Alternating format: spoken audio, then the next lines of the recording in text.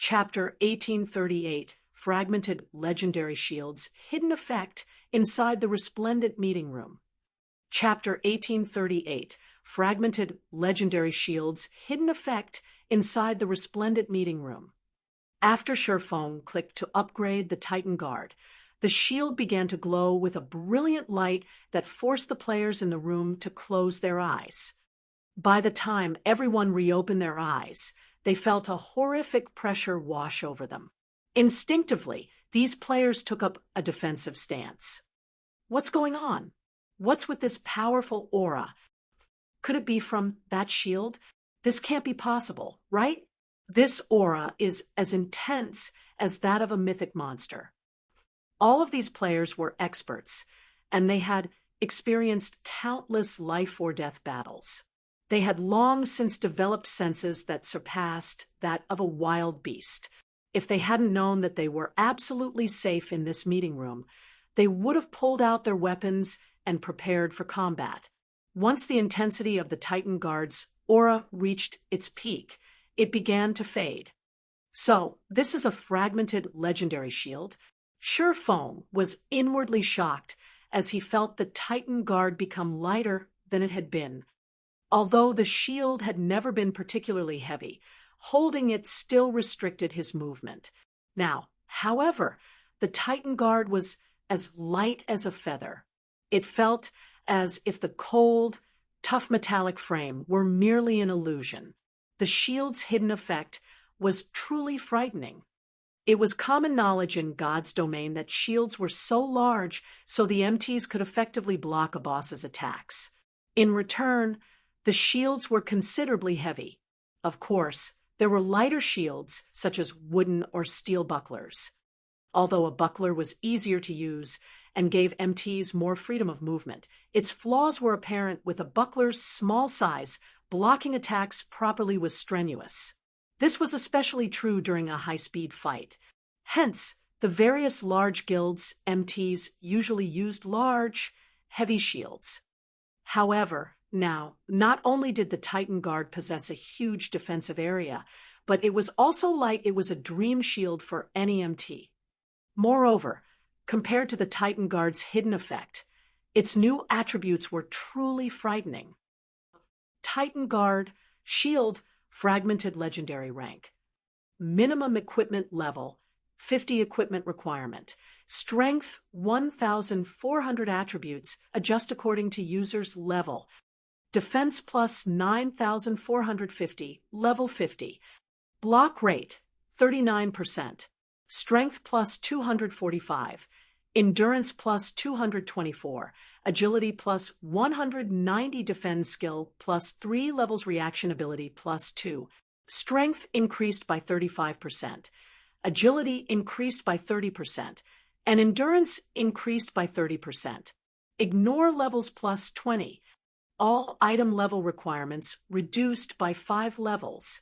When equipped, all magic damage received reduced by 50%. Reaction speed increased by 20%. Paralysis effects reduced by 40%. Frontal damage received reduced by 30%. All resistances increased by 30%. Additional passive skill 1 dash.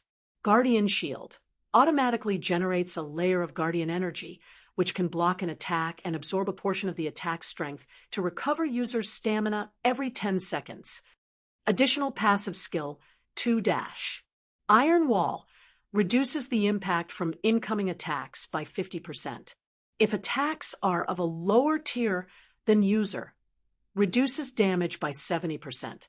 If attacks are of the same or higher tier than user, reduces damage by 30%. Additional active skill 1 dash. Titan's Heart generates 3 layers of protective energy that absorbs damage equivalent to 10 times a wielder's maximum HP, increases physique by 30%, reaction speed by 20%, and movement speed by 20% for 45 seconds. During this period, battle recovery improved by 800%, and healing received increased by 100%. Cooldown 5 minutes. Additional active skill 2 dash. Titan's Will becomes immune to all control effects, reduces all damage received by 95%, and weakens negative effects by 90%, increases attack speed by 100% and movement speed by 30%, starting movement speed set at 80% of maximum movement speed. Duration, 30 seconds. Cooldown, 3 minutes. Cannot stack with other defensive skills. Additional active skill 3-. Titan's Domain. Every non-friendly target within a 100-yard radius will increase wielder's basic attributes by 2%, reduces damage received by 1%, and heals wielder by 0. 1% HP every second. Duration 1 minute. Cooldown 2 hours. Maximum number of targets 100.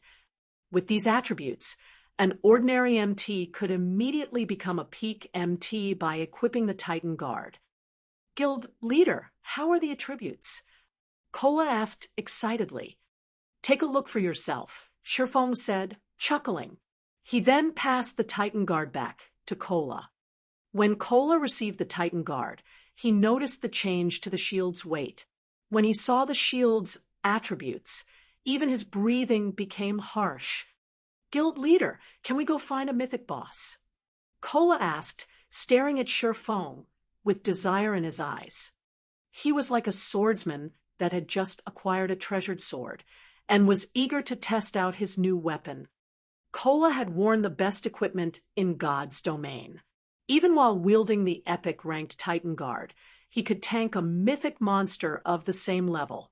Now that Titan Guard had been upgraded, he felt that he could face a mythic monster head-on. Of course, he knew that was a misconception. After all, a mythic monster was still a mythic monster. Although he couldn't face a mythic monster in a direct confrontation, he was confident of tanking a mythic monster by himself. Whether or not he could kill the monster would depend on his team's DPS. Relax. You'll have plenty of opportunities later, Shifeng assured his guildmate, smiling. Shifeng had already been roughly 50% certain that he could complete his quest in the Flame Demon's Valley, but with the fragmented, legendary ranked Titan Guard, his success rate had risen to 80% at the minimum. Following which, Shifeng had everyone switch to fire resistance equipment. He also allocated several all-round devices, Elven Silver, and the master-ranked fire resistance potion, which Silent Wonder had crafted. His teammates were confused. After equipping the fire resistance equipment, they had over 100 points in fire resistance. With so much, they shouldn't have any issues raiding the current large-scale team dungeons with high-temperature environments, yet Shifeng wanted them to use master fire resistance potions as well. Just where were they going? We're heading to the Flame Demon's Valley. Before we go, I have to remind you all that once we're in the valley, you must follow me closely. You absolutely must not get lost, Shifeng said. The Flame Demon's Valley? Isn't that a level 70+ danger zone? Aqua Rose, who was relatively familiar with God's Domain's maps, asked, shocked. The other players gasped when they heard Aqua Rose's question. While they weren't familiar with the Flame Demon's Valley, they knew what a danger zone was. The Black Dragon Empire had quite a few danger zones, as did Starmoon Kingdom. However, they had never heard of a guild successfully exploring either country's level 30 to 40 danger zones. At most, some guilds had played around in these danger zones' outer regions, but they didn't dare venture to the inner areas as death was almost certain upon entry. While part of the reason was the danger zone's extraordinarily harsh environments, the map's monsters were far more dangerous and extremely powerful. Not only did the danger zone's monsters have incredibly high basic attributes, but they also displayed very high combat standards. Even the weakest monster in danger zones had combat standards at the Trial Tower's 3rd floor. Meanwhile, as one ventured further into the zone, they'd face even stronger monsters. Near the inner regions, one would begin to encounter monsters that could reach the Trial Tower's 5th floor. Just thinking about a group of several hundred of such monsters would make any expert player shudder with fear. Yet, Shi Feng had so casually mentioned that they were about to head to a level 70+ danger zone. If Aqua Rose hadn't told them about the Flame Demon's Valley, they would have assumed that they were going to some ordinary map based on Shi Feng's tone. Relax. I've already investigated the area. Once we enter, you just need to follow my lead. Naturally, Shi Feng knew what kind of horrors to expect in the Flame Demon's Valley. Danger zones are also blessed maps. They are the best places to refine your skills. Don't you want to grow stronger? Hearing Shi Feng's explanation, everyone's eyes glowed with excitement and anticipation. While they had fought in Silverwing Town's battle arena, they had realized how vast God's domain truly was. Although many of the challengers hadn't been famous, their combat standards had been extraordinary. They had only managed to defeat these experts thanks to their superior equipment. Now that they had learned of a place where they could train and improve their abilities, of course, they wanted to visit it. Shi Feng then led his team to Star Moon City, before teleporting to the Flame Dragon Empire and again to one of its border towns. In the end, Shi Feng used the 7 Luminaries Ring's spatial gate to transport everyone across the remaining distance. After several hours, the team finally arrived before a valley that radiated waves of heat. Despite just standing at the valley's entrance, the area was hot enough to sting their skin. They did not even dare to imagine how high the temperature would be once they entered the valley. Guild leader. There seemed to be some people ahead. Minor Wind, who had used eagle eyes to observe their surroundings, suddenly reported as he pointed at the smoke-choked path ahead of them. People. Shi Feng was astonished. Just getting to the Flame Demon's Valley was a difficult task for current players, not to mention fighting in such a harsh environment. Amazing! They're fighting a level 72 boss, and they're overwhelming it. Minor Wind exclaimed as he watched these players fight. Guild leader, some of our guild members are among them. Our guild? How? Shi Feng was even more surprised to hear that his people were present. Following which, Minor Wind sent Shi Feng a recording. Why are they here? As Shi Feng watched the video, he discovered that there really were 0 wing members among the group. One of them was the elementalist Thoughtful Rain, and the other was the cleric Blue Bamboo. Both wore 0 Wings' 6-winged emblem. Currently, Thoughtful Rain was level 56, while Blue Bamboo was level 55. In terms of levels, these two could already contend with the various superpowers experts. Guild leader, what should we do? Aqua Rose asked. Normally, players would be on guard when they encountered others in the fields. After all, PKs were far from uncommon. If one were not careful, other players might even mug them.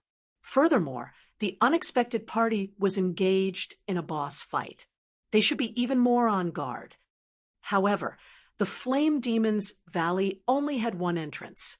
They couldn't just wait until the other party finished their raid. Moreover, they had already used their all-round devices, Elven Silver and Master Fire Resistance potions, all of which had time limits. Let's wait and watch them for now, Shi Feng said after giving the matter some thought. Chapter 1839 Neutral Races. Chapter 1839 Neutral Races. Piles of large rocks decorated the scorching valley. Due to the constant screen of black smoke from within the valley, it was extremely difficult to examine the area with the naked eye. One would be fortunate if they could see up to 200 yards away. Even those with stronger physiques would only see an additional 20 or 30 yards. Only with skills like eagle eyes could players see up to 700 to 800 yards. While 700 or 800 yards might seem far, it was nothing to monsters in a level 70+ danger zone. These monsters could normally see up to 500 yards.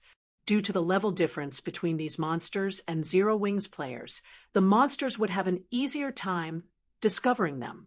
If they were not careful, the monsters might even notice them from 800 yards away. Under Shurfeng's lead, Zero Wings' team quickly moved to 200 yards away from Thoughtful Rain's team. Rocks and smoke obscured their position, so the other team would find it difficult to notice their presence. "Isn't that Rain?"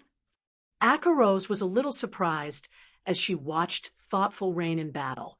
Her combat standard has improved by quite a bit. Thoughtful Rain dealt with 3 level 70 Lord-ranked Flame Demon Guards, which moved alongside the boss monster. By herself, yet despite being out-leveled and outnumbered, she faced the 3 lords on equal footing. She had thoroughly distracted the 3 flaming humanoids, allowing her teammates to focus on the boss. It was evident that her combat standard had already reached the refinement realm. However, Thoughtful Rain's teammates were even more surprising. None of these players were human, but foreign races. They were either half-beastmen with tiger ears and tails, or half-elves with snowy white skin and pointed ears. "What is going on? They're not actually human?" Fire Dance exclaimed in shock. Every player on Zero Wings' team was shocked. As far as they knew, it was only possible to play a human when starting the game. There weren't any other races to choose from. Although they had encountered demon players and monster players, they were transformations. Technically, they still identified as human. However, the players on Thoughtful Rain's team were different. Their initial statistics showed that they weren't humans who could transform. Instead, their races identified as half-beastmen or half-elves. While Shurfeng found the situation surprising as well, he did not find it particularly strange. Moreover, he finally understood why these other players were here. In God's domain, players were only allowed to play as human at the start of the game. There were no other racial options to choose from. However, after reaching level 30 and beyond, players could head to neutral races' habitats to complete conversion quests, becoming half-beastmen or half-elves. Although players would gain some racial abilities after becoming half-beastmen or half-elves, they'd abandon their identities as human and lose the protection of God's domain's ruling race. These players would find it far more difficult to move about on the continent and in the game. Not all kingdoms and empires permitted entry to neutral races. Only a very small number of countries did so. Even so, there were still many expert players that willingly converted. Neutral races' racial abilities were very tempting, and although these abilities wouldn't improve one's basic attributes directly, they would improve one's physical abilities. For example, half-beastmen generally gained more mobility, reaction speed, and perception. Half-beastmen were natural-born warriors. As for half-elves, they were magic's favored children. They would find magic-related tasks far easier than the other races. Both the half-beastmen and half-elf races also provided higher innate resistances. As a result, neutral players could survive and fight in maps with harsh environments, such as danger zones. In addition, like demon players, half-beastmen and half-elves were differentiated based on their bloodline purity. The purer one's bloodline, the stronger their racial abilities would be. In exchange for these benefits, not only would players face racial discrimination, but they'd also have a more difficult time upgrading their tiers. With the same combat standards and combat power, a human might be promoted to Tier 3, but a half-beastman or half-elf might only reach Tier 2. This was one of the main reasons that the human race oppressed the various neutral races.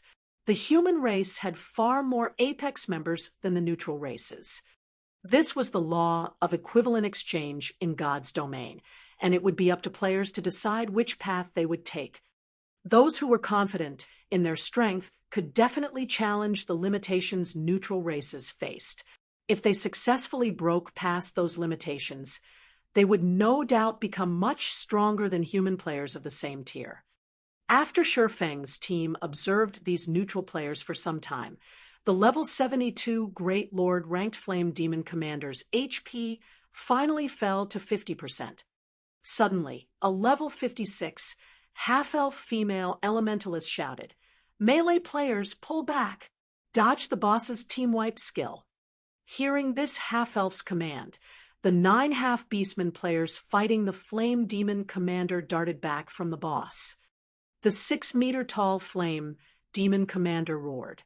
Towering pillars of fire rose from the ground around it, melting the earth until it was molten lava. In the blink of an eye, the monster had formed a field of lava void of life. As the lava field continued to expand, the half-elf elementalist used a Tier 2 ice-type curse, Ice River. The lava then stilled, cooling until only frozen dirt remained. The Flame Demon Commander was also frozen, becoming an ice sculpture. "Attack with everything you've got," the half-elf elementalist shouted. With the half-elf elementalist's command, everyone bombarded the level 72 Great Lord with their most powerful attacks, decreasing the Great Lord's HP much faster than before. Frightening damages appeared above the Great Lord's head, one after another. Even the weakest attacks dealt over minus 10,000 damage, whereas the stronger blows dealt over minus 20,000 damage. In 2 short minutes, the Flame Demon Commander's HP fell to 30%. Once it did, the Great Lord's flaming body split into balls of flame, forming miniature Flame Demon Commanders. There were 50 miniature versions of the Great Lord, and each one had half of the Flame Demon Commander's basic attributes. They were still stronger than the Lord-ranked Flame Demon Guards, but they only had 600,000 HP each. Despite so many miniature Flame Demon Commanders, the half-beastmen and half-elves coped. Each player fought 2 or 3 copies and steadily shaved away the copy's HP. Once every miniature Flame Demon Commander had died, the flames gathered and merged once more. In the blink of an eye, the real Flame Demon Commander stood before the team. This time, however, it only had 10% of its HP remaining. It took less than 2 minutes for the team of neutral players to kill the Flame Demon Commander. As the Great Lord's flaming body dissipated, it left behind 5 items and flaming wreckage. Even a large guild's main force would be awed by how fast these players had dealt with a level 72 Great Lord. After watching these neutral players slay the boss, a voice called out to Shifeng as he prepared to lead his team over to greet the other players. "You guys have been watching us fight for quite some time now. It's about time you show yourselves, don't you think?" The female half-elf elementalist asked coldly as she turned towards the rock Shifeng, and the others hid behind. "If you refuse, we'll come to you." Hearing the female half-elf statement, the other half-beastmen and half-elves turned towards Zero Wings members with frosty expressions. Chapter 1840, No Need for Explanations. Chapter 1840, No Need for Explanations.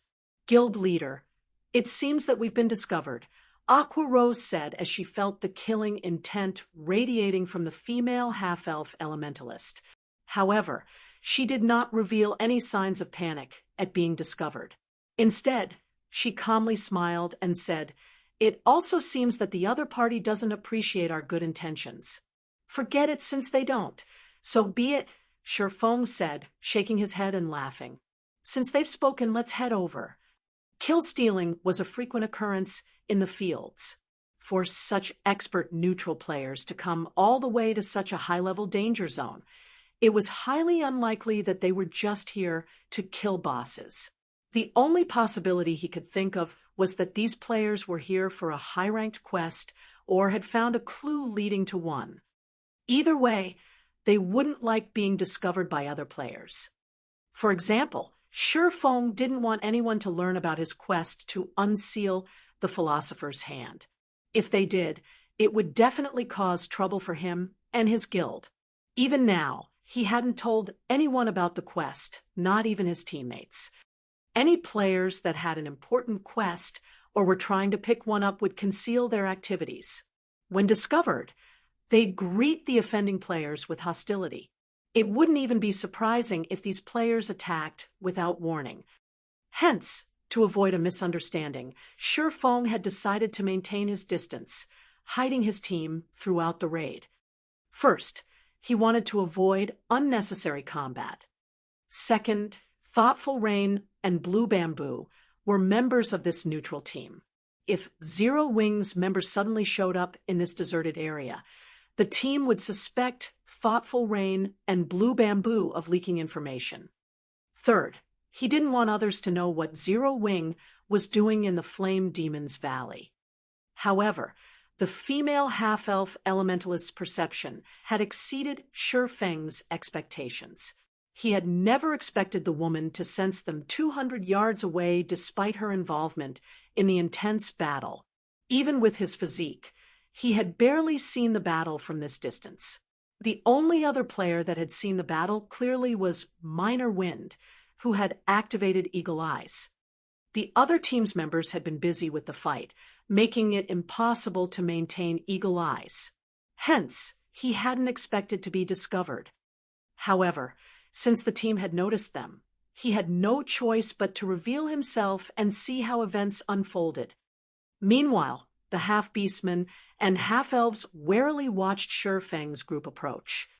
Guild leader, our tracks have been discovered. Should we kill them? A level 55, tier 2 berserker, a half-beastman in armor and wielding a white-bone spear, asked, lacing his words with killing intent. Let's hear them out first. At the end of the day, this map is controlled by the human race. Moreover, we're already halfway through our quest. An interruption will only make it more difficult to complete.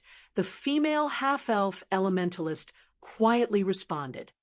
During the battle, she had discovered Shi Feng's group, but she had remained silent about it to see what the other players intended at first. She had assumed that the team was here to Kh steal, but even after the boss had died, Shi Feng's group had been motionless. This proved that Shi Feng's group had no designs on their loot. Even so, she couldn't let the other party follow them. After all, she had an important quest to complete. She could only expose the team and persuade them to leave. Of course, the decision had some risk. If negotiations soured, it was likely they would have to fight each other. If Shi Feng's group insisted on following them, she would have to act. Her quest offered an extraordinary reward which would qualitatively transform their guild. With this reward, it was entirely possible that their guild would instantly become as strong as a first-rate guild. As Shi Feng's group increasingly closer to the female half-elf's team, Thoughtful Rain and Blue Bamboo, who were busy with 3 flame demon guards, stared with wide eyes. Rain, aren't they from our guild? Even Vice Guild Leader Aqua and Commander Fire Dance are here, Blue Bamboo said, stupefied. What should we do? Will Big Sis Melody suspect us of leaking information? The team they had joined on this expedition to the Flame Demon's Valley for a quest was extremely important to Melody, the guild leader of Ninth Heaven. This quest could even determine the life or death of Melody's guild. Hence, the woman had repeatedly forbidden them from telling anyone about the quest. Neither she nor Thoughtful Rain had spoken a word of their actions, yet their guild members had shown up here. At this point, avoiding a misunderstanding was almost impossible. We don't have a choice. We have to explain to Big Sis Melody and hope that she understands. But this is really a terrible coincidence. Thoughtful Rain, who kept the 3 flame demon guards busy, said helplessly. Unfortunately, as Shi Feng's group approached, Melody and the other Ninth Heaven members noticed the 6-winged emblem on these players' chests. A 6-winged emblem? Isn't that the same one that Rain and Blue wear? Could they be Zero Wings members? Guild leader, we haven't said anything about this operation to anyone. How could Zero Wings members be here? Could it be? Did Rain and Blue? I knew outsiders couldn't. Suddenly, the half-beastmen and half-elves turned to Thoughtful Rain and Blue Bamboo. Although they did not question the two directly, they watched the women with questioning gazes. Enough, I'll handle this. Melody roared as she shot her team members a chilling look. Let's find out why they're here first. Suddenly, this team of neutral players heard a deep voice. I am Black Flame, Zero Wings Guild leader. My team and I have a task in the Flame Demon's Valley. May I ask you to remain here for some time? Once we're done, we'll invite you in. Shurfeng's voice was sonorous, echoing throughout the valley. Moreover, his aura was imposing. He felt like an ancient behemoth that had just woken. Damn it, it's true. When Melody's team members heard Shurfeng's statement, they glared at Thoughtful Rain and Blue Bamboo with indignation. Meanwhile, Thoughtful Rain and Blue Bamboo were at a loss for words. They felt as if any explanation would be useless. Guild leader, since they've come to steal our quest, we should kill them, one of the Tier 2 berserkers said, exuding killing intent. I want to see just how powerful Zero Wing truly is. They had more or less heard of Zero Wing. This guild, which had started with nothing, had gone on to take control of Star Moon Kingdom. The guild was powerful enough to rival a first-rate guild, many times stronger than Ninth Heaven. However, they didn't think that they'd lose to Zero Wing's experts in terms of individual combat standards. They had the innate advantage of half-beastmen and half-elves, which would be particularly prominent in PvP. Waving to her teammates for quiet, Melody turned to Thoughtful Rain and Blue Bamboo. In a low tone, she asked, I just want to ask one thing. Did you two leak our secret? Big, sis Melody, we didn't say anything about this. Thoughtful Rain insisted. Blue Bamboo nodded, repeated, firm resolution in her eyes. All right, I believe you, Melody said, revealing a gentle smile. She did not think that Thoughtful Rain and Blue Bamboo would betray her trust. She then turned back to Shurfeng and said, Hello, Guild Leader Black Flame. I am Melody, the Guild Leader of Ninth Heaven. May I know why we cannot enter? That way, I'll understand what I should do. Although there was no arrogance in Melody's voice, her voice held no deference either. Rather, her tone contained questions and threats. Depending on Shurfeng's explanation, she wouldn't shy from a battle to the death or mutual destruction. Thoughtful Rain and Blue Bamboo tensed. The reason? Shurfeng suddenly laughed. I'm afraid that you don't qualify to demand answers from me. Moreover, Zero Wing has never needed to explain itself. All you need to know is that you are not allowed entry for the moment. If you refuse, I'll simply treat you like the other monsters. Shurfeng then swung Killing Ray at the Flame Demon guards chasing Thoughtful Rain, tearing the space before him. A golden lightning bolt struck one of the three lords from over 60 yards away. The powerful Flame Demon guards then fell to one knee, the strike leaving a deep gash in their flesh. All three lords were heavily injured. Meanwhile, a damage of over -100,000 appeared above the Flame Demon guards' heads. Among the three lords, one even suffered nearly -300,000 damage. But compared to Shurfeng's damage, what truly surprised the other guild leader was his ability to land his attack against the three moving lords without harming Thoughtful Rain, despite being over 60 yards away. Moreover, Shurfeng had sent his attack through the other team, striking the Flame Demon guards before they had been able to react. Shurfeng's timing and skill usage were godlike. This stunned Melody and the Ninth Heaven members, who had planned to put up a fight. Without another word, Shurfeng led his team into the Flame Demon's Valley, leaving the dumbstruck members of Ninth Heaven behind. Chapter 1841, Rich Danger Zone. Chapter 1841, Rich Danger Zone. Melody and her teammates only breathed a sigh of relief after Shurfeng's group had vanished. Too strong. The strength and frightening aura Shurfeng had displayed had been stifling. For a moment, they even thought that they had already died. So that is Rain and Blue's guild. How could such a powerful expert exist? When Ninth Heaven's members turned to thoughtful Rain and Blue Bamboo, who still fought the 3 flame demon guards, they watched the women with shock and fear. They had never realized that Zero Wing was so powerful. The racial talents they were so proud of were little more than a joke before Shurfeng. Even thoughtful Rain and Blue Bamboo, who had thought that they understood their own guild, couldn't help but gape after witnessing Shurfeng's attack.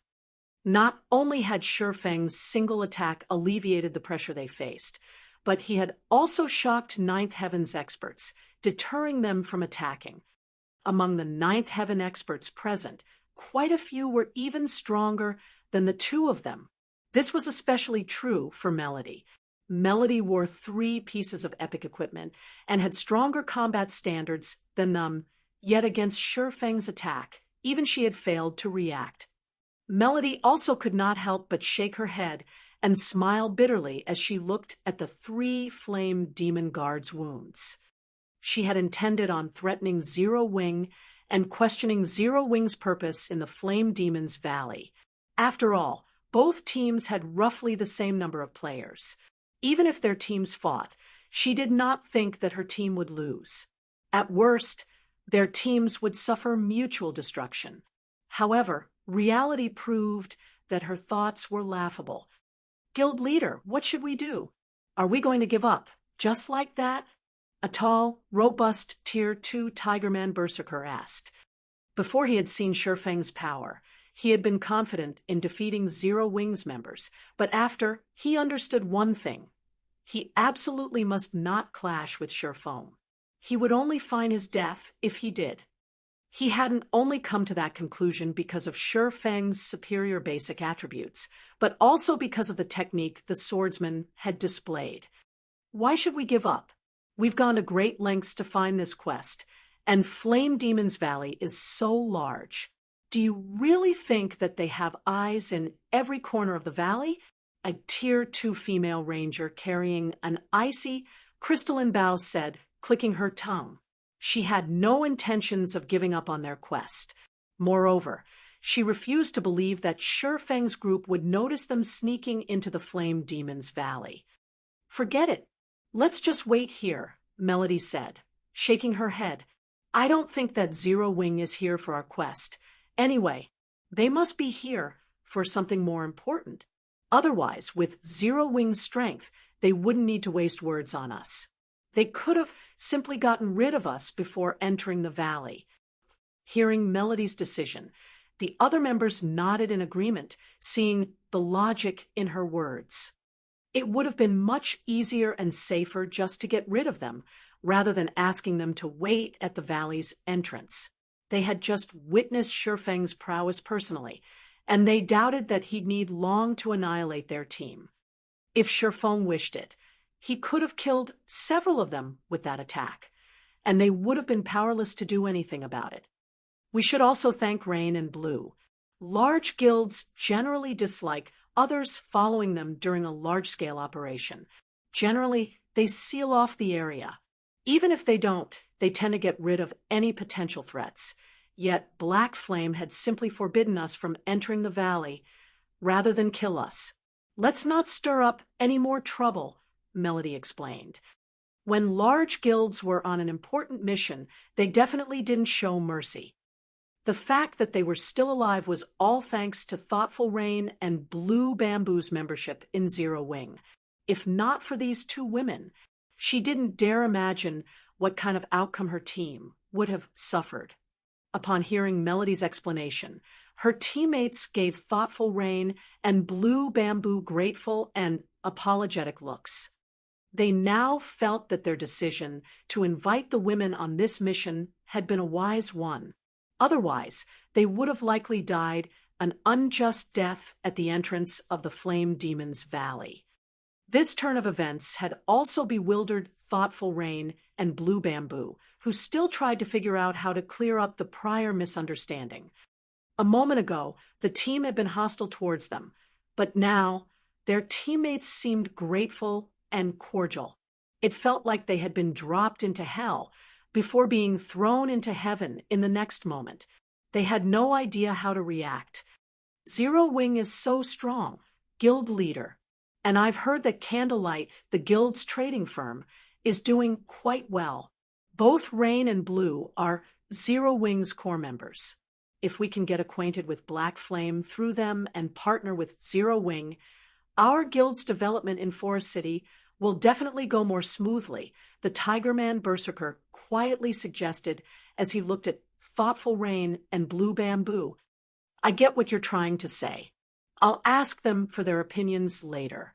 However, I must say this. If they don't want to help us in that way or find it too difficult, you will let the matter rest, Melody nodded as she turned to the Tigerman Berserker in surprise. Previously, the Tigerman Berserker had been very opinionated about Thoughtful Rain and Blue Bamboo's participation in this operation.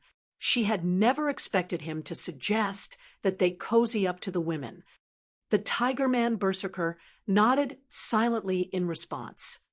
Meanwhile, in the Flame Demon's Valley, Feng remained ignorant of the fact that his behavior had made Thoughtful Rain and Blue Bamboo VIPs in Ninth Heaven. He simply led his team toward the Flame Demon's Valley's core region. Although the Flame Demon's Valley didn't house a lot of flame demons as a danger zone, its severe environment was incredibly uncomfortable for those who entered. Despite having equipped fire resistance items and drinking master flame resistance potions, Zero Wing's team sweltered in the heat. This prevented them from displaying their full strength. Although Feng had been very careful in selecting their path, due to Aqua Rose and the others' low levels, they still attracted flame demons. They had no choice but to engage in a few fights, slowing their advance considerably. However, killing the flame demons also granted a bountiful harvest. Although the monsters lacked equipment drops, they did drop enough fire-type materials to earn a small fortune. This was especially true for the flame crystal the flame demons dropped. These flame crystals could be turned into flame gemstones, which could be equipped on weapons. When equipped, the flame gemstone gave the weapons an additional 10% flame damage. This was an excellent item for players like them, who struggled to increase their combat power. Unfortunately, the flame gemstones were consumable items, unlike ordinary attribute gemstones, which could be used indefinitely. Even so, the flame gemstones were an excellent item. After advancing for around 4 hours, Zero Wing's members finally reached the Flame Demon's Valley's core. Feng then contacted Thoughtful Rain and notified her that her team could now enter the Flame Demon's Valley. To current players, the Flame Demon's Valley's core was absolutely off-limits, even for half-beastmen and half-elves. Without the all-round devices, elven silver, and sufficiently high fire resistance, players would die in a matter of seconds upon setting foot in this area. Hence, he was not worried that others would discover his activities. After another half an hour, Fire Dance, who scouted ahead, excitedly reported in the team chat, "Guild leader, I found something good." Feng muttered, curious when he heard Fire Dance's trembling, excited voice. The Flame Demon's Valley was a danger zone. It had many valuable things to offer. She shouldn't have sounded so excited. "Guild leader, you won't guess what I found. I actually found an Orvain," Fire Dance proudly proclaimed. Chapter 1842, attributed Orvain. Chapter 1842, attributed Orvain. Upon hearing Fire Dance mention an Orvain, everyone's eyes glowed with excitement. Orvains were extremely rare in God's domain, and particularly in Starmoon Kingdom. This was because Starmoon Kingdom was a relatively balanced kingdom. While the kingdom had no lack of herbs, ores, wood, and food materials, it did not specialize in any of these resources. Hence, Orvains were very rare in the kingdom. Whenever one was found, it would be highly contested over. "An Orvain? What type is it?" Feng asked curiously. He wasn't particularly surprised by the fact that an ore vein had appeared in the Flame Demon's Valley. After all, this was a mountainous region. It was also a danger zone, a map famed for abundant resources. However, although ore veins were generally quite valuable, they were also differentiated by rank. For example, the difference between a bronze vein and a magic crystal vein was like heaven and earth. Although a bronze vein could tempt ordinary large guilds, it wouldn't be particularly helpful to Zero Wing. At the very least, it wouldn't be occupying if it were in the Flame Demon's Valley. The Flame Demon's Valley was a danger zone and home to very dangerous monsters. The map's harsh environment would only make it even more difficult to mine the vein. Even super guilds had a hard time setting up mining operations in danger zones within kingdoms and empires, and the Flame Demon's Valley was both a neutral map and a danger zone. Normally, superpowers ignored ore veins in danger zones. The rewards simply weren't worth the effort. A source fire vein. Fire Dance exclaimed. When Fire Dance reported the vein's identity, her teammates let out a gasp. In their opinion, finding a copper or mithril vein was already exciting, yet they had stumbled across a source fire vein. Source fire. Shifeng's heart raced upon hearing this. A source fire vein was a bona fide grade 2 vein. Unlike ordinary grade 2 veins, a source fire vein was also an attributed ore vein. It was extremely rare even among grade 2 veins. Normally, an ore vein didn't attributes, just like how ores were normally unattributed. However, if an ore had an attribute, its price would increase by several fold. For example, frost steel ore was an ice type ore. When using this type of ore to forge weapons, the weapons produced would deal additional frost damage. When used to produce equipment, the equipment would have additional ice resistance. This was why attributed ore veins were far more valuable than their non-attributed counterparts. Superpowers would even fight over a grade 3 attributed vein, not to mention a grade 2 vein. If the various superpowers found out about this source fire vein, they would do everything they could to acquire it. The vein might not be as valuable as a grade 1 vein, but it would greatly help their members when raiding dungeons or exploring new maps. Even if the price were great, they would pay it to secure the source fire vein. However, Shifeng had never heard of an attributed ore vein in the Flame Demon's Valley in the past, leaving him a little confused.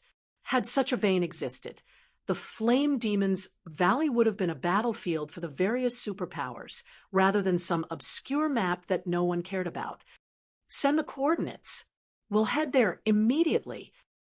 Thinking up to this point, Shifeng wanted to verify the authenticity of the vein. If the source fire vein were real, it could help Zero Wing's rapid advance in both ship and weapon production. After Fire Dance relayed her current coordinates, Shifeng led the team, slowly approaching the assassin's location. Fire Dance was situated before a canyon that was surrounded by mountains and lava. The canyon was clear of black smoke, so visibility was excellent. Only the terrain was extremely dangerous. There were also a large number of giant lava beasts in the area. Moreover, laying at the canyon's entrance was a gigantic, level 80 mythic ranked beast. Lava Hound, elemental creature, mythic, level 80, HP 450, 000, 000/450, 000. Everyone felt their heads ache when they saw the two-headed lava hound guarding the canyon's entrance. However, they could clearly see a cave in the distance with some crimson ore around its entrance. This crimson ore was none other than Source Fire Oregon. It's actually real. Shifeng's eyes burned with desire as he gazed at the Source Fire Oregon. Although the vein seemed small, it was definitely a source fire vein. How unfortunate! There are too many lava monsters nearby. There's even a level 80 mythic monster guarding the canyon's entrance. We don't have a chance of securing the vein, Aqua Rose said, slightly frustrated as she looked at the cave entrance. With their current strength, they might be able to defeat level 60 mythic monsters, but a level 80 mythic ranked monster was still too difficult.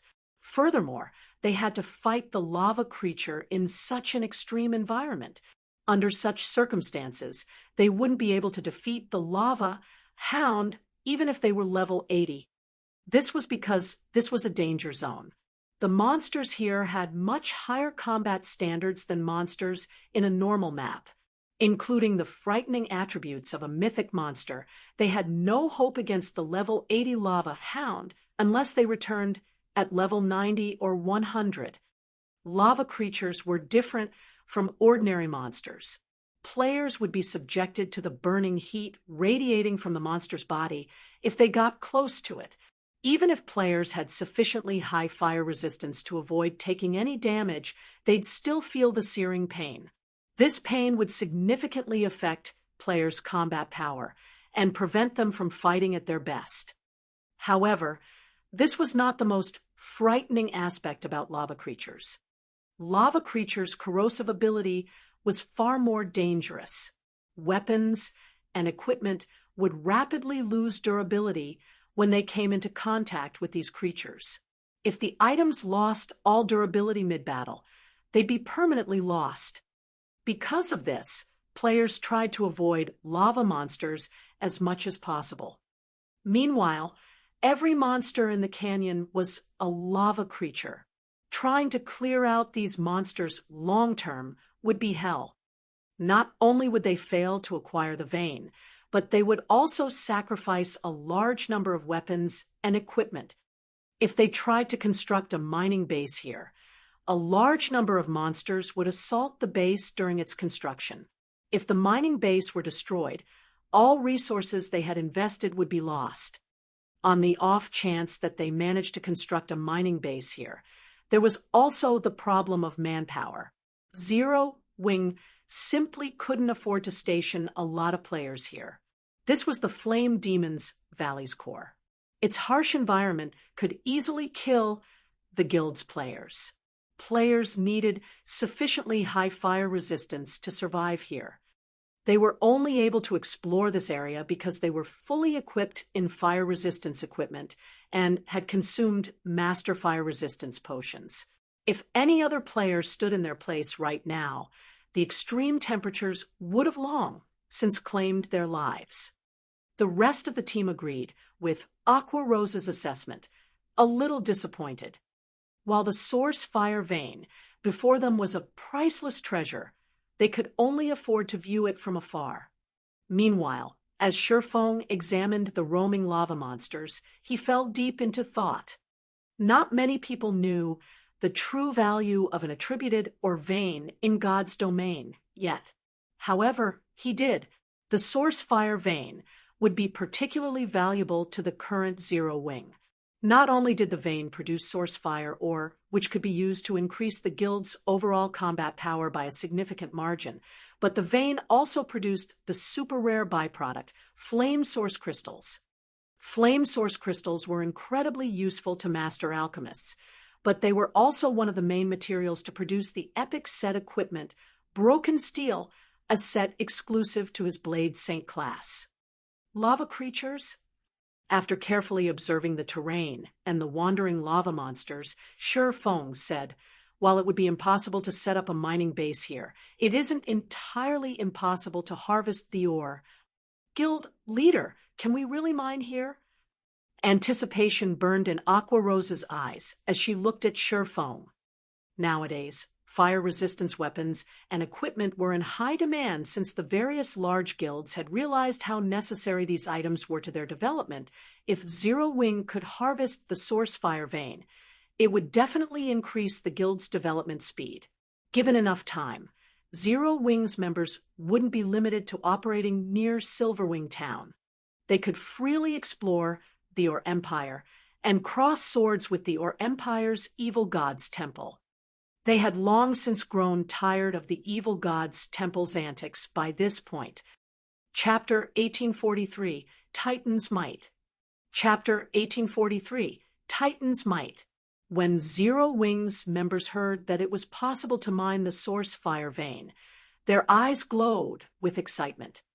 They all had a certain understanding of ore veins, so they knew that the source fire vein was a grade 2 ore vein. This meant that there was a certain chance to obtain magic crystals when mining it. This was something the various large guilds sorely lacked right now, especially Zero Wing. Currently, Zero Wing was expanding and recruiting more members. This meant that the guild needed to nurture far more players. Although Zero Wing had training locations like the Battle Arena, the guild members still had to train in the Divine Colosseum's Trial Tower. Zero Wing's battle arenas simply couldn't accommodate enough people. The Trial Tower also provided comprehensive training, testing players' limits. If Zero Wing could acquire a large number of magic crystals, the guild would be able to transform the new recruits into usable combat power. Right now, the majority of Zero Wing's members wouldn't be useful in large-scale combat. This was also why Zero Wing's members couldn't venture far from Silverwing Town, and the guild couldn't develop properly in the Ore Empire. We'll have to give it a try before we'll know if it's truly possible. I can only say that we have around a 30% success rate, Shifeng said, shaking his head. He wasn't particularly confident in his plan. While it was common knowledge that lava monsters were extremely difficult to deal with, not many knew that lava monsters also had obvious weaknesses: ice and water-type attacks. In addition, an ice or water-type environment would dull the lava monster's reactions to an extreme. Once the lava creature's reactions dulled, they'd become far easier to deal with. However, lava monsters filled the canyon before them. In addition, they were nowhere near the monster's levels. If they tried to lure a single lava monster, they'd likely attract a large group instead. They also had to worry about the level 80 mythic lava hound. Moreover, this was the Flame Demon's Valley. The environment was extremely hot. Even after equipping fire resistance equipment and drinking master fire resistance potions, the heat still affected them considerably, and they couldn't fully exhibit their combat powers. Picking a fight with the lava hound would be suicide. Hence, he wasn't confident in success. A 30% success rate. It's so high. Some hope is better than none at all. Guild leader, just tell us what you need us to do. When they heard their chance of success, the team grew excited, rather than disappointed. Even the various superpowers weren't likely to occupy this source fire vein, but if Zero Wing could, it could grow into a super first-rate guild within a short time. Zero Wing would then be able to compete for dominance over God's domain. It would no longer be limited to its status as a kingdom's #1 guild. Aqua Rose, who had once been an honorary elder in the veteran first-rate guild, Twilight Echo, had never thought that Zero Wing would one day have a chance of becoming a super first-rate guild. Despite so many years of development, Twilight Echo had never reached the point where it had the potential of becoming a super first-rate guild, yet Zero Wing already had. All right, since everyone is in agreement, Aqua and those with the Sea God's legacy, ready your spells. You should have learned quite a few water-type spells. As for the remaining elementalists, prepare to use ice-type spells. Try to use as many AoE spells as possible. I don't need you all to attack. I just need you to transform this canyon into a world of ice and water. As long as you can change the environment, the lava monsters will weaken and become much easier to deal with. If you succeed, we'll have a chance of getting the vein. Cola, Turtle Dove, and Yi Wumian, once Aqua and the others begin, you three need to do everything you can to lure the monsters away from the canyon's entrance. Cola, you'll be responsible for tanking the lava hound. All you need to do is lure it away. Everyone else will use the ice and water-type magic scrolls I'll distribute in a moment. I don't need you to buy a lot of time. 5. or 6 minutes will be enough. No matter what happens, do not use power of darkness. We'll need it later." When Shifeng finished explaining his plan, his teammate gulped as they glanced at the 8-meter-tall lava hound. They had no confidence of defeating the mythic monster. The other level 70-plus lava monsters shouldn't be an issue, but distracting a level 80 mythic monster for 5 or 6 minutes would be a massive challenge. An unsuppressed level 80 mythic monster would most likely kill them with a single slap, and they weren't allowed to use their berserk skills. Surprisingly, however, Kola brimmed with fighting spirit. "If nobody has any problems, let's begin," Shifeng said. After scouting the terrain for about 10 minutes, Aqua Rose and the other casters finally decided on their positions. Meanwhile, after Kola, Turtle Dove, and Yi Wumian prepared to pull every monster's aggro in the canyon. "Good, let's begin," Shifeng commanded once everyone was in position. Immediately, Aqua Rose and the others started to chant incantations and draw runes, drawing a large amount of water and ice-type mana towards them. The non-magical class players also activated their water and ice-type magic scrolls. The flow of mana soon attracted the attention of nearby monsters. These monsters instantly searched for the change's source.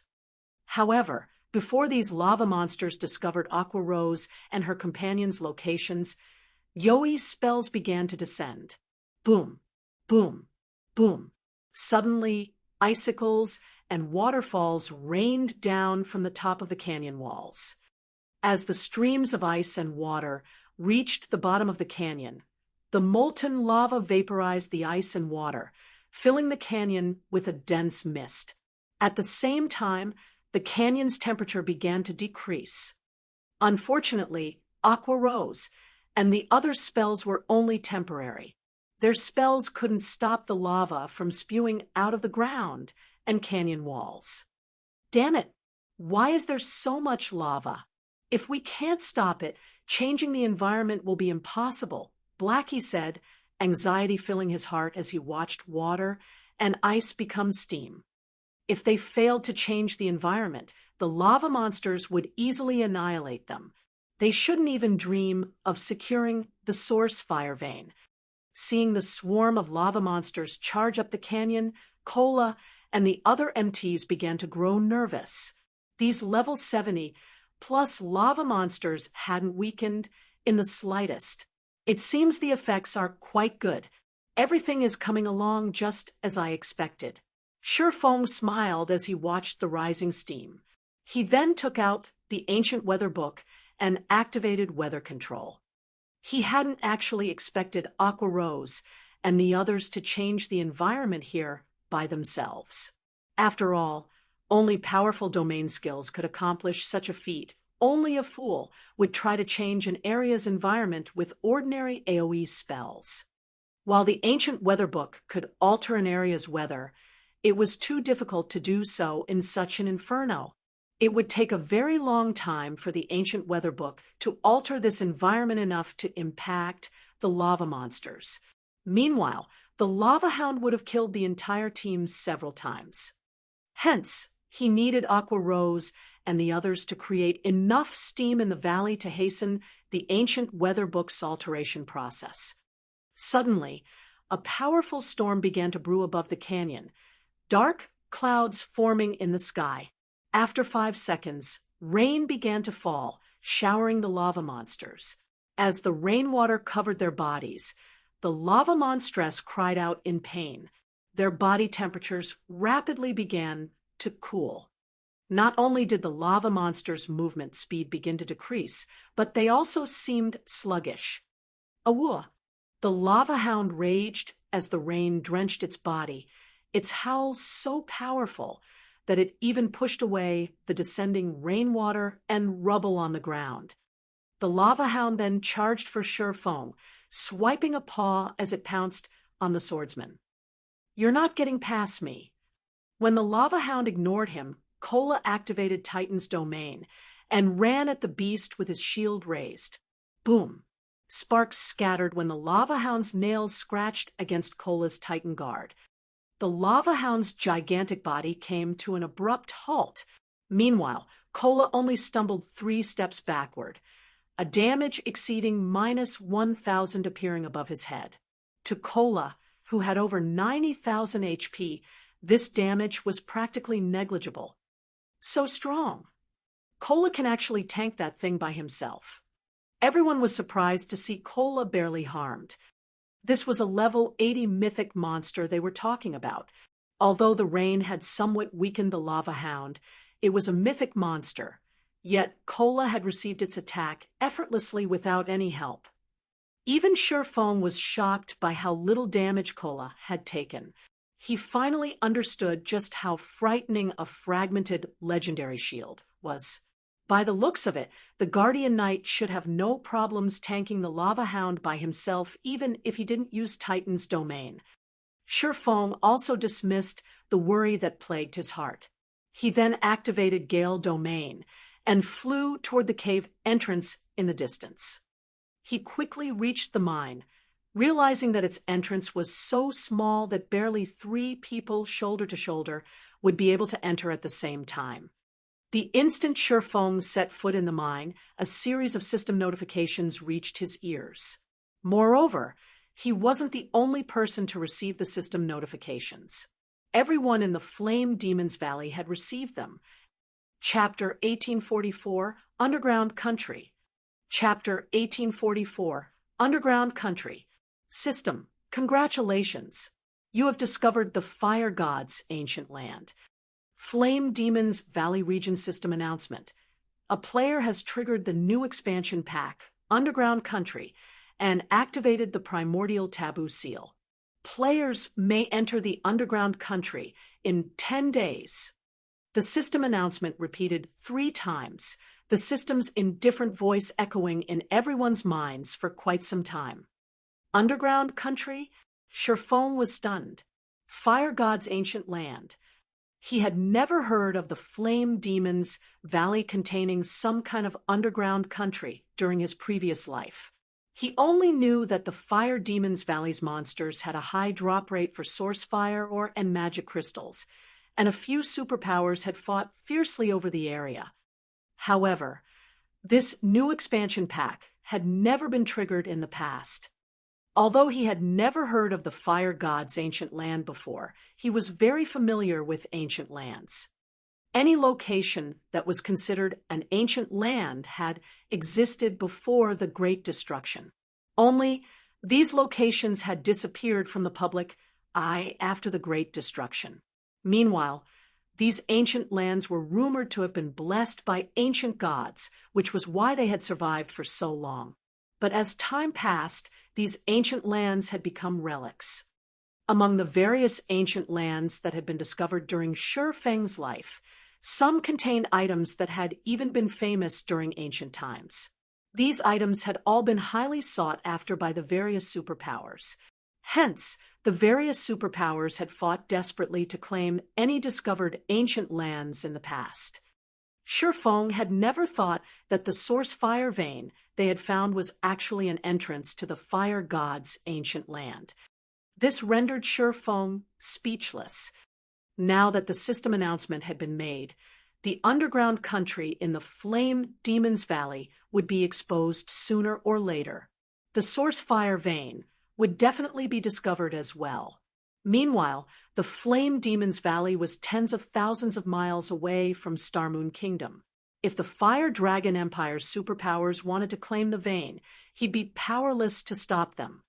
Fortunately, it wasn't easy to reach the Flame Demon's Valley's core. Players would need high enough fire resistance to do so.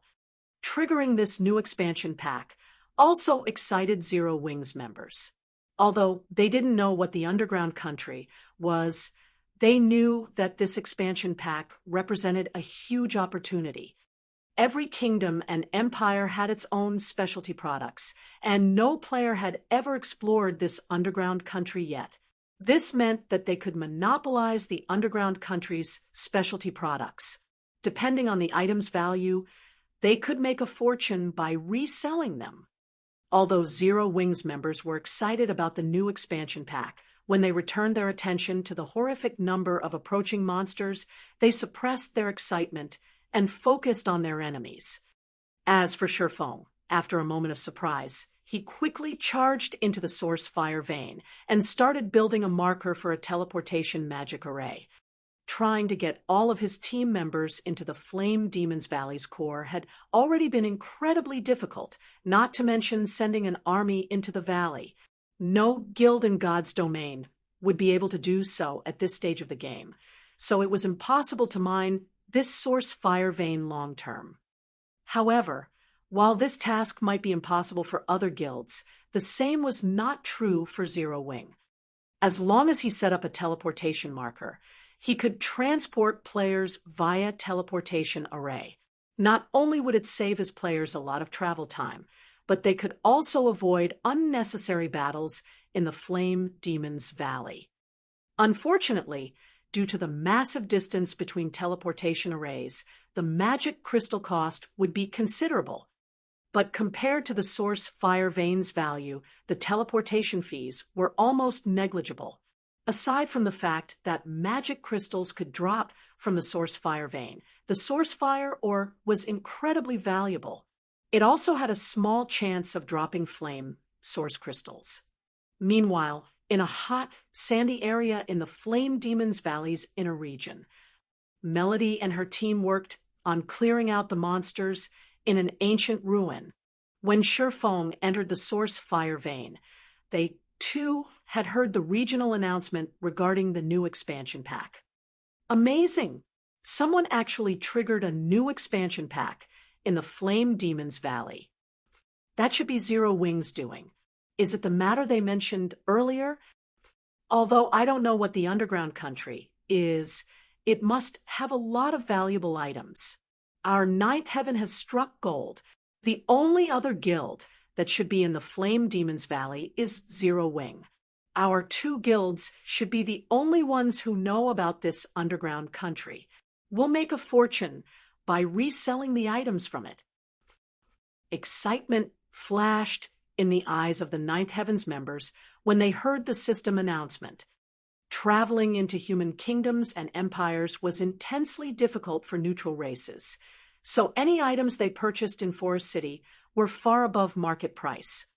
Now that they had discovered the underground country, they could sell its unique items in Forest City.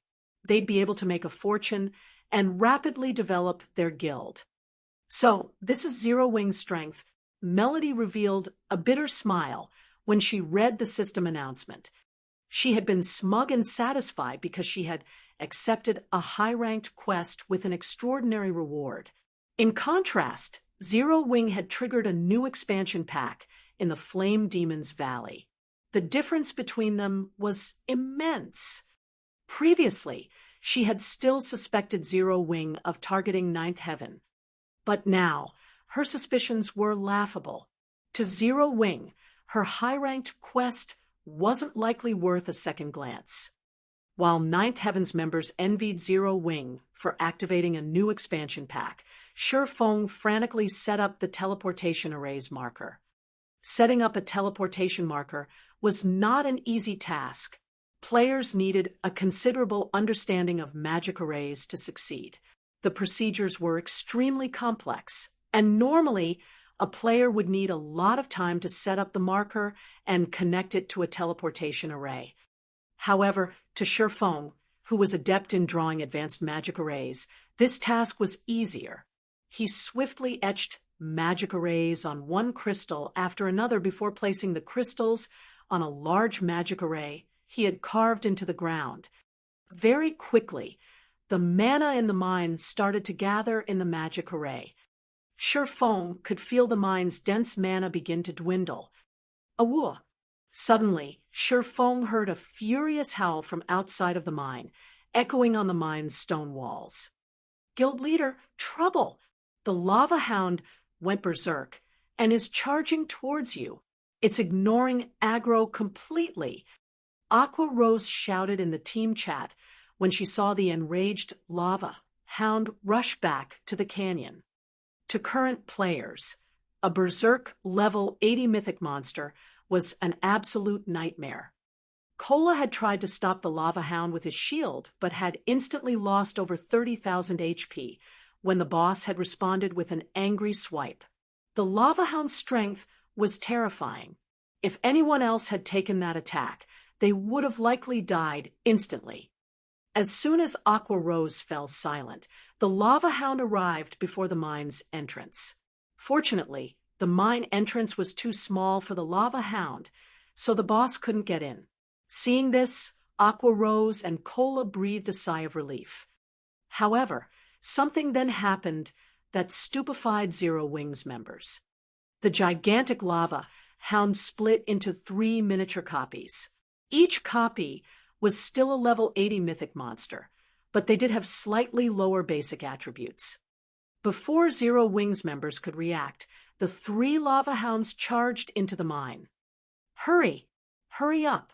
Sherfong could already hear rapidly approaching footsteps. It was obvious that the lava hound was almost to him. Meanwhile, he only needed to insert one last crystal into the ground to set the spatial coordinates. Unfortunately, the loading bar, which had swiftly filled before, felt extremely slow to Sherfong. It was only 70% full. While conducting the merging process, Sherfong couldn't do anything.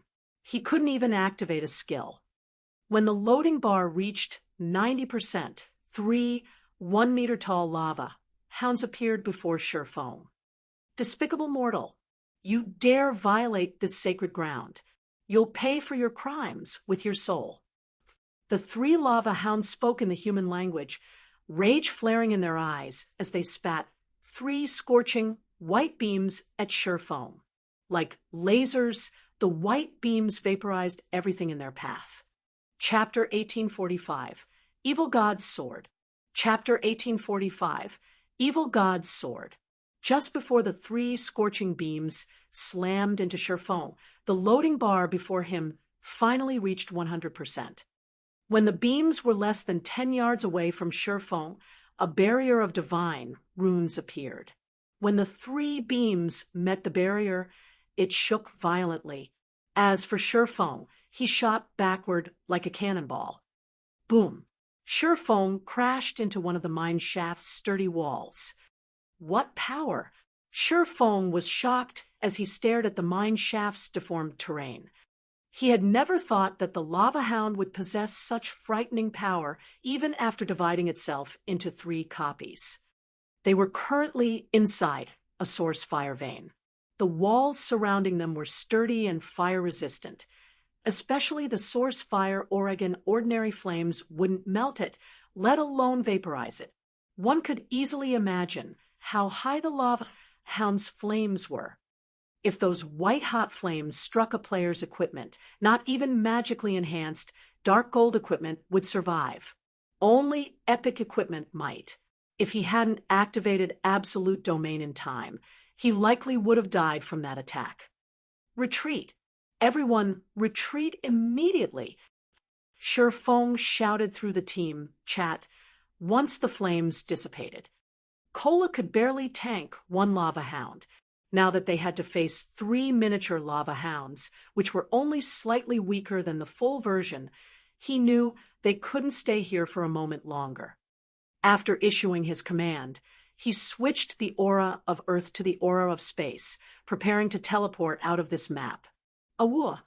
As Sherfong was about to escape using space movement, the 3 lava hounds howled as one.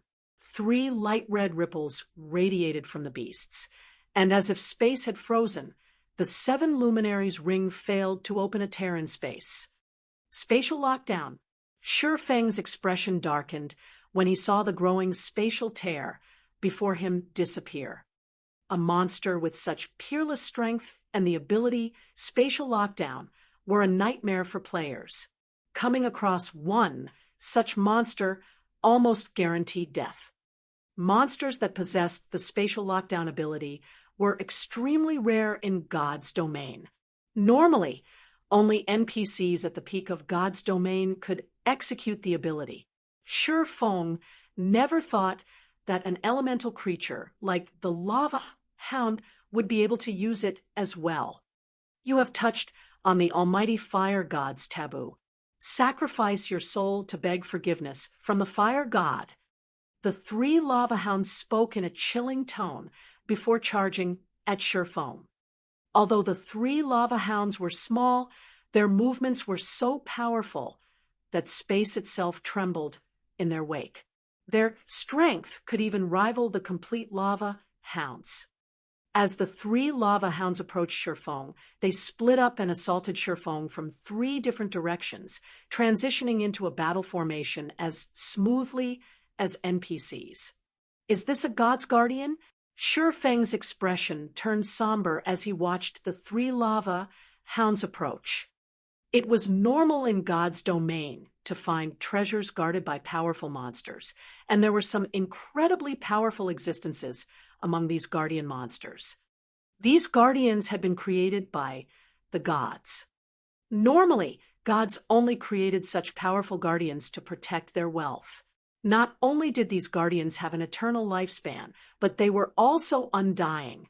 In addition, they commanded extremely powerful skills and spells. They were even more difficult to deal with than archaic species of the same rank and level. I can only give it a try. Shurfeng gritted his teeth and used Heavenly Dragon's power before activating Divine Steps. In the next moment, 10 doppelgangers with the exact same aura and attributes as Shurfeng appeared. Shurfeng and his doppelgangers then charged at the three lava hounds. Although the lava hounds were powerful, Shurfeng managed to nullify their attacks by constantly switching positions with his doppelgangers. Using this opportunity, Shurfeng quickly made his way towards the mine's exit. Normally, guardian monsters would give up the chase once they were a certain distance away from what they were supposed to protect. As long as Shurfeng moved out of range, he could shake off the lava hounds. However, the lava hounds were incredibly difficult to get away from. Not only was their strength incredibly high, but their speed was also impressive. They constantly interrupted Shurfeng's advance and left very little space for him to move forward. By the time Divine Steps' duration ended, Shurfeng had only crossed a little over 50 yards.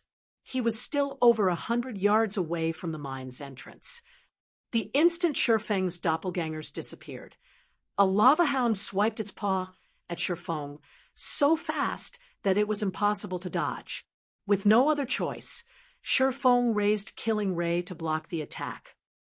Pung! The instant the lava hound's paw met Shurfeng's sword, he felt his entire arm go numb. The impact sent his body flying backward over 20 yards, dealing over minus 40,000 damage. What incredible strength! This should be close to rivaling a high mythic strength, Shurfeng thought as he stared at the lava hound that hit him.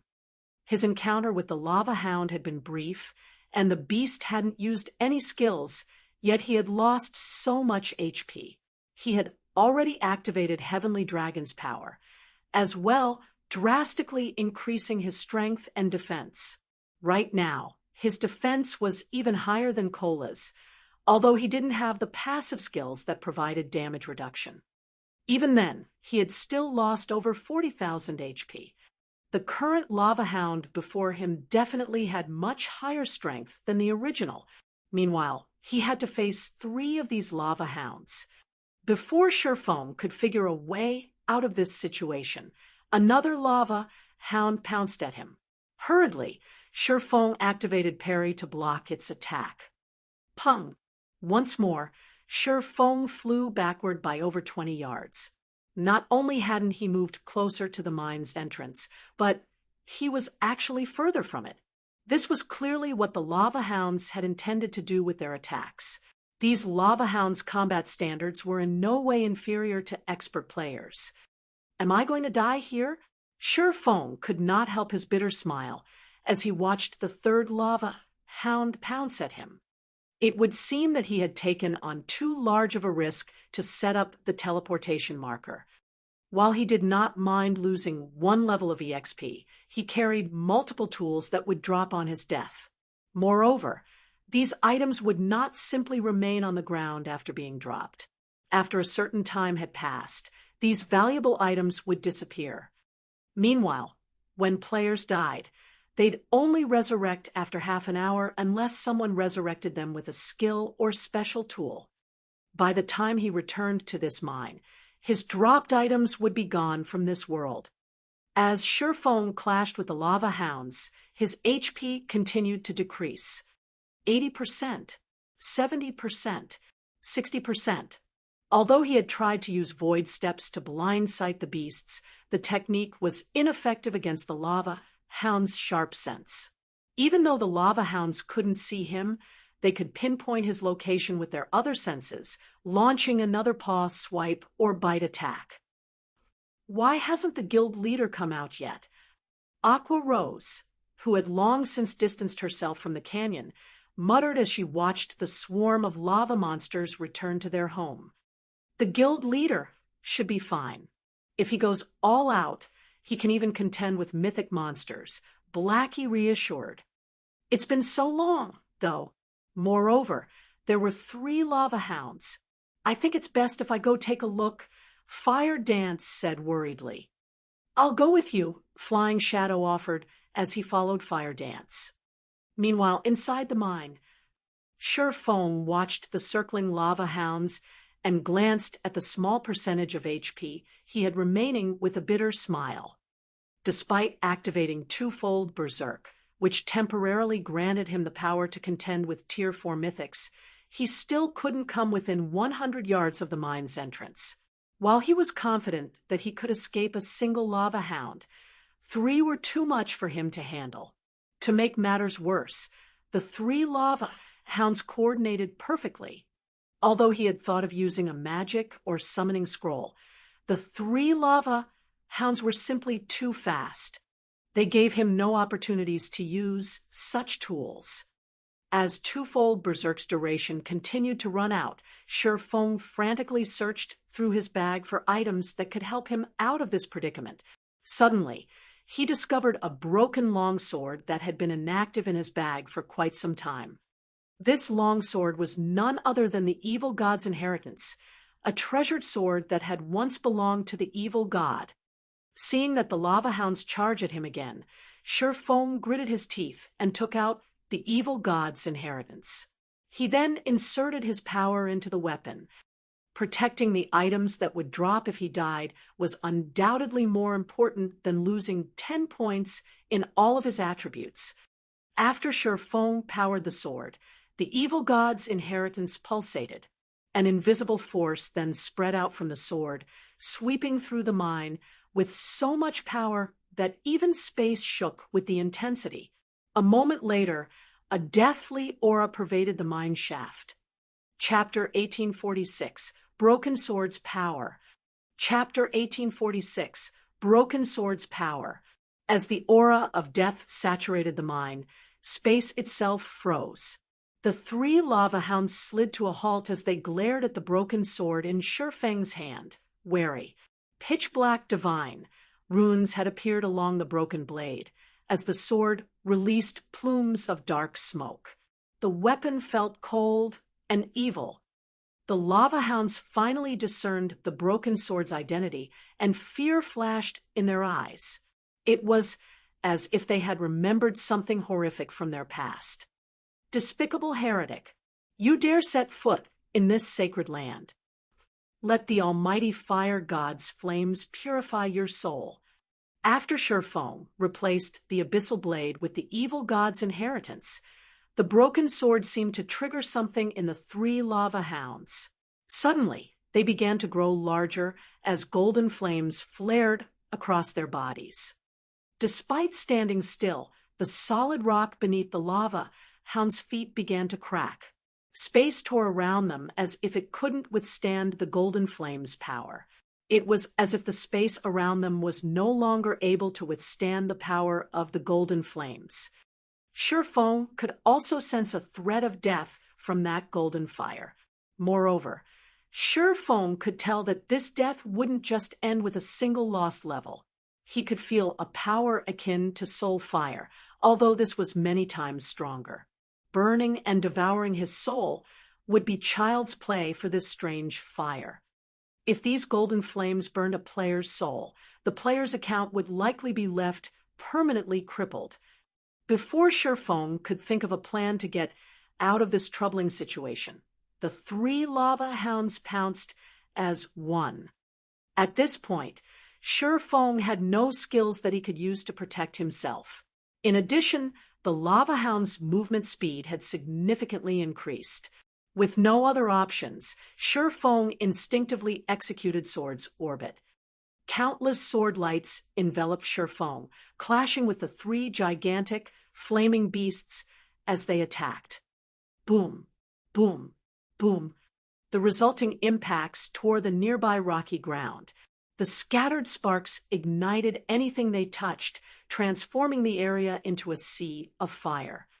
The three lava hounds were thrown back, forming three large craters as they crashed into the ground. Damages of over -3,000 appeared above their heads. In contrast, Shifeng remained standing in his original position, although the ground beneath him had been burned and melted. Now, he stood in a deep crater of his own that had a smooth, glassy surface. What incredible power! So, this is a weapon that had once belonged to an evil god. Shifeng was stunned as he looked at the injured lava hounds. Truthfully, the broken sword he wielded was only fragmented legendary rank. Although the weapon provided a considerable boost to strength and attack power, he hadn't expected the boost to be this intense. After all, his abyssal blade was even stronger than ordinary epic weapons, but it had never been this powerful. Meanwhile, the lava hounds before him nearly had enough strength to rival high mythic ranked monsters. Even after activating twofold berserk, he still hadn't been a match for the lava hound's strength, yet when he had used the evil god's inheritance against these monsters, he felt as if he had hit a group of weak, powerless dogs. He hadn't felt the intense impact that he had experienced during his prior clashes with these beasts. Although he had seen weapons that could weaken an opponent's power in the past, he had never seen one as strong as the evil god's inheritance. The weapon had actually decimated Tier 4 mythic monsters' strength to such a great extent. That wasn't all. When he had clashed with the lava hounds, he had felt his own strength skyrocket. It was as if the broken sword had absorbed the monster's strength, transferring it to him. As Shifeng tried to get a better grasp on the evil god's inheritance's power, a lava hound stood up. This time, however, it did not charge at Shifeng. Instead, it howled with anger and formed a golden, threefold magic array in front of itself. A moment later, a beam of fire shot out from the magic array, moving so fast that Shifeng couldn't dodge in time. This beam was the result of the lava hound's Tier 4 spell, Red Lotus Breath, the same spell that had vaporized the source fire or earlier. In response, Shifeng simply swung the evil god's inheritance at the approaching beam of fire. Boom! The broken sword sliced the crimson beam in half, the flames disintegrating the stone wall behind Shifeng. Shifeng stumbled 5 steps back as a damage of over -10,000 appeared above his head. Sure enough, Shifeng was indescribably shocked, glancing down at the evil god's inheritance in his hand. As he had guessed, the evil god's inheritance could absorb an enemy's power, converting it into his own. Moreover, he had received far more power from this attack than the last. Not only had he gained 20% more strength, but his fire resistance had also increased by 30%. This ability was simply frightening. Due to this ability, his combat power had instantly soared. Moreover, he could sense that this still wasn't the evil god's inheritance's limit. Although he couldn't see the evil god's inheritance's exact attributes, when he wielded the weapon, he felt that he hadn't fully grasped the broken sword's power. The broken sword could grant him even more boons depending on the strength of the attack he received. However, the provided improvements were not without a flaw. their short duration. Each time it absorbed an attack's power, the weapon's wielder could only retain it for a short 10 seconds. Even so, it was amazing. Shifeng found it truly hard to imagine that the evil god's inheritance was still incomplete, and that he only exhibited 10% of its power after sacrificing his attributes. If he could exhibit the weapon's full power, the result would be unimaginable. Most likely, he'd be able to suppress the 3 lava hounds completely. One should be able to leave now. When he saw the other 2 beasts charge towards him, Shifeng licked his lips in excitement and ran to meet his enemies in battle. Previously, the difference between their basic attributes had been too great. Even after using twofold berserk, he had been thoroughly suppressed. Now, however, his strength had surpassed the lava hounds after he had weakened them and boosted his own with the evil god's inheritance. Shifeng relied on his superior strength and technique to push the 2 lava hounds to the side. He then dashed for the mine's entrance like a powerful gale. When the lava hounds caught up to Shifeng, he easily threw them back with an attack. In less than 5 seconds, Shifeng burst from the mine and back into the canyon. Thousands of lava monsters then turned to look at the swordsman. "Big Sis Fire, the guild leader is out," Flying Shadow said, breathing a sigh of relief when he saw Shifeng emerge from the mine. However, his excitement quickly faded, and a somber expression dominated his face. Thousands of lava monsters surrounded Shifeng, including the 3 mythic lava hounds that chased after him. Even a Tyr, 2 assassin like him or Fire Dance would have no hope of surviving such an encirclement, much less a swordsman like Shifeng. "I'll attract the monster's attention, ready a defensive magic scroll, and prepare to use it on the guild leader." Fire Dance felt her scalp tingle as she watched the swarm of monsters close in on Shifeng, but she had to try to rescue her guild leader. She could feel how extraordinary the flames that enveloped the lava hounds were. If those flames claimed Shifeng's life, he'd lose far more than a single level. Just as Fire Dance was about to dash forward, Shifeng raised the evil god's inheritance into the air. Suddenly, the canyon's mana began to gather around the broken blade, and the sword gradually took on a mist-like state. Shifeng swung the weapon lightly at the surrounding lava monsters. The mist-like broken sword suddenly disappeared from Shifeng's hand and transformed into 5 pitch-black sword lights that flew at the offending monsters, devouring everything in their path. This move was the evil god's inheritance's only skill after Shifeng had sacrificed a fraction of his attributes. God Slayer. With one attack, every chieftain and lord-ranked lava monster nearby was incinerated, their ashes scattering in the wind. The surviving monsters were heavily injured and unable to make the slightest movement. Chapter 1847, Flame Demon's Crown. Chapter 1847, Flame Demon's Crown. When Shifeng had swung the broken sword, the attack had carved 5 deep grooves in the rocky ground around him. The canyon's terrain had changed drastically. What great destructive power! Shock filled Shifeng as he gazed at the evil god's inheritance in his hand. Godslayer's destructive power was even greater than that of a Tier 4 super large-scale destruction spell. He had turned several hundred level 70-plus lava monsters into ash instantly. The skill truly had the power to decimate heaven and earth. Unfortunately, the monsters he had killed with Godslayer hadn't granted Shifeng any EXP. In fact, he would not gain any EXP from slain monsters while he had the evil god's inheritance active. The sword would absorb it all.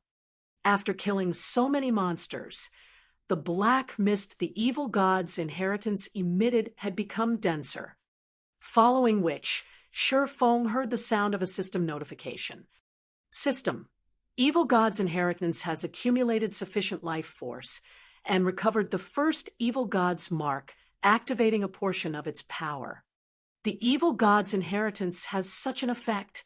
Shifeng was surprised. He had thought that he could only repair the weapon by collecting the missing fragments. He had never expected the broken blade to recover some of its lost power by absorbing others' life force. Evil god's inheritance, one-handed sword. A treasured sword that the evil god had once used. However, the sword had been destroyed in a battle, shattered into 3 pieces. Although the evil god's treasured sword had been destroyed, the evil god's power within remains intact. As long as one gathers all 3 fragments, it is possible to restore the sword to its past glory. This piece is the sword's broken hilt. By permanently sacrificing 10 points of all attributes, the user may temporarily use the sword's power. Although this sword has been severely damaged, it can still exert 1/10 of its original power. First, Evil God's Mark. Power absorption can increase strength by a maximum of 100%, stamina by 20%, and all resistances by 100%. When this fragment is within 1,000 yards of other fragments, the fragments will resonate. Drops upon death. Cannot be traded.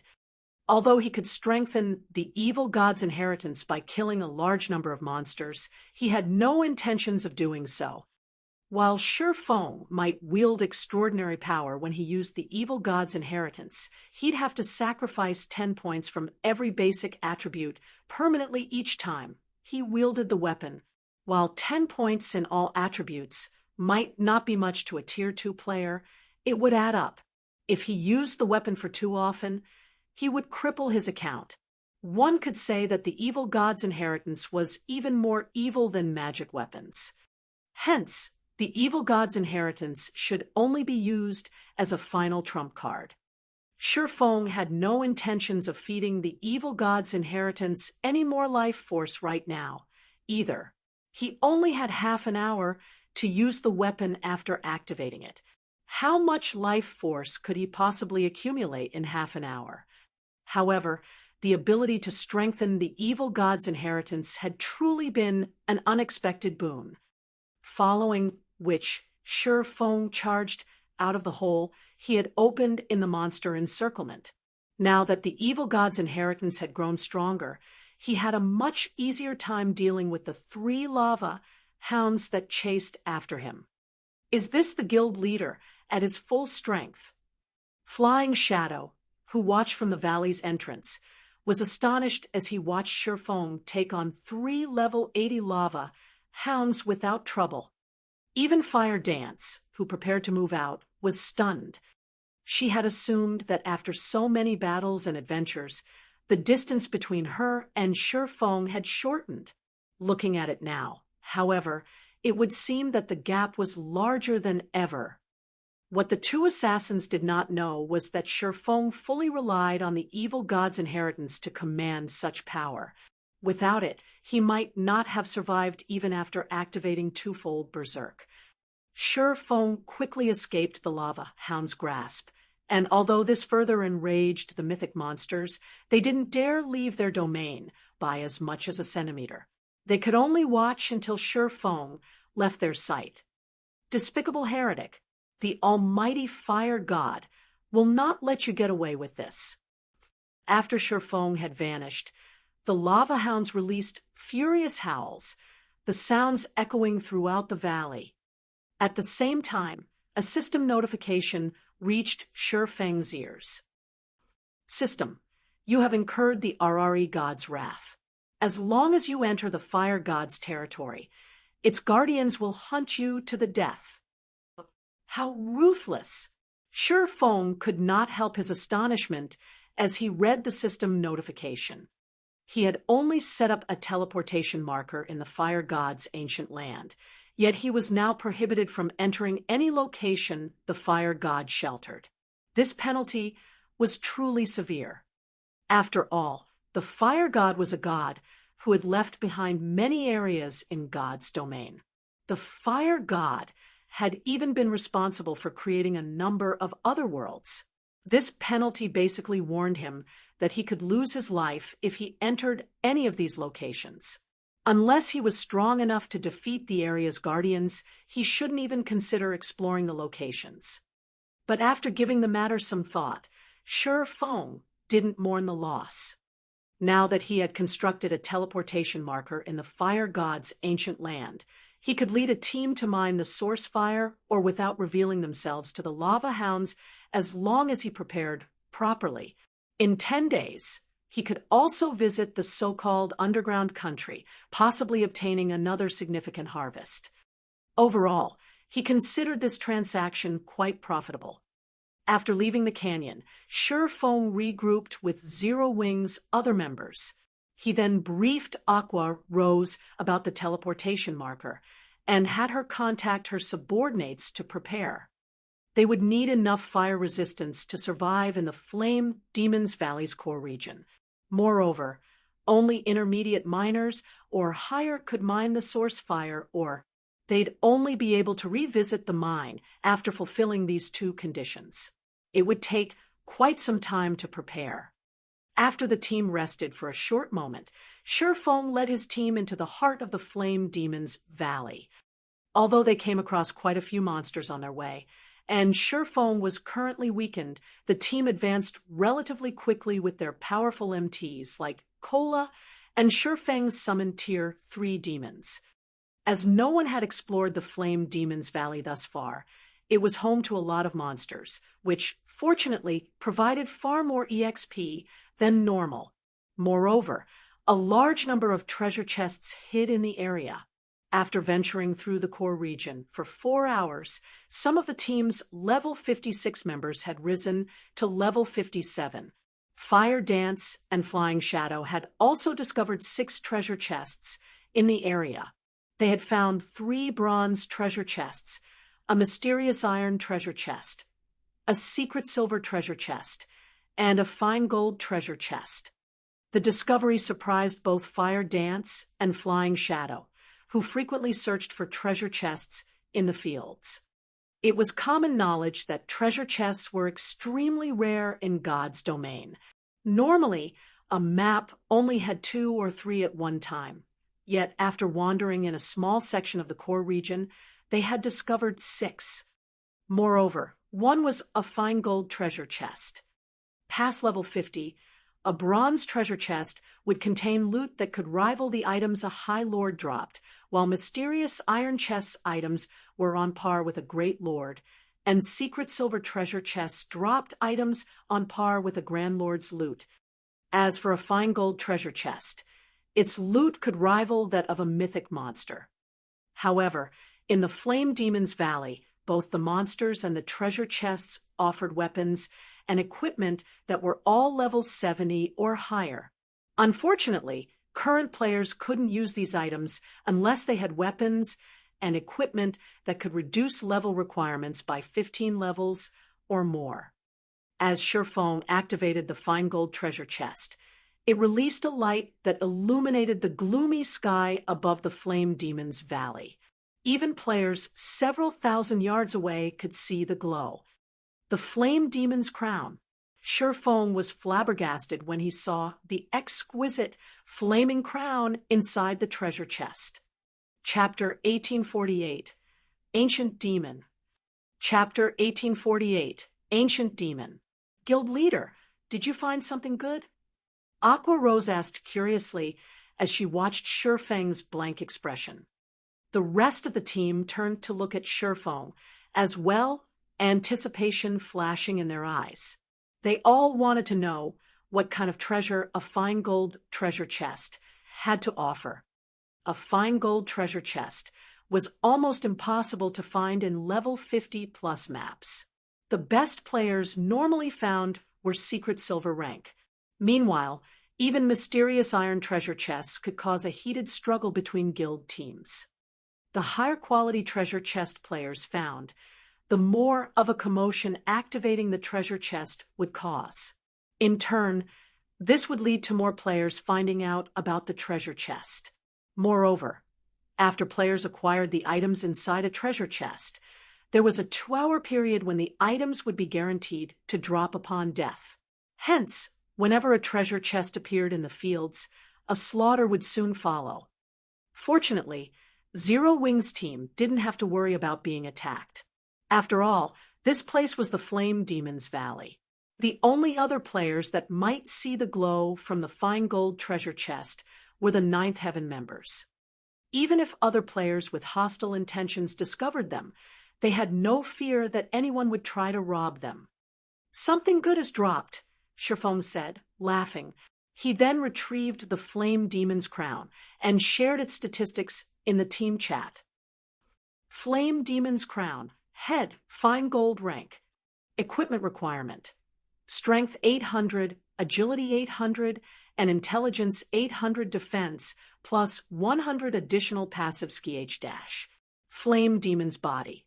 Allows the wearer to gain the body of a flame demon, increasing fire resistance by 200 and becoming immune to burning effects. Additional active ski-dash.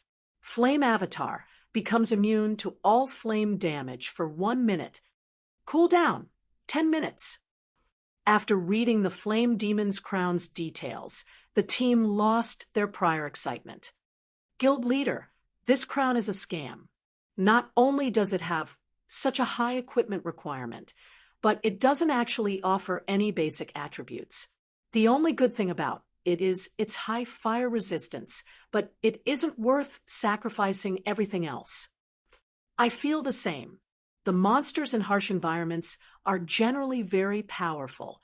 Although this crown can provide sufficient fire resistance to survive in these maps without the basic attributes, you'll have a difficult time dealing with monsters. It would be much better to equip several pieces of equipment that provide less fire resistance, but have significant basic attributes. Its defensive properties are even more important. No matter how I look at this crown, it doesn't seem to have any. Everyone quickly discerned the pros and cons of the Flame Demon's crown. Even level 50 common cloth armor had more than 100 defense. The Flame Demon's crown's defense was practically a useless decoration. In addition, losing the basic attributes from a piece of equipment would reduce a player's attributes by around 10%. This would cause at least a 20% reduction in combat power. Moreover, due to the lack of defense in the head section, others would have a weakness to exploit. If one were struck in the head, it was entirely possible that they'd suffer a fainted state. As God's Domain continued to update, the equipment players' war would have greater importance. Equipment would play a role in a player's defense beyond basic attributes. Take two players with the same defense, for example. If one of these players wore chest armor while the other player did not, the player without a chest piece would receive more damage when struck in that area and suffer additional negative effects. If a player took a blow to the head, they would feel dizzy and powerless, and their reactions would become sluggish. If one were stuck in the arm, it would go numb and become difficult to move. There were subtle differences in the negative effects depending on the materials of their equipment as well. An attack's impact was one such example.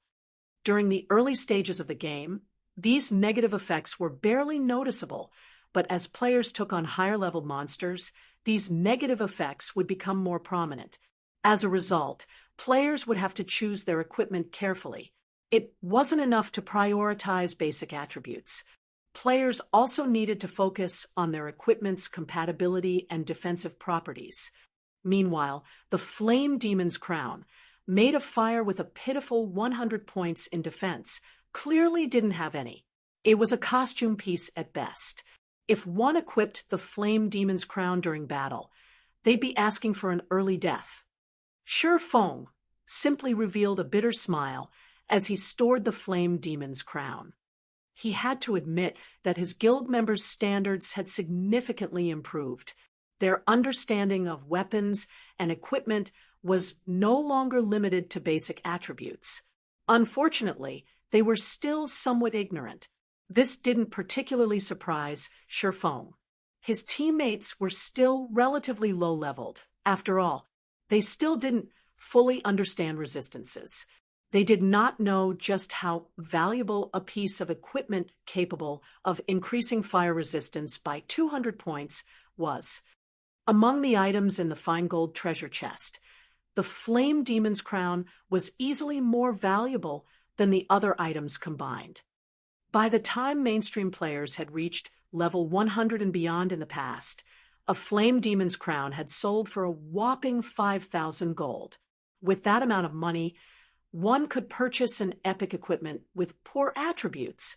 Even so, players rarely sold their Flame Demon's crowns. Equipment that added 200 fire resistance was extremely rare. Most importantly, the Flame Demon's crown's Flame Demon's body allowed its wearer to become immune to burning effects. In other words, no matter how hot an environment was, players would not suffer any negative effects. They could maintain their combat power at its peak. Of course, due to the Flame Demon's crown's glaring weakness, it was only suitable for expert players. Ordinary players would be better off wearing several pieces of equipment that provided both basic attributes and fire resistance.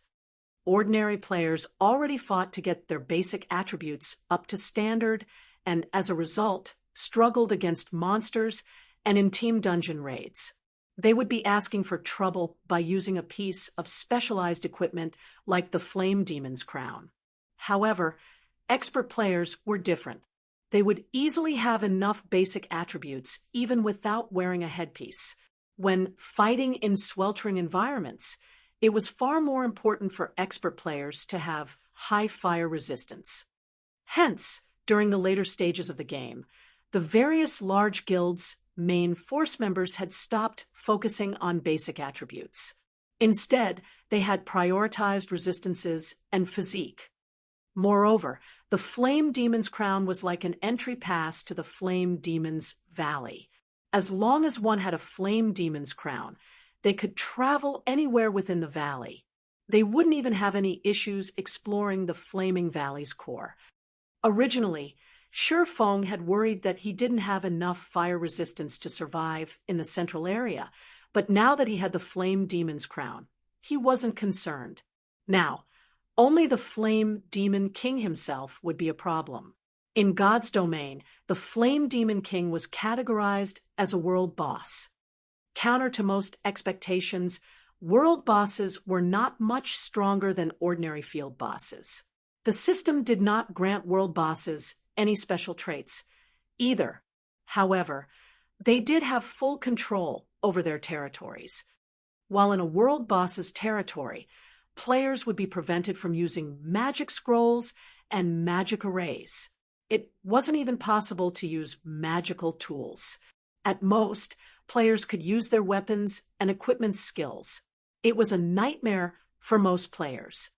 After emptying the fine gold treasure chest, Feng and the others continued towards the central region. After traveling for a little over an hour, they finally arrived before a fiery world. White-hot flames danced along the mountain range before them. The ring of mountains resembled a burning sun, making it difficult to look at. "This place is so hot," Blackie exclaimed as he looked at the flaming mountain range. Despite standing some distance away from the mountain range, he felt as if like roasting meat. Everyone on the team felt the sweltering heat. Even walking exhausted their stamina. Meanwhile, a gigantic figure wielding a trident patrolled the center of this mountain ring. Every one of this figure's movements stirred the flames around it as lava rose into the air. Even from several thousand yards away, Zero Wing's team could feel the figure's fierce aura. When they saw the Flame Demon King's true appearance, they couldn't help their gasps. Even Feng was shocked. Flame Demon King, elemental creature, ancient fiend, mythic, level 83, HP 720, 000/720 000. An ancient fiend? How is this possible? Feng was indescribably shocked when he saw the Flame Demon King's statistics. Shouldn't it be an archaic species? Chapter 1849, World Gate. Chapter 1849, World Gate.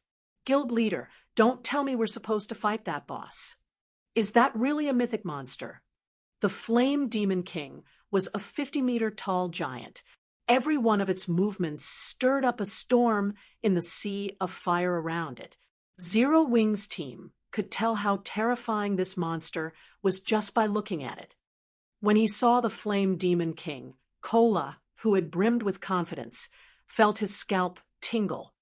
This boss could likely even slay a 1,000-man team of level 80 Tier 2 experts.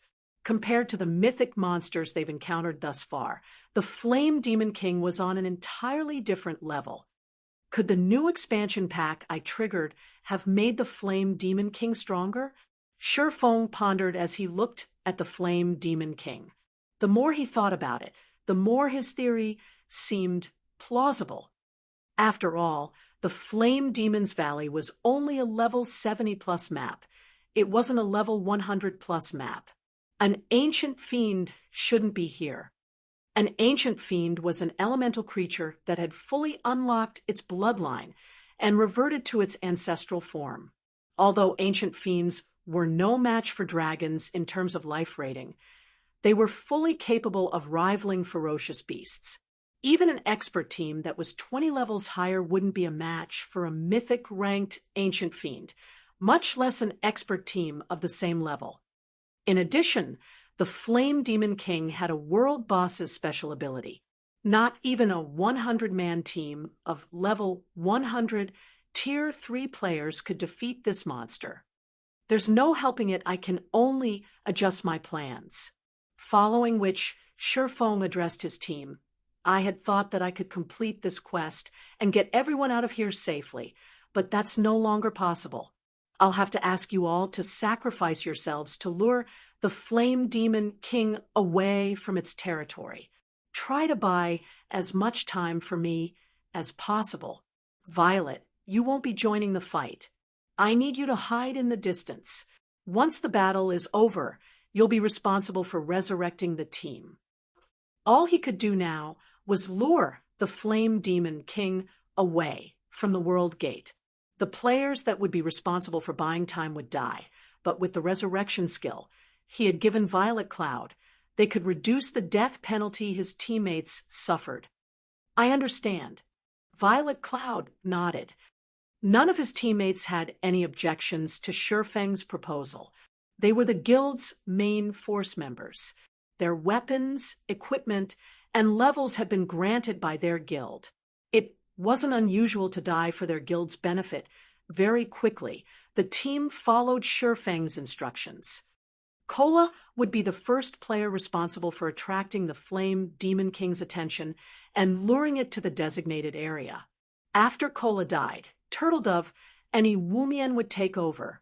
Once all 3 MTs had died, the rest of the team would split up and flee, forcing the Flame Demon King to waste as much time as possible chasing them down. Move out, Shifeng commanded once he was in position a short distance away from the valley's entrance. Following his orders, Kola charged into the flaming valley. Shortly after he had set foot in the sea of fire, a deafening roar echoed from the valley's center. Little human, you dare trespass in the Flame Demon King, Monacoland's territory. I'll show you just how frightening fire's anger is.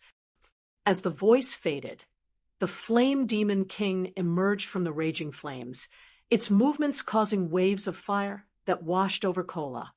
Not daring to be careless, Kola immediately activated Power of Darkness and hid behind Titan Guard. Boom! As the firestorm slammed into him, Kola stumbled 3 steps backward, a damage exceeding minus 20,000 appearing above his head. So strong. Just its movements caused such a powerful attack. Aqua Rose, who watched from afar, could not help her shock when she saw Kola lose 1/8 of his HP despite his active berserk skill. Normally, Kola could face a level 70 mythic monster head-on after activating his berserk skill. yet he had just lost so much HP after an indirect attack from the Flame Demon King. The team's other members paled when they saw this. If they had received that indirect attack, they would have likely lost over 50% of their HP. They felt like ants before this world boss. As the Flame Demon King's frightening strength stunned Zero Wings players, the boss had arrived before Cola. The Flame Demon King then thrust its trident at the Guardian Knight with so much speed that the attack had been invisible to the naked eye. Fortunately, Cola had already raised Titan Guard and blocked the attack in time. After blocking the attack, however, Cola had lost all feeling in his arms. Like a cannonball, he had been thrown back, only stopping as he crashed into a massive boulder. Cola's HP instantly fell by over 80,000, more than half of his total. The team was stunned. Just one attack had left Cola so miserable. The gap in strength was despairing. "Heal him quickly," Shifeng shouted through the team chat. The outcome didn't surprise him. After all, their opponent was a mythic-ranked ancient fiend. If not for the fragmented, legendary-ranked Titan Guard, Cola might have died instantly. Upon hearing Shifeng's command, the Tier 2 healers snapped out of their daze and cast healing spells on Cola, instantly restoring the Guardian Knight's HP to 70%. However, the Flame Demon King was already stabbing its trident at Cola again, the weapon releasing white-hot fire. The white-hot flames shocked Cola. Hurriedly, he activated Protection Blessing. After its upgrade to Tier 2, Protection Blessing reduced the damage he took by 60%. However, when the trident met Cola's shield, the stone under his feet shattered, forming a crater. Meanwhile, Cola's HP fell by more than 60,000, dropping his HP into the red. By the time the Flame Demon King executed another attack, the team's healers only recovered Cola's HP to 50% of his total.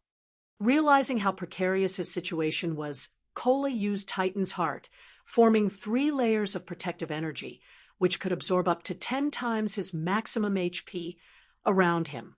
With Titan's Heart in effect, Cola quickly fled the Sea of Fire. Seeing Cola pull away from the valley, Shifeng breathed a sigh of relief. Fortunately, he had upgraded Titan Guard to the fragmented, legendary rank earlier. Otherwise, the 3 MTs wouldn't be able to lure the Flame Demon King away before they died, even if Cola, Turtle Dove, and Yi Wumian worked together. Afterward equipping the Flame Demon's crown, Shifeng activated Gale Domain and charged into the flames that could even melt fine iron. As expected of the Flame Demon's crown, it really is wondrously effective. When Shifeng soared through the fire, he only felt a little warm. He wasn't in any pain at all. Due to the additional 200 fire resistance the crown provided, he now had over 400 fire resistance. His HP only fell by a little over 100 each second he remained in the fire.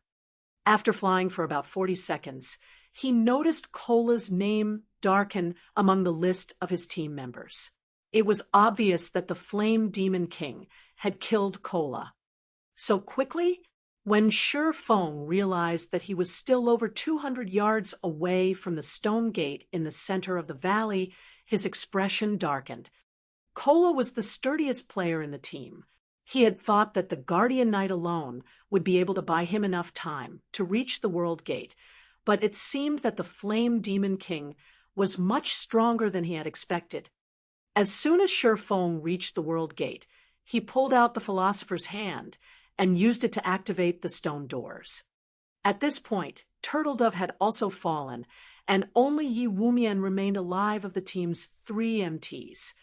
"I need to hurry." Shifeng used the Philosopher's Hand's power to repair the broken magic arrays on the World Gate. As he did, a furious roar reached him from outside of the valley. "Despicable trespasser, you dare to open the World Gate."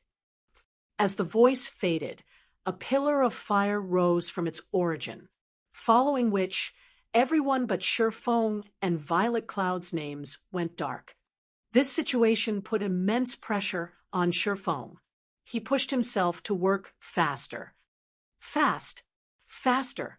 While Shi Feng repaired the World Gate's magic arrays, he could feel the space around him boil. This meant that he was already standing within the Flame Demon King's sphere of influence. The ancient fiend's movement speed had completely exceeded his expectations. Despicable human, vanish alongside your sins. When the Flame Demon King caught sight of Shi Feng, it threw its flaming trident at the swordsman. However, before the trident could reach Shi Feng, he activated the aura of Earth's absolute domain. Yes, it's done. Using the period of invulnerability absolute domain granted him, Shi Feng completed the final magic array, following which he placed a hand on the World Gate's main magic array and said, "Open, World Gate." Chapter 1850, Hidden Reward. Chapter 1850, Hidden Reward. With Shi Feng's command, the divine runes on the gigantic pair of doors before him began to glow with a purple-gold light. A moment later, the divine runes released a beam of light that threatened to devour the Flame Demon King. No. Upon seeing the beam, the Flame Demon King, who was within 50 yards of Shi Feng, turned in a panic and tried to flee. However, the beam of light was much faster than the Flame Demon King. In the blink of an eye, the purple-gold light enveloped the world boss, and the ancient fiend cried out in pain. In the next moment, the Flame Demon King began to shrink, and the flames around its body gradually extinguished. A short moment later, the World Gate slowly opened. Some force sucked the valley's fire through the opening gates, and the Flame Demon King began to shrink even faster. From its original height of 50 meters, the Flame Demon King quickly shrunk to 40 meters, 30 meters, 10 meters. By the time the World Gate was fully open, the black hole within had devoured every last flame in the valley. The Flame Demon King had also been dragged towards the World Gate by the black hole's powerful gravity. "No, this is my power," the Flame Demon King shouted, panicking as it used every shred of power to fight the black hole's pull. Seeing this, Shi Feng could not help but breathe a sigh of relief. He had no hope against a level 83 mythic-ranked ancient fiend right now. Fortunately, the World Gate could remove things that didn't originate from the continent of God's domain. While the World Gate had activated, the Philosopher's Hand had also undergone a transformation. The Philosopher's Hand had originally been made of translucent crystal, radiating an ominous feeling. Now, however, not only had the ominous feeling disappeared, but the translucent hand had also transformed into a blood-red bead. What pristine mana! As Shi Feng held the blood-red bead, he could feel incredibly pure mana emerge from it. This mana was even purer than that from the 7 luminaries' crystals. Suddenly, Shi Feng heard the sound of a system notification. "System, congratulations! You have completed the epic-ranked main storyline quest Philosopher's Wish before level 80, rewarding Philosopher's Hand, plus 40% EXP of current level, 5 legacy skill points, 30 free mastery points, 30,000 subclass, proficiency points, and 1 subclass dark gold design." When the system notification ended, Shi Feng's experience bar rose to 52% of level 68.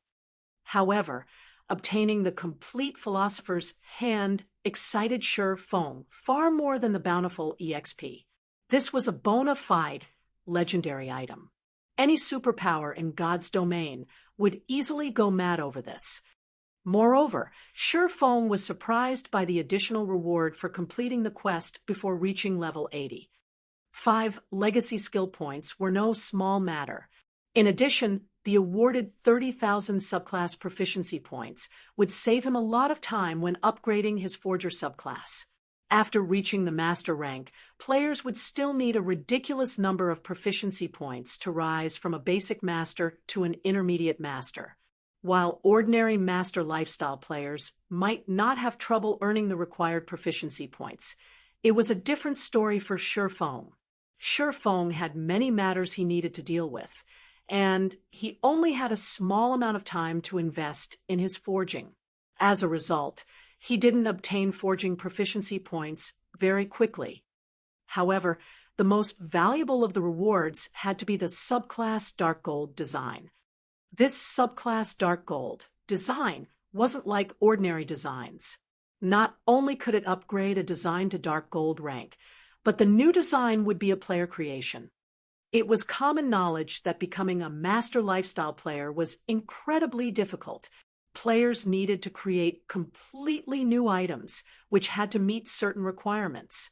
To accomplish this feat, players needed a certain understanding of items and materials. This was also the case when players tried to rise from a basic master to an intermediate master. In fact, the promotion to an intermediate master was even more difficult since players would have to create 1 Dark Gold item or 3 Fine Gold items. This hurdle had been the end of the line for many basic master lifestyle players during Shifeng's previous life. In the past, when one had referred to a master lifestyle player, they had generally meant basic masters. The majority of God's Domain's master lifestyle players had been basic rank. After 10 years in the game, basic masters hadn't received as much attention from first-rate guilds, although they were still VIPs in second-rate guilds. At most, they would be treated slightly better than the average lifestyle player. Only intermediate masters had earned first-rate guilds' respect. Now that he had a subclass Dark Gold design, he had received a free pass to become an intermediate master. Of course, an intermediate master that reached the rank by using a subclass Dark Gold design wasn't as capable as a player that reached the rank through their own hard work and original items. The latter had solidified their foundation, while the former had none. A player who became an intermediate master, though, their work would have a higher possibility of creating more Dark Gold items in the future, soon becoming an advanced master. On the other hand, the intermediate master that did not possess a sturdy foundation would struggle to advance. The only real benefit of using such a cheap method to become an intermediate master was the higher production success rates that came with the rank. Even so, many basic master lifestyle players had spent their entire life savings to get their hands on a subclass Dark Gold design during Shifeng's previous life, since they had already reached their limits. As Shifeng celebrated his additional rewards, the World Gate began to close. By the time the World Gate had shut, the valley was void of fire. Only the scorched earth remained. Despicable human, it took me hundreds of years to accumulate that power, and now it's all gone. You will pay for this with your soul. I will turn you into a puppet that will forever live under my command. The Flame Demon King bellowed as it glared at Shifeng. Currently, the Flame Demon King was only 8 meters tall. It looked like an infant compared to its previous size. Its aura was also much weaker. Flame Demon King, elemental creature, mythic, level 81, HP 32, 000, 000/32, 000/000. The Flame Demon King didn't even have the HP of a mythic monster anymore. A mana depletion debuff also graced its status bar, lasting for a whole hour. The World Gate has robbed it of so much energy. Shifeng was astonished when he saw the enraged Flame Demon King. The valley's flames had originated from a higher plane containing unparalleled power. The fire had been highly sought after by fire elementals since they could increase the elemental's power. The Flame Demon King had only grown so strong because it had continuously absorbed these flames' power. Now that the World Gate had returned these flames to their source, the Flame Demon King had lost the power it had accumulated over the years. With the energy that had bolstered its physical form gone, it was only natural that the Flame Demon King had weakened. Only, Shifeng never thought that the Flame Demon King would grow this weak. Thinking up to this point, Shifeng abandoned all thoughts of escape. This was a once-in-a-lifetime opportunity. When the mana depletion debuff ended, the Flame Demon King would recover its strength. Although it wouldn't be as strong as it had been, it would still be beyond current players' capabilities. Before the Flame Demon King could launch an attack, Shifeng activated Power of Darkness, Phantom Kill, and Dragon Soul. A level 68 High Lord ranked Black Dragon should have 0 chances against a level 80 Mythic monster, but now, the Black Dragon had the upper hand against the weakened Flame Demon King. While the Black Dragon kept the Flame Demon King busy, Shifeng activated every skill he had to the weakened boss. Thunderflame Explosion, Flame Burst, 9 Dragons Slash, Lightning Slash. Although the weakened Flame Demon King was still a world boss whose ability prevented players from using external tools, it no longer mattered. The Flame Demon King's defense had drastically fallen. After all, now, Shifeng's normal attacks dealt over minus 30,000 damage, while critical hits dealt over minus 70,000 damage. Even the weakest of his skills inflicted over minus 100,000 damage. Even when the Flame Demon King used its powerful AoE attacks, Shifeng, who had over 400 fire resistance, only took a little over minus 3,000 damage from each hit. The Flame Demon King's HP continued to fall. 80%, 50%, 20%. When the Black Dragon's duration was almost over, the Flame Demon King had around 10% HP remaining. Once the Black Dragon was gone, Shifeng would have to fight the world boss head-on. I guess there's no other choice. Shifeng sighed as he came to terms with his current predicament. A moment later, he retrieved the evil god's inheritance from his bag once more. Trying to escape a world boss was an extremely difficult task. This was especially true now that he had used all of his skills. Furthermore, it wasn't every day that he found himself in such a favorable position against a world boss. Die. Gritting his teeth, Shifeng sacrificed his attributes to activate the evil god's inheritance. He then activated Godslayer. 5 pitch-black sword lights instantly pierced the Flame Demon King, leaving 5 deep grooves in the rocky ground before Shifeng. Despicable human. If the World Gate hadn't taken my power from me, the Flame Demon King's eyes burned with rage as it glared at Shifeng. But despite its fury, the Flame Demon King's HP didn't stop depleting before it eventually reached 0. Boom! As the Flame Demon King fell to the ground, its fiery body started to dissipate. A short moment later, only Shifeng remained in the scorched valley. Chapter 1851, Flame Demon King's Loot. Chapter 1851, Flame Demon King's Loot. After the Flame Demon King died, the rampaging mana in the valley settled down. It's finally dead. Shifeng breathed out a sigh of relief as the Black Dragon disappeared shortly after the Flame Demon King died. If not for the Black Dragon's assistance, he wouldn't have been able to defeat the Flame Demon King. After all, even though the Flame Demon King was weakened, it was still a mythic monster.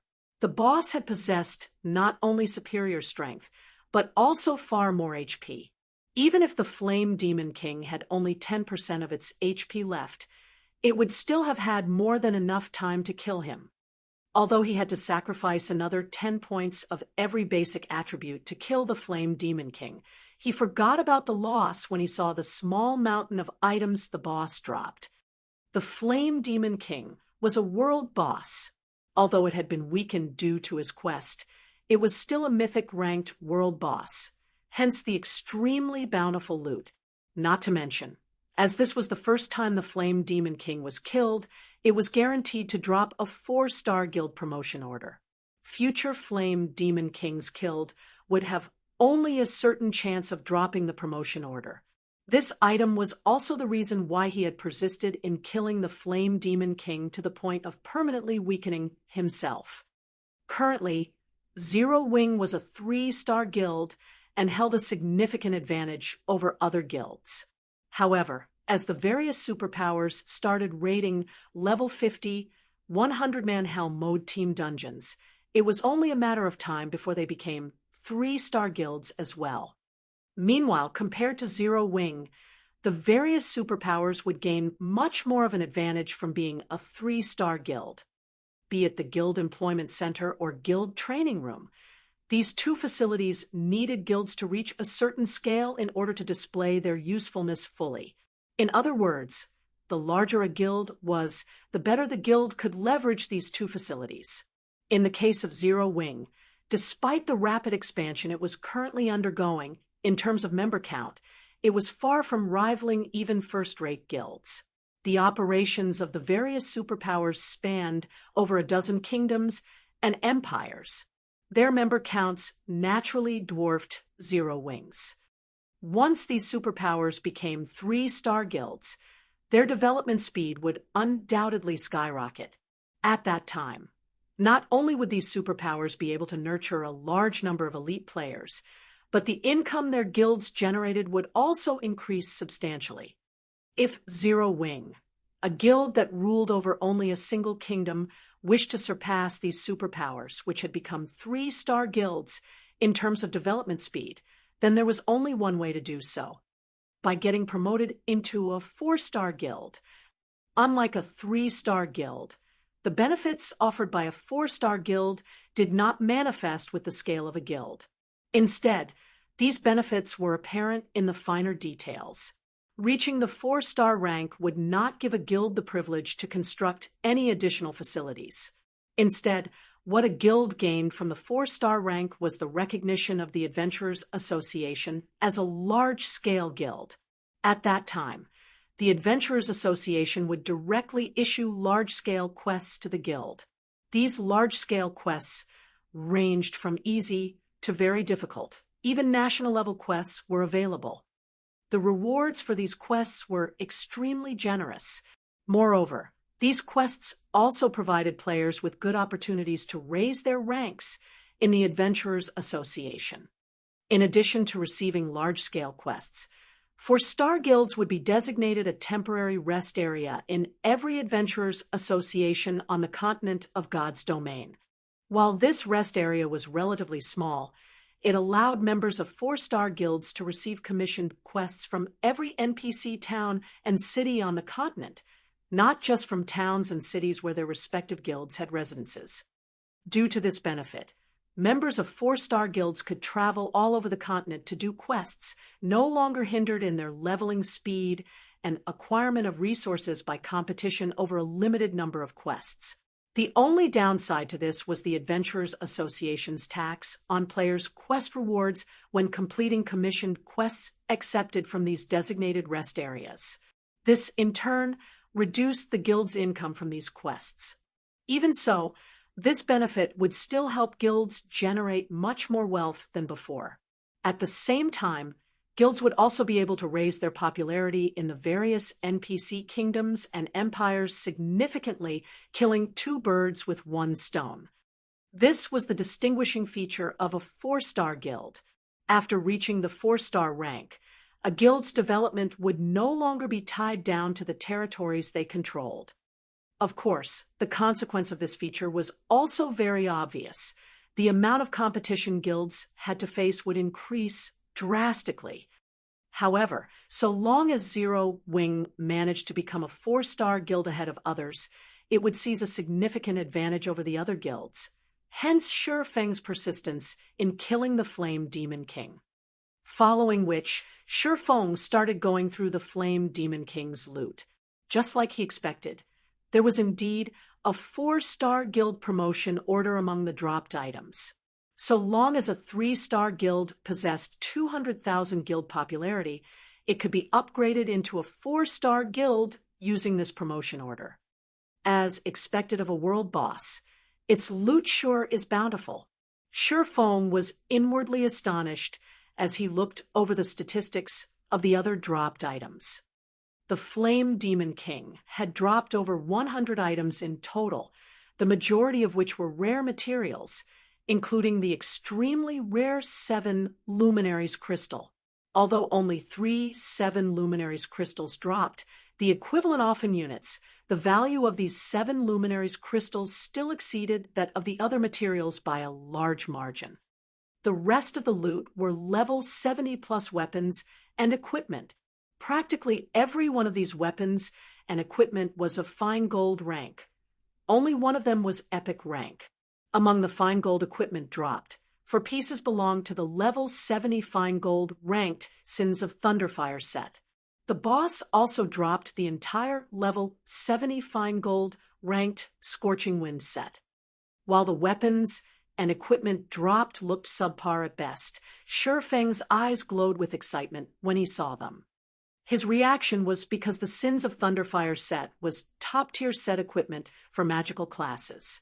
This was set equipment that only level 70+ mythic ranked field bosses dropped.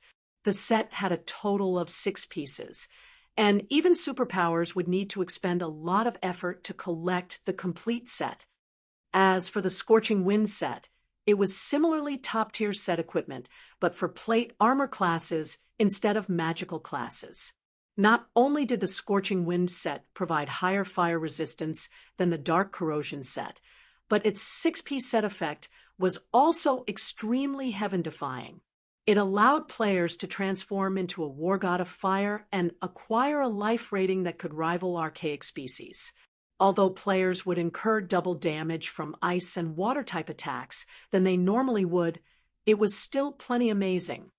The Sins of Thunderfire set's 6-piece set effect was similar to the Scorching Wind set's, allowing its user to transform into a Thunderfire messenger.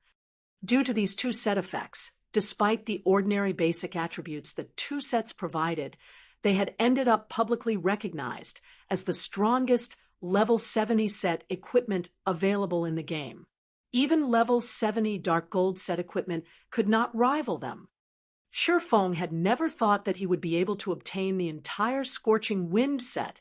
As for the Sins of Thunderfire set, he was just short of 2 set pieces to complete the set. Once he geared 2 guild experts in these 2 sets, he would have himself 2 peak experts. As for the sole epic equipment dropped, it was a pair of cloth armor gloves named Hands of Fire. Not only did the gloves provide a significant amount of fire resistance, but it even increased the spell completion rate of players by 2%. It also had a skill that allowed its user to summon a Lord-ranked Fire Familiar, making this pair of gloves perfect for Magicka class players that were not adept in melee combat. After Feng was done going through the Flame Demon King's loot, he then took out the Philosopher's Hand from his bag and inspected it, suppressing the excitement in his heart as he looked through its attribute panel. As he needed to deal with the Flame Demon King before, he had not had any time to inspect the fully recovered Philosopher's Hand. Now that the Flame Demon King was dealt with, he naturally had to take a good look at this legendary item, which had disappeared from God's domain in his previous life. Chapter 1852, Complete Philosopher's Hand. Chapter 1852, Complete Philosopher's Hand. The instant Feng retrieved the Philosopher's Hand from his bag, he felt the space around him grow heavier. It felt as if space itself couldn't withstand the pristine energy within the Philosopher's Hand. Now that Feng had the chance to get a better feel for the Philosopher's Hand, he felt a powerful inspiration well within him. His mind felt sharp and focused like never before. It was as if the world had faded away, leaving him alone with his thoughts. So, this is the true Philosopher's Hand. Feng could not help his excitement as he gazed at the crimson bead in his hand. Philosopher's Hand, legendary rank item. A special gemstone, crafted by the philosopher Erhard, containing incredible power that is capable of manipulating the soul. Additional passive effect. the wielder of the Philosopher's Hand will have all of their subclasses temporarily raised by 1 rank. Additional active skill 1 dash. Philosopher's Soul offers players guidance for 10 hours when crafting items. Cooldown 12 hours additional active skill 2 dash. Soul Fantasy allows players to enter an imaginary world for 8 hours. During this time, players may use the materials that they know of to produce items without limit. Cooldown 15 hours. Although the Philosopher's Hand only possessed 3 skills, these skills were heaven-defying. Based on Shurfeng's knowledge, only the epic-ranked Icarus's heart could temporarily raise a lifestyle player to master rank. In Shurfeng's opinion, Icarus's heart's ability to do so was already heaven-defying, but compared to the Philosopher's Hand, Icarus's heart was a cheap knockoff. However, compared to the Philosopher's Hand, Icarus's heart couldn't even be considered a cheap knockoff. The fact that the Philosopher's Hand could unconditionally raise a player's subclass by 1 rank meant that it could transform a basic master into an intermediate master or an intermediate master into an advanced master. The Philosopher's Soul also offered the system's guidance, which would be a great help to players when they produced items. Originally, the skill had been limited to a 1-hour duration. Unfortunately, it was almost impossible to accomplish anything useful in that time. Crafting items was a time-consuming process. After all, especially complex items. How many items could players possibly make within 1 hour? Now that the skill's duration had increased to 10 hours, players could attempt to craft far more complex items with the system's guidance. Lastly, Soul Fantasy granted players access to the main god system's resource warehouse. After seeing the Philosopher's Hand's 2 active skills, Shurfeng finally understood why the item was capable of producing so many lifestyle masters. Regardless of the subclass, any lifestyle player would require materials to craft new items. Although some tools allowed players to participate in simulations, these simulations couldn't truly replicate the material's properties. At most, these simulations allowed players to get a feel of the production procedures. An actual attempt would still require real materials. Meanwhile, to reach the master rank, players needed very high-ranked items. Hence, the material requirements were quite high. However, high-ranking materials were not easy to obtain, and players would need these materials in large quantities. Experimenting with a few sets of materials would barely yield any results. Every lifestyle master was born of an astronomical resource investment. This was even true for the talented geniuses. Only geniuses would need to spend fewer materials compared to ordinary lifestyle masters. However, with Soul Fantasy, players could experiment to their heart's content without worrying about lacking materials. Naturally, this would make new item creation very easy. I'm going to have a headache once I return. Shurfeng revealed a bitter smile as he looked at the Philosopher's Hand. While he had acquired the alchemy treasure, there was still the matter of how to use it.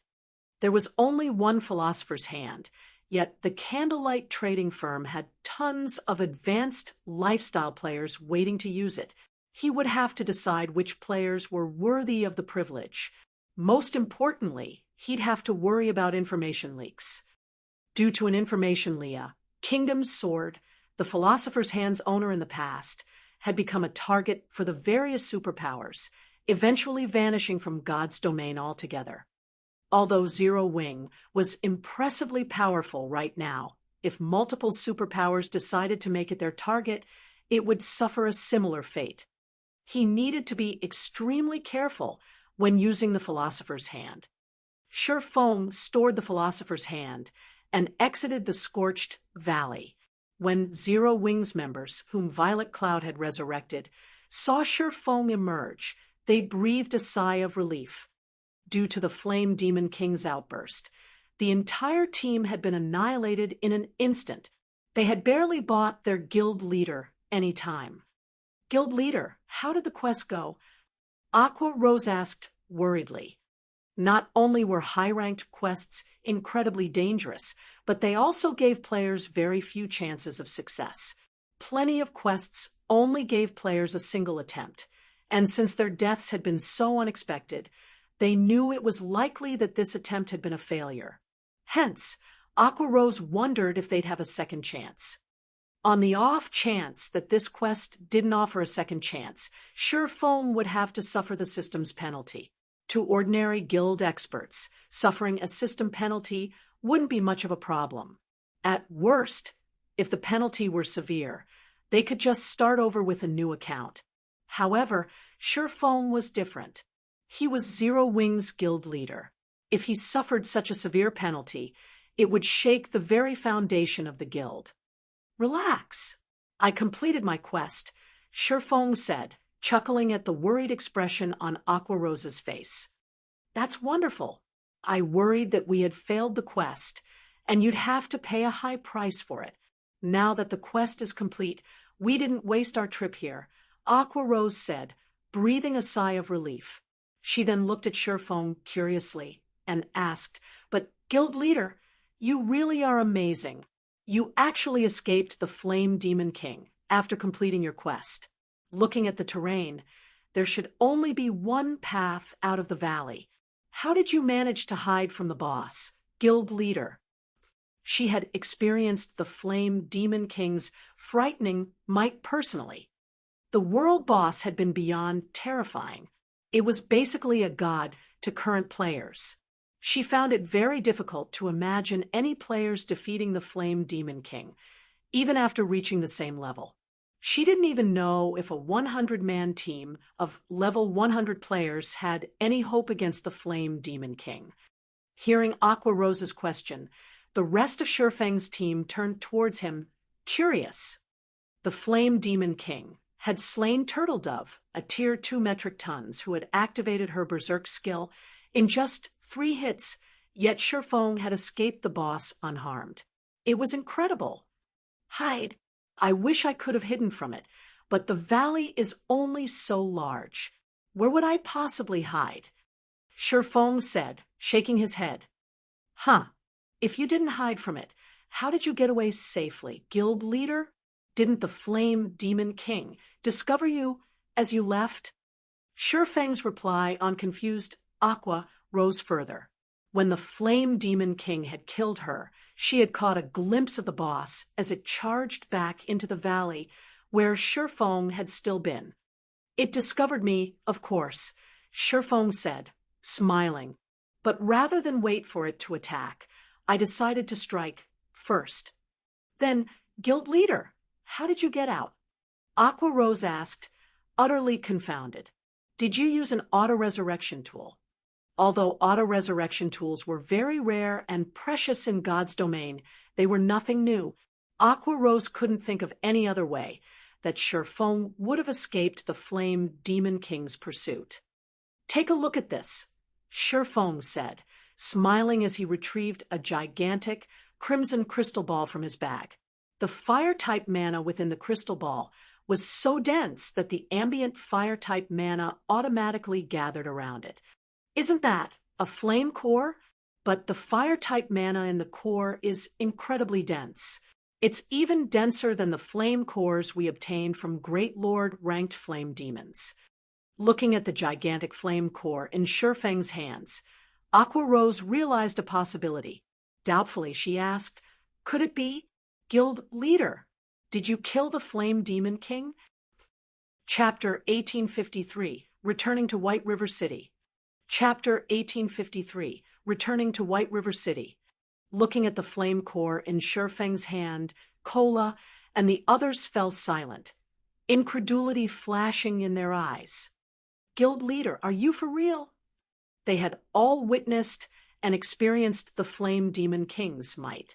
Only Kola had been able to stand against the boss for any length of time. The rest of the team had been forced to flee to buy their Guild Leader the time he needed. While they considered the possibility of Shurfeng fighting such a boss, they knew that it would only be a matter of time before he died as well. As for Shurfeng slaying the Flame Demon King, that was simply impossible. However, The flame core before them was proof of the swordsman's claim. Moreover, the raging inferno that had consumed the valley was gone. Not even a spark remained. For a time, they were utterly baffled. "I have killed the Flame Demon King, but only its weakened version," Shifeng explained, smiling. With the explanation, the team could, more or less, accept the fact that Shifeng had killed the boss. Otherwise, they would have suspected Shifeng of abusing some bug in the game. "Right, Cola, how far are you from level 58 right now?" Shifeng asked as he turned to the MT. "Level 58. After taking a look at his experience bar, Cola said, "After my recent death, I'm 73% away from level 58. What about you, Summer?" Shifeng asked as he turned to alluring Summer, who wore an exquisite set of light blue robes. "How far are you from level 59? "I'm down to 6% of level 58. I'll need quite a few days before I reach level 59, alluring Summer said. "Guild leader, what's going on?" Aqua Rose asked, giving Shifeng a strange look. She didn't understand why he suddenly asked about those two's levels. "It's nothing. You two are a little low-leveled right now. Once we return, stop raiding dungeons, and come level with me. Violet, you'll join us as well," Shifeng said, after giving the matter some thought.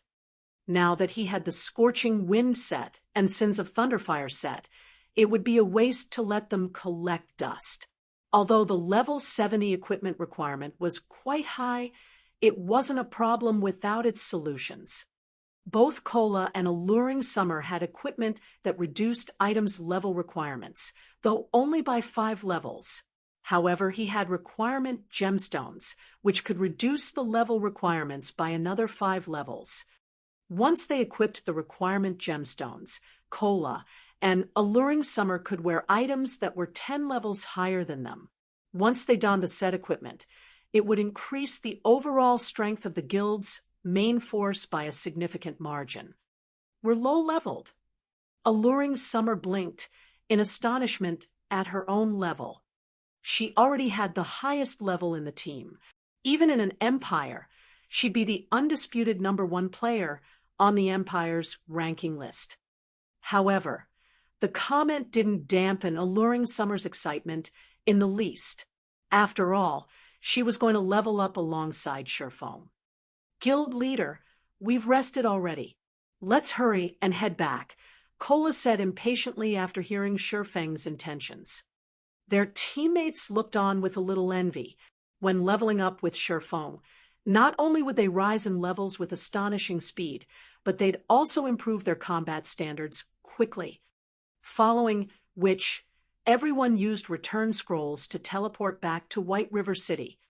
Once they returned, Shifeng had Aqua Rose organize a team to mine the source fire vein, only selecting trustworthy players. He then contacted Melancholic Smile, instructing her to select trustworthy advanced lifestyle players from the Candlelight trading firm for the Philosopher's Hand. These players would be required to sign an extremely strict contract, since containing the secret of the Philosopher's Hand was of the utmost importance.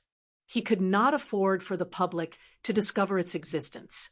He'd only be able to relax after Zero Wing could properly protect itself. Otherwise, Zero Wing would definitely follow in the Kingdom's Sword's footsteps. While Shifeng rode an advanced horse carriage towards the Adventurers Association to promote Zero Wing to a 4-star guild, Gentle Snow contacted him. "Guild leader, big trouble," Gentle Snow said anxiously. Not long ago, there was a system announcement in the Orc Empire stating that Blackwater had captured the Crimson Flame Fortress. The Crimson Flame Fortress? Isn't that a transit hub to the Orc capital city? They actually managed to capture it. Shifeng had already investigated the Orc Empire's various fortresses. Each fortress varied in its importance. The more important it was, the more orcs it would contain. The Crimson Flame Fortress was a crucial transit hub for the Orc Empire.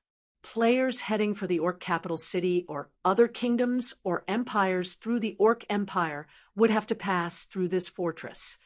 Because of this, the Crimson Flame Fortress was invaluable to the Orc Empire. According to player reports, over 700,000 orcs were stationed there, including 4 mythic orcs. One of these 4 mythic orcs even had a special bloodline, which made it far stronger than ordinary mythic monsters. In addition, the Crimson Flame Fortress was protected by powerful war weapons and defensive walls. Current players shouldn't be capable of raiding the Crimson Flame Fortress, even with Beast Emperor's help. We don't know how they managed to do it exactly, but based on the current reports, Blackwater has already dispatched a large number of players to garrison in the Crimson Flame Fortress.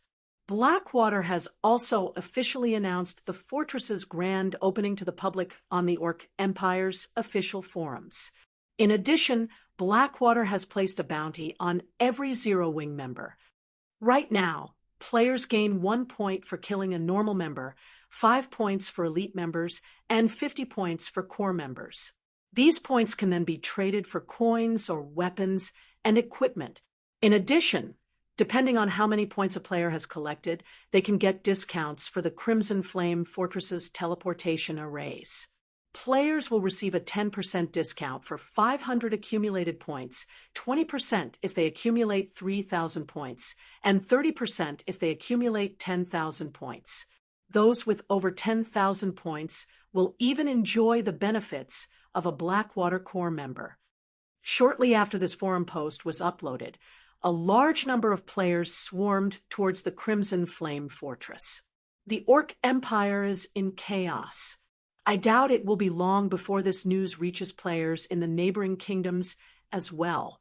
Even more players will join this madness. I've also heard that a large number of Dark players have set their sights on our members. As he listened to Gentle Snow's report, Sure Feng's expression darkened. They're being so ruthless. Sure Feng also could not help his surprise at Blackwater's generosity. To secure a share of the pie known as God's Domain, the Blackwater Corporation had invested heavily into the Blackwater Guild. That investment enabled the guild to offer its members even greater benefits than other superpowers. As a result, many expert players had sought to join the guild, especially when they had learned of its core member benefits. The benefits were so generous that even large guilds' upper echelons envied Blackwater's core members.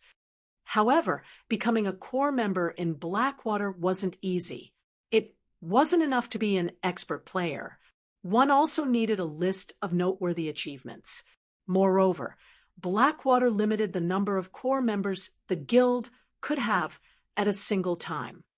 With how many expert players Blackwater had, it was easy to imagine how difficult it was to become a core member. Even so, a vast number of players did everything they could to achieve that status.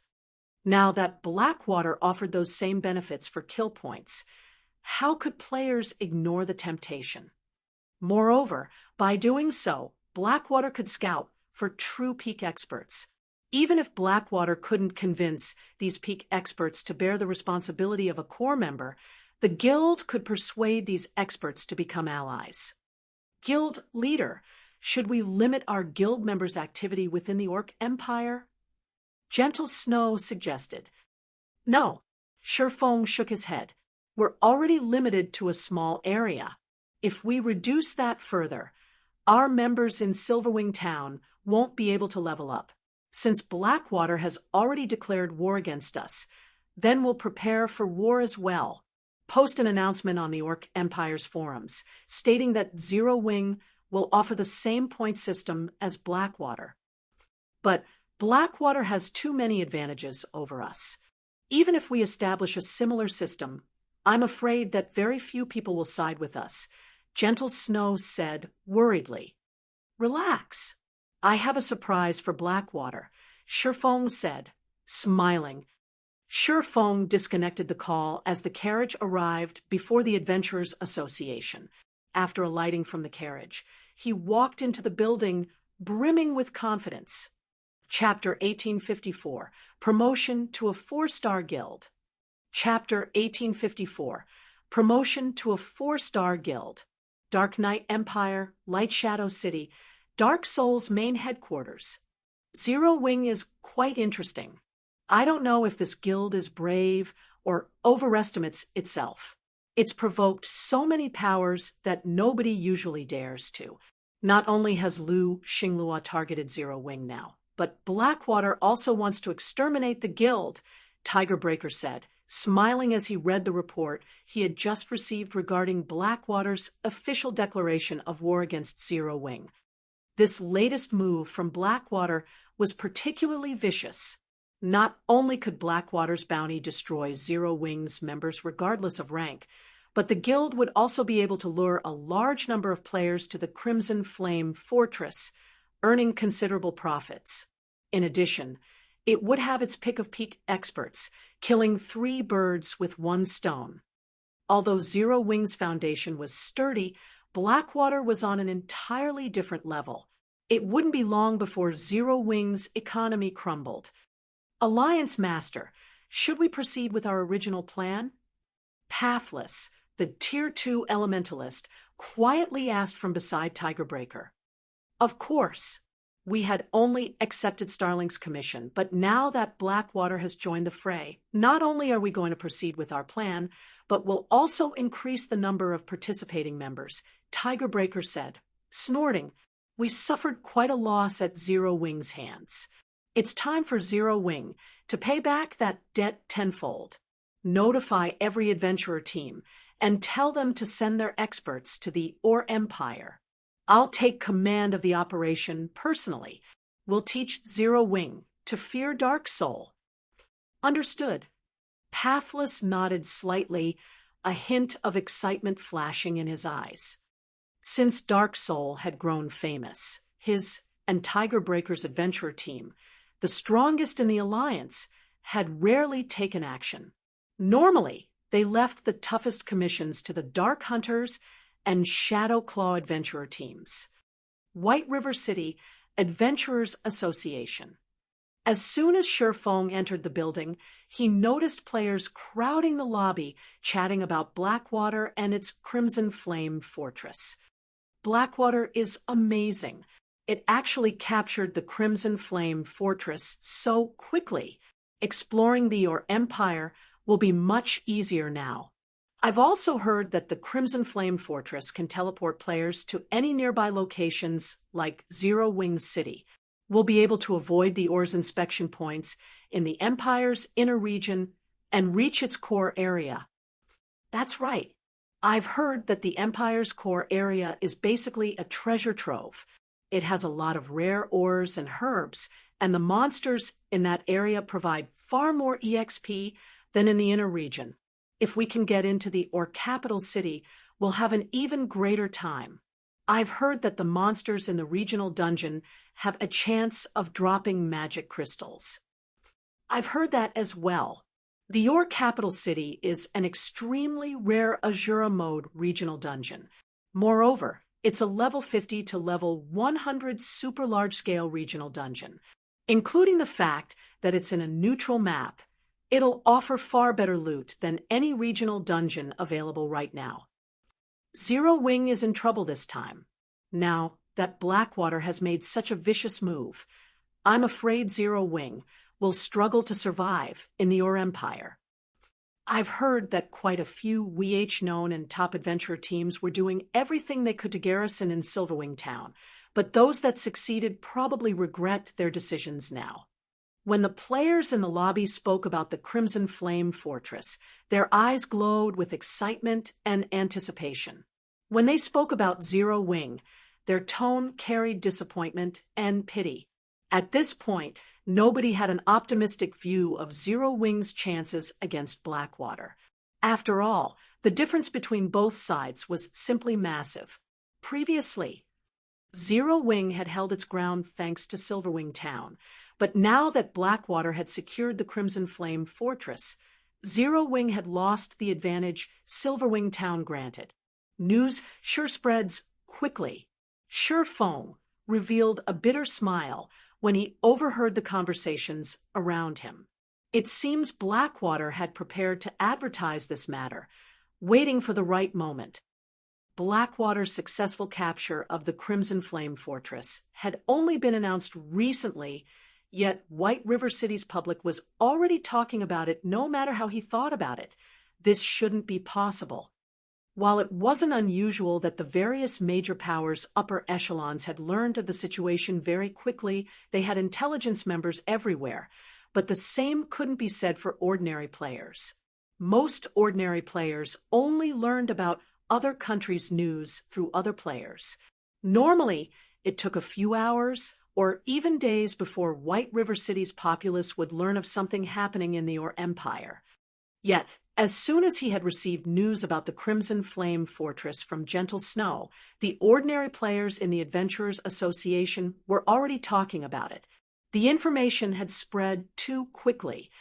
The only explanation was that Blackwater had sent some of its members to White River City to talk about the news, secretly spreading the word.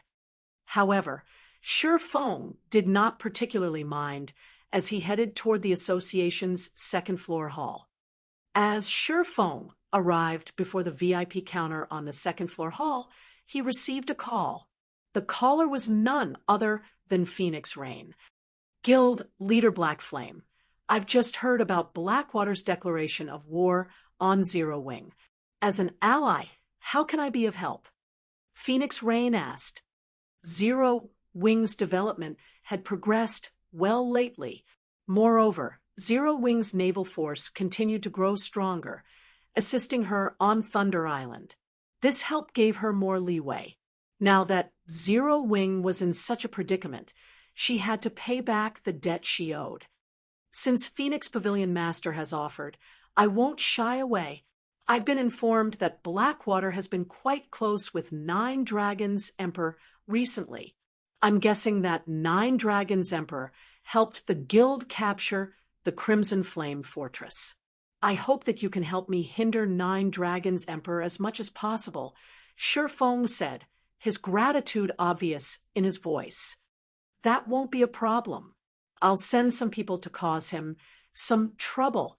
We'll make sure that Nine Dragons Emperor has no time to assist in the Or Empire, Phoenix Rain said, nodding.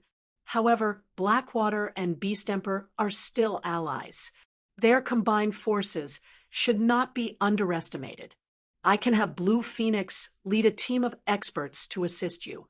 Although they wouldn't be enough to contend with Blackwater and Beast Emperor's forces, they can deter dark players from participating. That won't be necessary. Blue Phoenix is your capable and trusted aide. She must have a lot to do, as well, Shi Feng said, chuckling. As for Blackwater, Beast Emperor, and the dark players, I have a plan to deal with them. They'll soon learn that Zero Wing shouldn't be trifled with. He knew that Phoenix Rain had her own issues right now. The struggle on Thunder Island was far more troublesome than the struggle in the Or Empire. Every competitor on Thunder Island was a superpower with an extraordinary foundation, and a single misstep could eliminate one from the competition.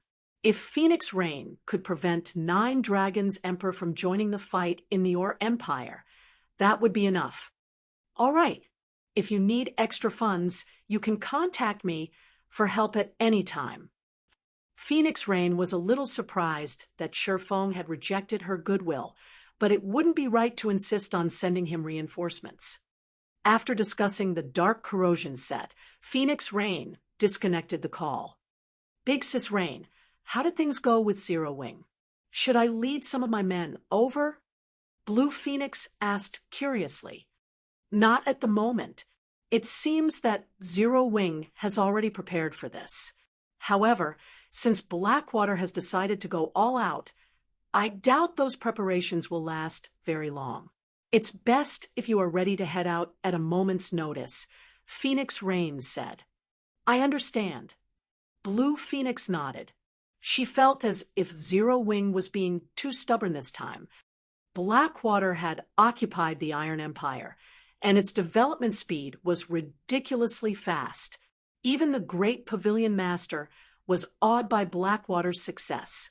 Blackwater even had more experts than the Dragon Phoenix Pavilion right now. The guild only lacked domain realm experts. However, while Blackwater didn't have domain realm experts, it had countermeasures for such monstrous players.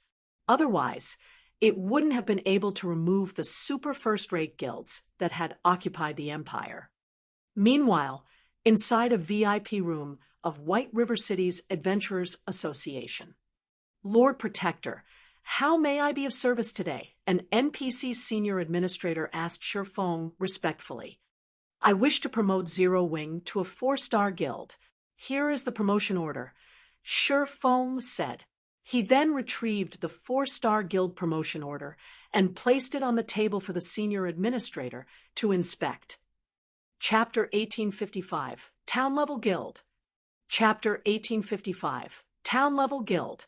Promotion to a 4-star guild, that won't be a problem, the NPC senior administrator said, as he turned his eyes towards the purple golden token on the table. Once he saw the token, however, a look of surprise flashed across his face as he asked, Lord Protector, do you really intend to use this advanced 4-star guild promotion order? Is something wrong with it? Shifeng asked. Although he had noticed that the 4-star guild promotion order he had acquired was a different color than those he had seen in his previous life, it was a 4-star guild promotion order. He hadn't paid it much attention, assuming that the promotion order was slightly different since it had dropped from a world boss. Lord Protector, advanced 4-star guild promotion orders were produced when the Adventurers Association had first established. There are only 22 of these advanced promotion orders in existence scattered across God's Domain's continent. They are considered a trial for adventurer guilds, and the more advanced promotion orders an adventurer guild collects, the higher its status will be, enjoying greater treatment in the Adventurer Association once it becomes a 4-star guild. If an adventurer guild collects 3 advanced 4-star guild promotion orders, it will be treated as a city-state level guild. If an adventurer guild collects 7 advanced promotion orders, it'll be treated as a kingdom level guild. Currently, you already have 1 advanced promotion order. If you collect another 2, the Adventurers Association will recognize your guild as a city-state Lord Protector. However, if you promote your guild now, you will lose the opportunity and will have to climb the ranks slowly, starting as a town-level guild. Are you sure that you want to use this advanced 4-star guild promotion order now? After listening to the senior administrator's explanation, Shifeng looked at the purple gold token on the table, a little surprised. So, the Adventurers Association has this kind of method to elevate a guild's status. Shifeng understood what the statuses the senior administrator had mentioned represented. Other guilds would only come to learn and value the information after they were promoted to 4-star status.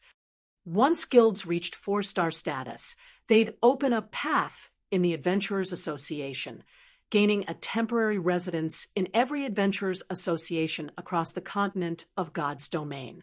From then on, members of 4-star guilds' base of operations wouldn't be limited to 1 or a few locations. They could expand their development across the entire continent and use the opportunity to increase the EXP and income they earned. This so-called path meant recognition from the Adventurers Association as an official guild. Official guilds would then be able to engage in adventurer guild work. However, even after becoming an official guild, guilds would receive varying benefits from the Adventurers Association. When a guild first became a 4-star guild, it would be treated as an ordinary level guild. If the guild wished to receive more support from the association, it would have to raise its status. The simplest method of doing so involved upgrading the guild's status from ordinary to town level, city-state level, kingdom level, and finally, empire level. Depending on the guild's rank in the Adventurers Association, the guild would have access to different degrees of problems. At the ordinary level, guilds would be commissioned to solve civilian problems. Generally, these problems were similar to large-scale guild quests that required guilds to wipe out some demonic beasts harassing the civilian population. Only, they might reward more EXP than ordinary large-scale guild quests. After an adventurer guild reached the town level, the Adventurers Association would acknowledge the guild's ability to solve a town's problems. Normally, town-level guilds would receive commissions from town nobles, and the rewards would be much better than ordinary-level commissions. Even when a town-level guild accepted a civilian commission, the quest would reward more than what an ordinary-level guild would receive. After all, a town-level guild was much stronger than an ordinary-level guild. When a guild reached city-state level, it proved to the Adventurers Association that it was strong enough to solve issues that plagued an entire region. Commissions city-state level guilds generally received involved crusades against the dark forces in a particular area.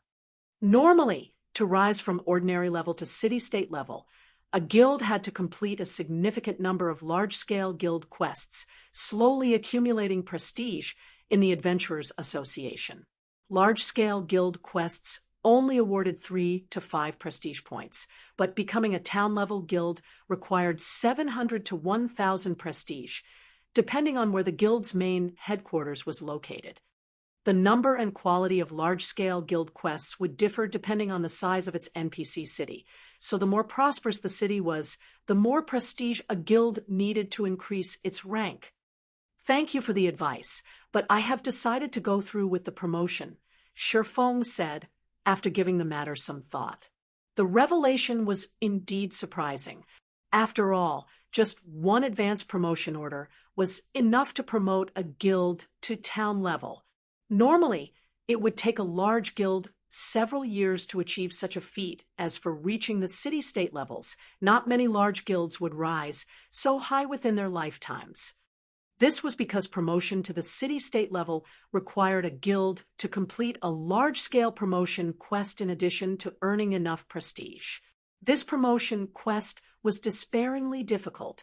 In the past, only a small number of second-rate guilds had completed the quest, yet a guild only needed 3 advanced promotion orders to become a city-state level guild. As for kingdom level, only a small number of first-rate guilds had reached that rank in the past. However, Shifeng didn't have the time to search for more advanced 4-star guild promotion orders. Most importantly, he didn't have a clear idea of where to obtain them. Even if he knew that world bosses dropped them, he wasn't strong enough to hunt those bosses yet. He had only slain the Flame Demon King thanks to his quest. If he tried to raid a mythic-ranked world boss, he'd only be asking for a beating. Since Lord Protector has decided, the processing fees and guild residence reconstruction fees come to a total of 60,000 gold.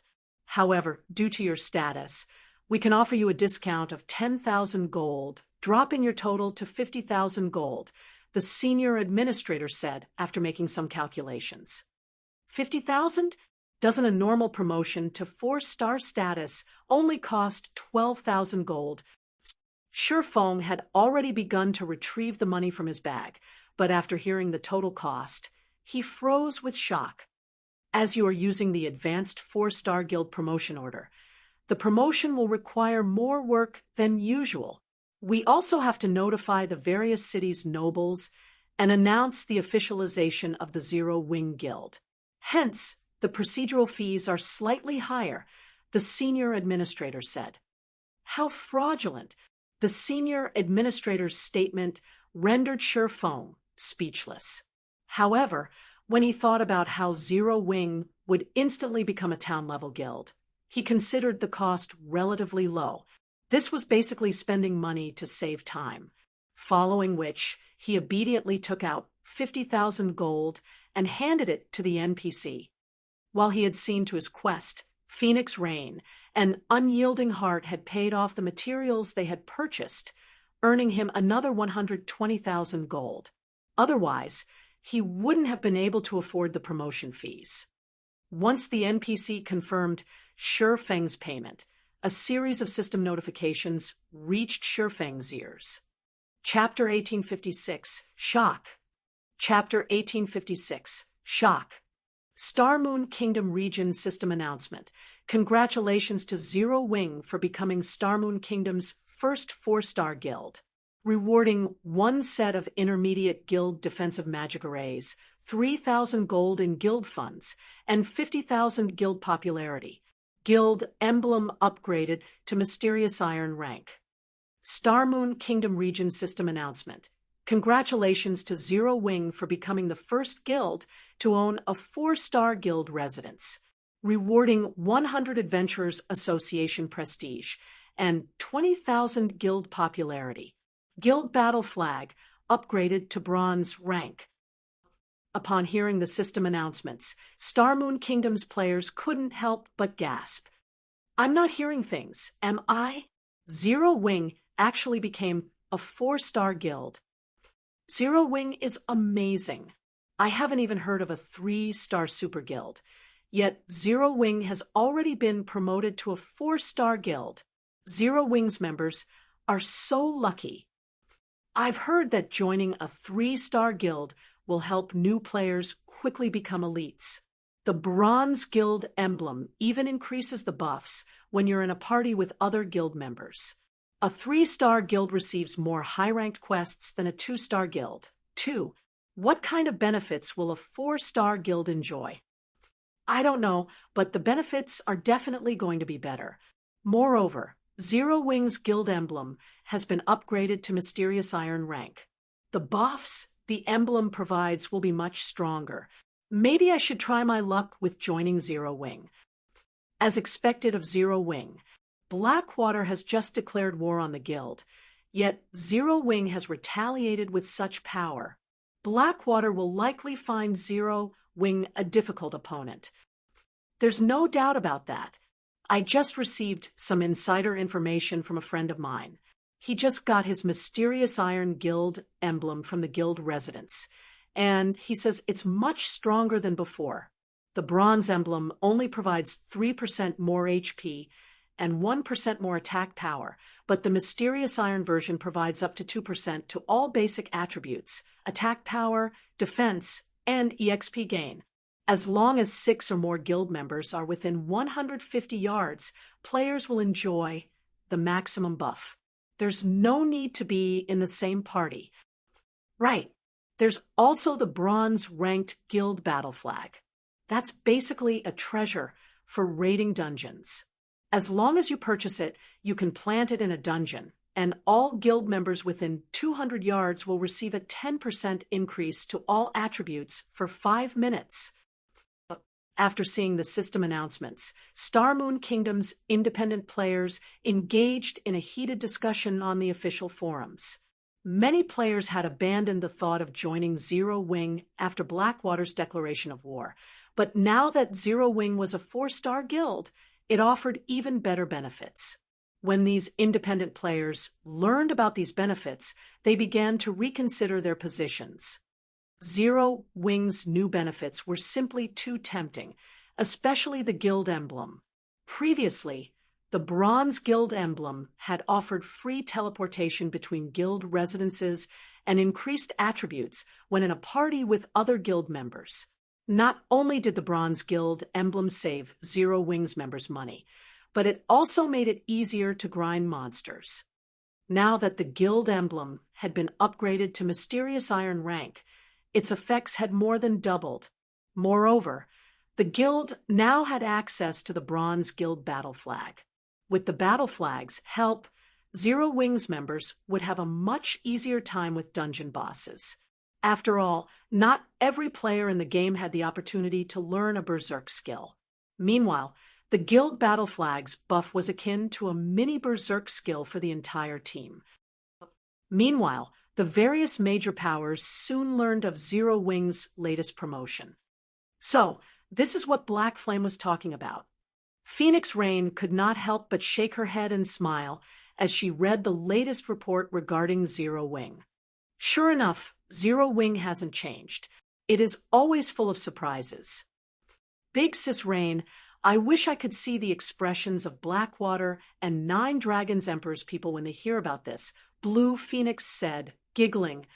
Even she was tempted by the benefits a 4-star guild enjoyed, not to mention independent players. She could already imagine the massive crowd that would form outside of Zero Wing's guild residences. Zero Wing would definitely increase its strength in a short time. Moreover, with the mysterious Iron Guild emblem and Bronze Guild battle flag, she could already foresee Zero Wing's members improving significantly in a short time. After all, both items would drastically reduce the difficulty of raiding team dungeons. Players that had struggled to increase their attributes could now raid these dungeons, acquiring better weapons and equipment. These players could then use these weapons and equipment to raid team dungeons of greater difficulty and acquire even better items, creating an endless cycle. Black Flame's latest trump card is certainly impressive. With the benefits of a 4-star guild hastening its development, Zero Wing has a chance in a war of attrition against Blackwater in the Orc Empire.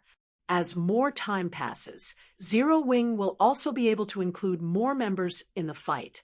On the other hand, Blackwater severely lacks manpower, Phoenix Rain said, nodding. She hadn't actually thought that Sure Foam was capable of such a move. It was no wonder why the man had rejected her offer for reinforcements. Orc Empire, Crimson Flame Fortress. After the Crimson Flame Fortress had opened to the public, a large number of players had gathered there, seeking the Orc capital city's treasures. The fortress's player population was even more frightening than Silverwing Town's. However, while the town was quite lively, the meeting room in the castle was not. Vice Guild Leader, according to our investigation, many experts from the neighboring kingdoms have begun to consider visiting Starmoon Kingdom to join Zero Wing due to its promotion to a 4-star guild, Falling Fire said, reading the report in his hands with a grim expression. All 20-plus guild upper echelons inside the meeting room were deathly silent as they looked at the woman in the seat of honor. The woman had long, light red hair draped over her shoulders, and she wore a suit of sacred crimson armor. The woman looked to be around 25 or 26 and radiated a majestic charm. However, when everyone present looked at this charming beauty, fear and cowardice overwhelmed them, clear on their faces. Even Falling Fire, who was responsible for Blackwater's forces in the Orc Empire, only engaged this woman with trepidation. Their reaction was not because she was a level 57 Tier 2 shield warrior.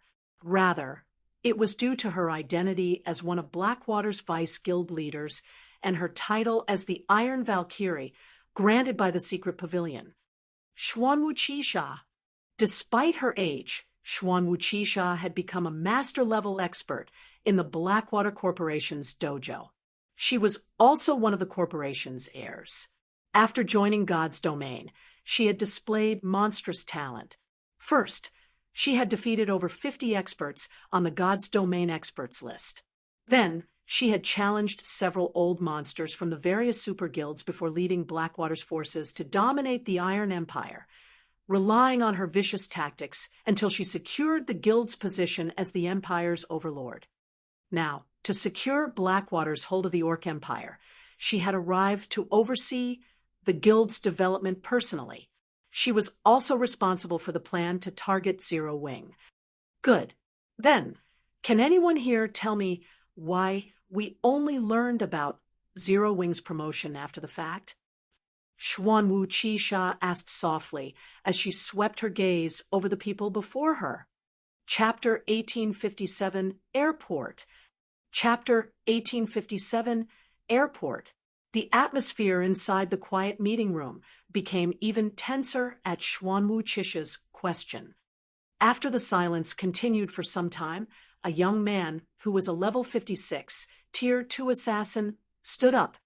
Vice Guild Leader, my subordinates did not do their job properly and failed to notice Zero Wing's actions in time. Afterward, I'll have them transferred. No, I'll send them packing right away. The assassin youth said nervously, "Blackwater has no need for incompetent people." When everyone present heard the intelligence team leader's decision, they did not express any opinions about it, neither did they feel surprised by it. After all, the vice guild leader before them was extremely vicious in her actions. Moreover, her viciousness wasn't limited to her enemies, but extended to her allies as well. Xuanwu did not tolerate mistakes from her subordinates. A subordinate that slipped up would incur terrifying consequences. Not to mention, Zero Wing's promotion to 4-star guild was a huge incident, yet the intelligence team spying on Zero Wing had actually failed to get any hint of it. Well said.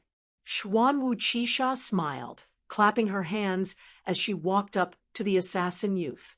In that case, you can also get lost now. Following Xuanwu words, everyone in the room received a notification that the assassin youth had been expelled from the guild and was no longer a member of Blackwater. Vice guild leader.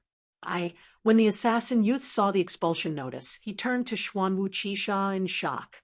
He had never thought that she would actually remove a managerial figure like himself just like that. Just as the assassin youth was about to say something more, Xuanwu suddenly unsheathed the sword hanging from her waist and sent a dark purple arc cutting at him. Before the assassin youth could even react, his vision started darkening. A moment later, the assassin youth's body collapsed to the ground and multiple weapons and equipment dropped beside his body. After the assassin youth died, his corpse slowly disintegrated, transforming into dark purple smoke. The smoke then flowed into Xuanwu sword. Everyone inside the room could faintly hear agonizing screams coming from the purple smoke. Suddenly, fear permeated the entire room. Everyone present looked at Xuanwu with a dumbfounded expression. The assassin youth, named Greyblade, was the vice commander of the Empire Branch Guild's main force.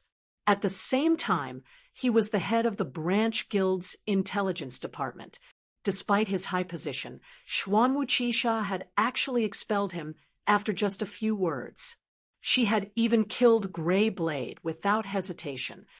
This situation evoked an unprecedented fear in everyone. They could tell that Greyblade had not died an ordinary death.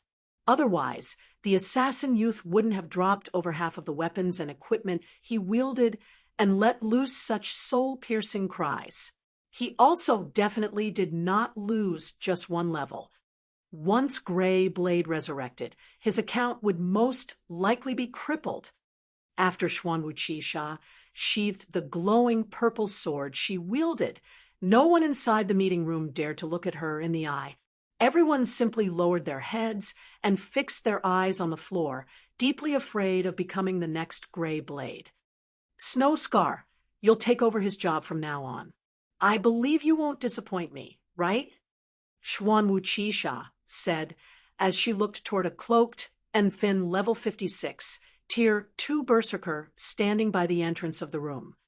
Vice Guild Leader, please rest assured. The Heavenly Eagle Legion, I lead, definitely will not disappoint you, the berserker addressed, as Snowscar said respectfully as he lowered the hood of his black cloak.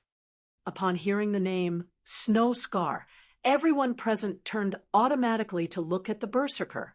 When they saw the man's appearance, they could not help but gape in shock. Snowscar? Isn't he the #1 berserker of the super first-rate guild Puzzled Star? Falling Fire was also surprised when he saw Snowscar. Everyone present was no stranger to this name. Puzzled Star was a super first-rate guild that had contended against Blackwater over the Iron Empire. Meanwhile, among Puzzled Star's forces, the berserker named Snowscar had given Blackwater plenty of headaches. Yet now, Snowscar had actually joined Blackwater. Moreover, he had even become one of Xuanwu direct subordinates. This revelation was simply too shocking.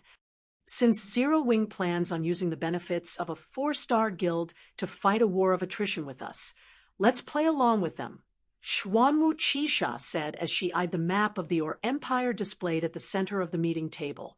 When she looked at the terrain around Silverwing City, the corners of her lips curled up slightly. The Iron Empire has become very boring lately, now that no more enemies remain there. Hopefully, Zero Wing can bring me some entertainment.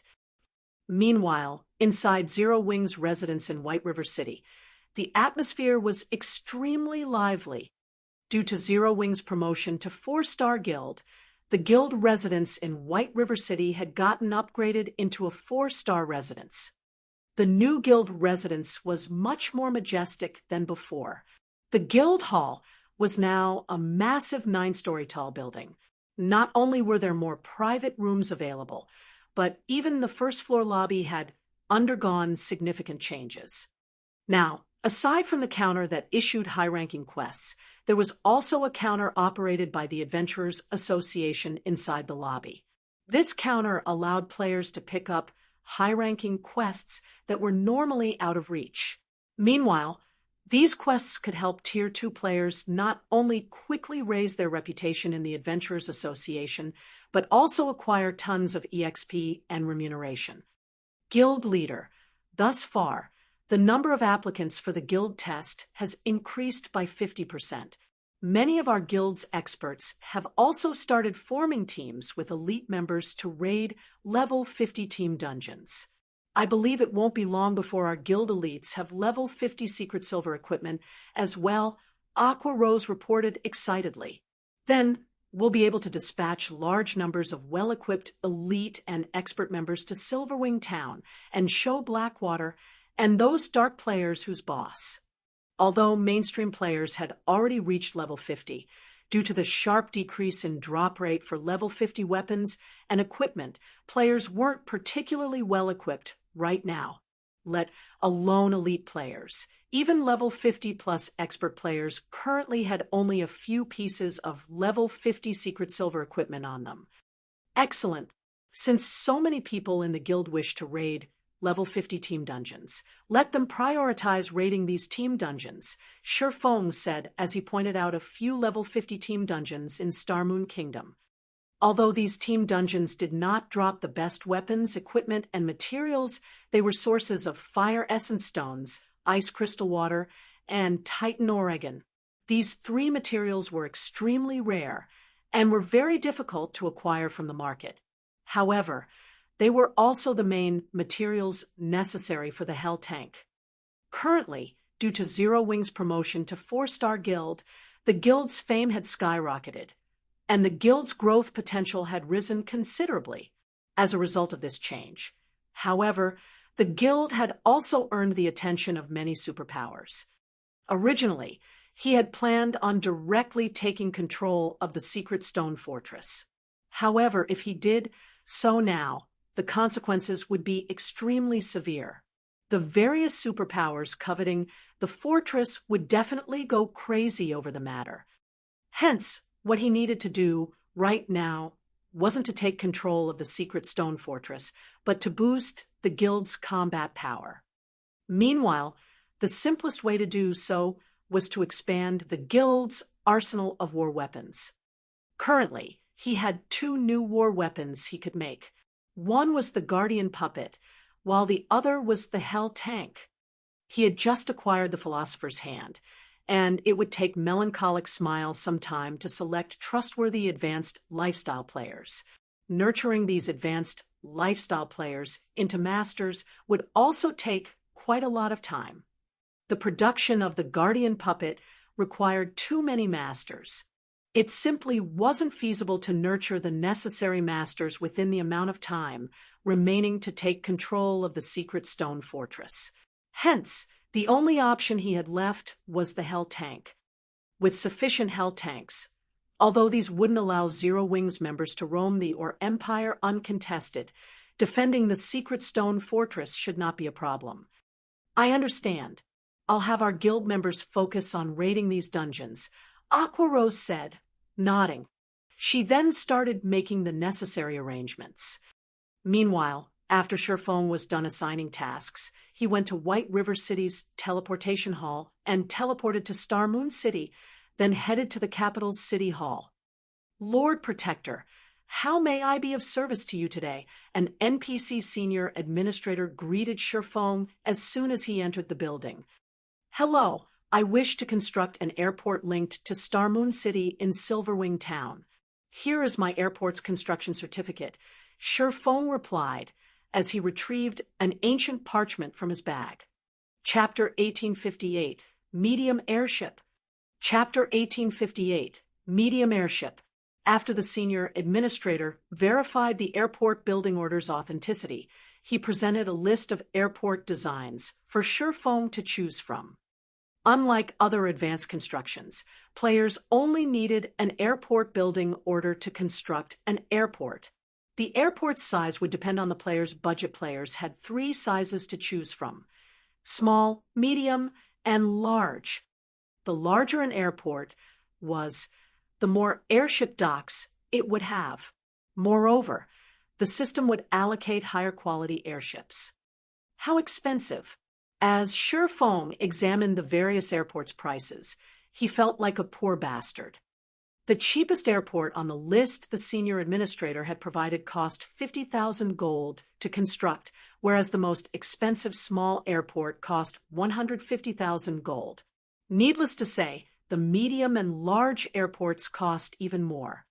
Although he had known the minimum price for constructing a small airport, he hadn't expected such a large price disparity between the cheapest and most expensive small airports available. Of course, the most expensive small airport was worth every coin. The 50,000 gold airport looked shabby next to the 150,000 gold option.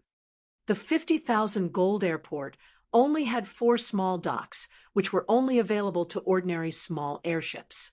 The 150,000 gold option had 6 small docks, and all 6 housed small bronze airships.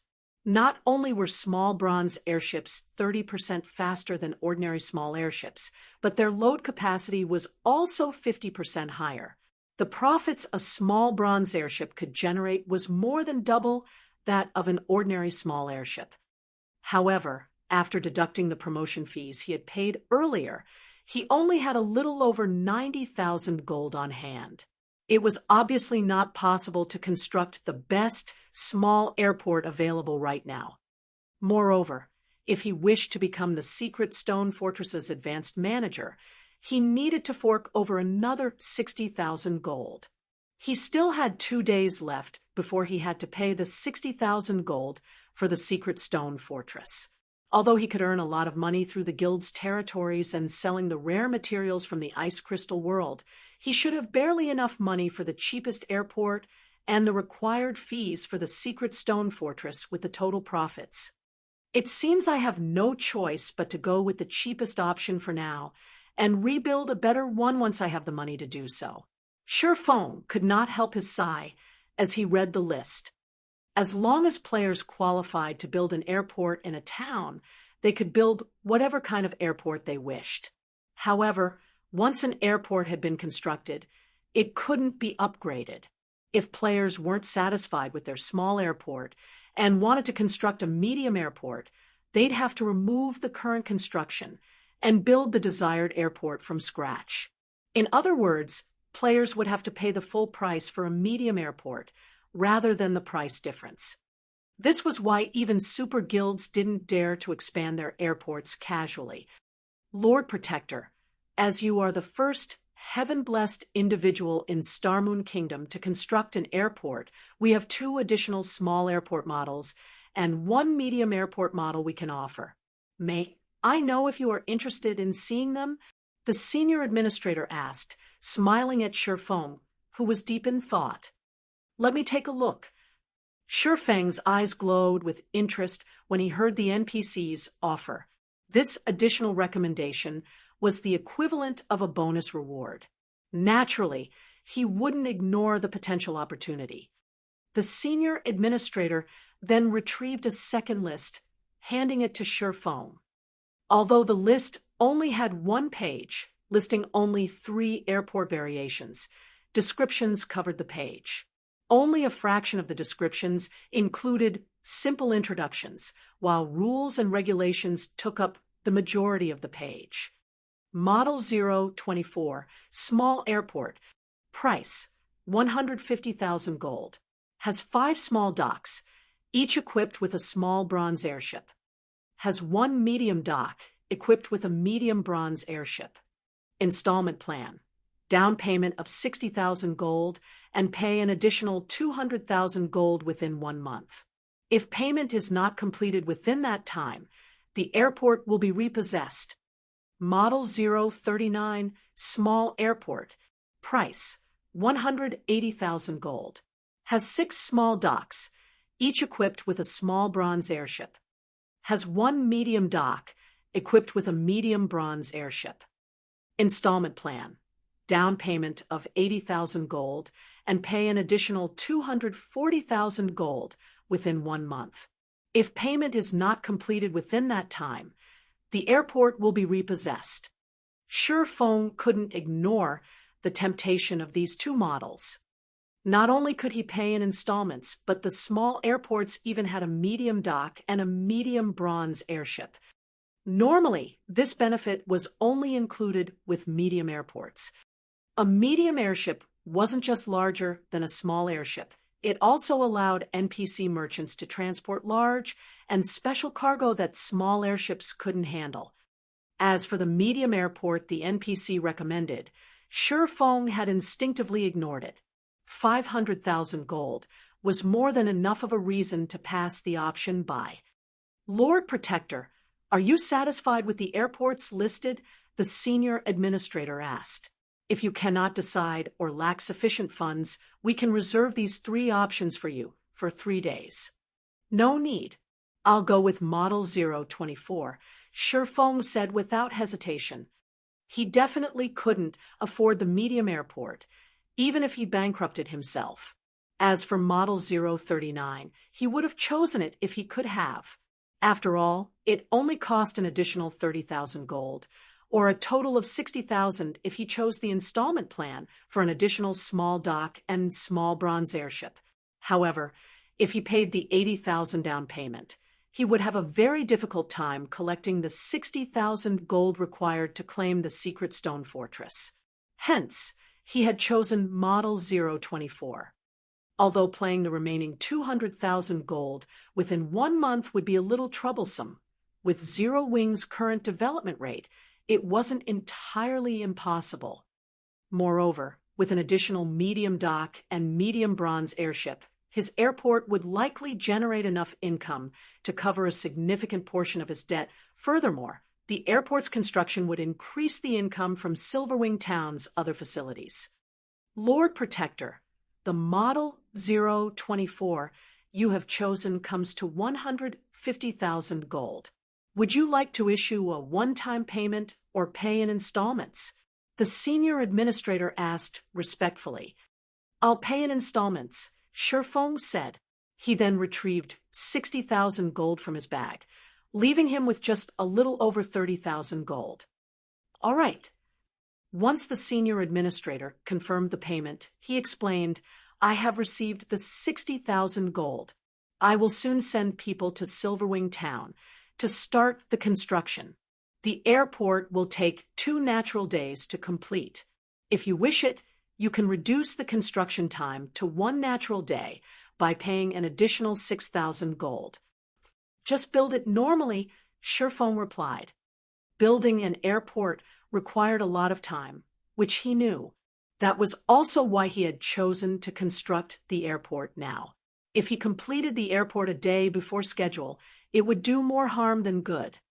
Once Shifeng finished with the airport selection, he returned to White River City's candlelight trading firm.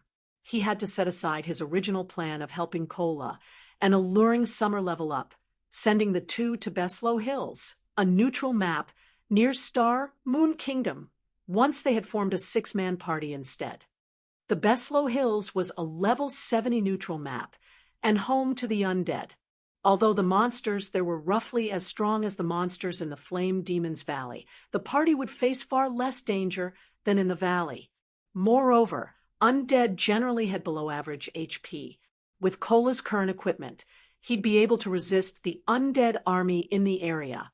His 5 party members would simply need to consume holy light potions, converting their attacks into light type.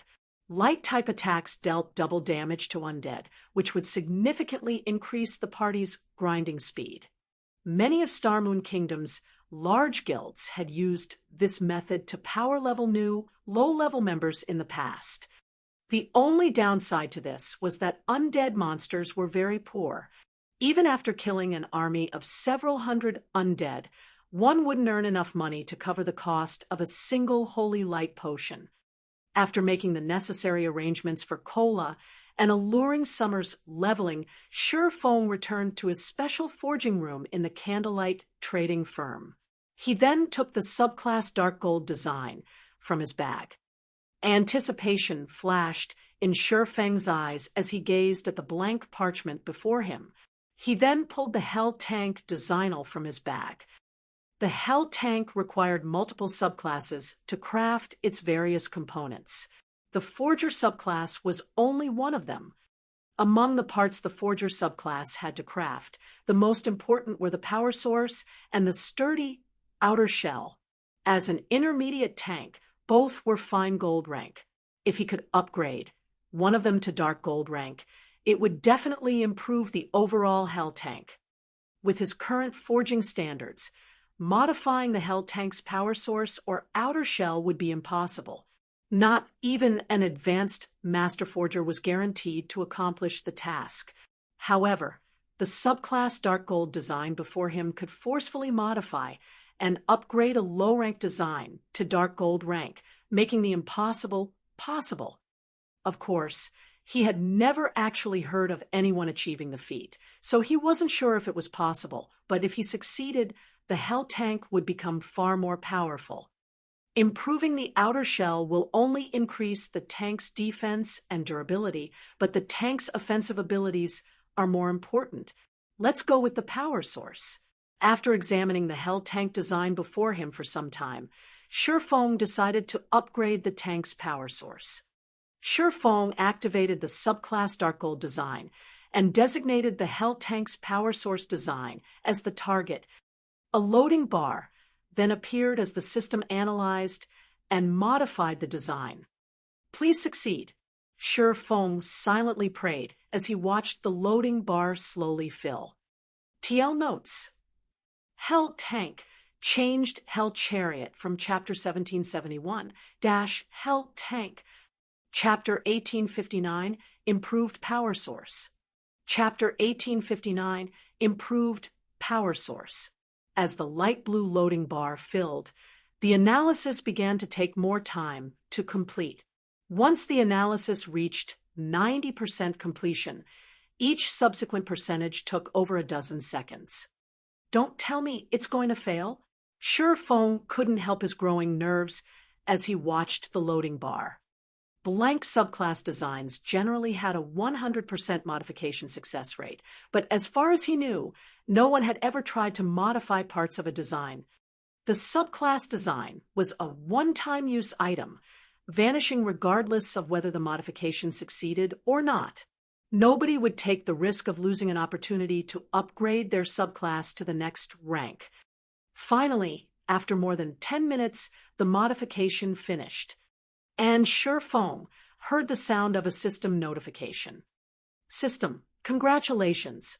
You have modified the Hell Tank's power source and acquired the dark gold ranked Hell Tank power source design. System, congratulations! You have created the dark gold ranked Hell Tank power source design. Wonderful! Feng was ecstatic as he watched words and diagrams appear on the blank parchment before him. Now that he had created a new dark gold item, he only needed to accumulate 100,000 forging proficiency points to become an intermediate master forger. Following which, Feng eagerly clicked to inspect the dark gold power source design.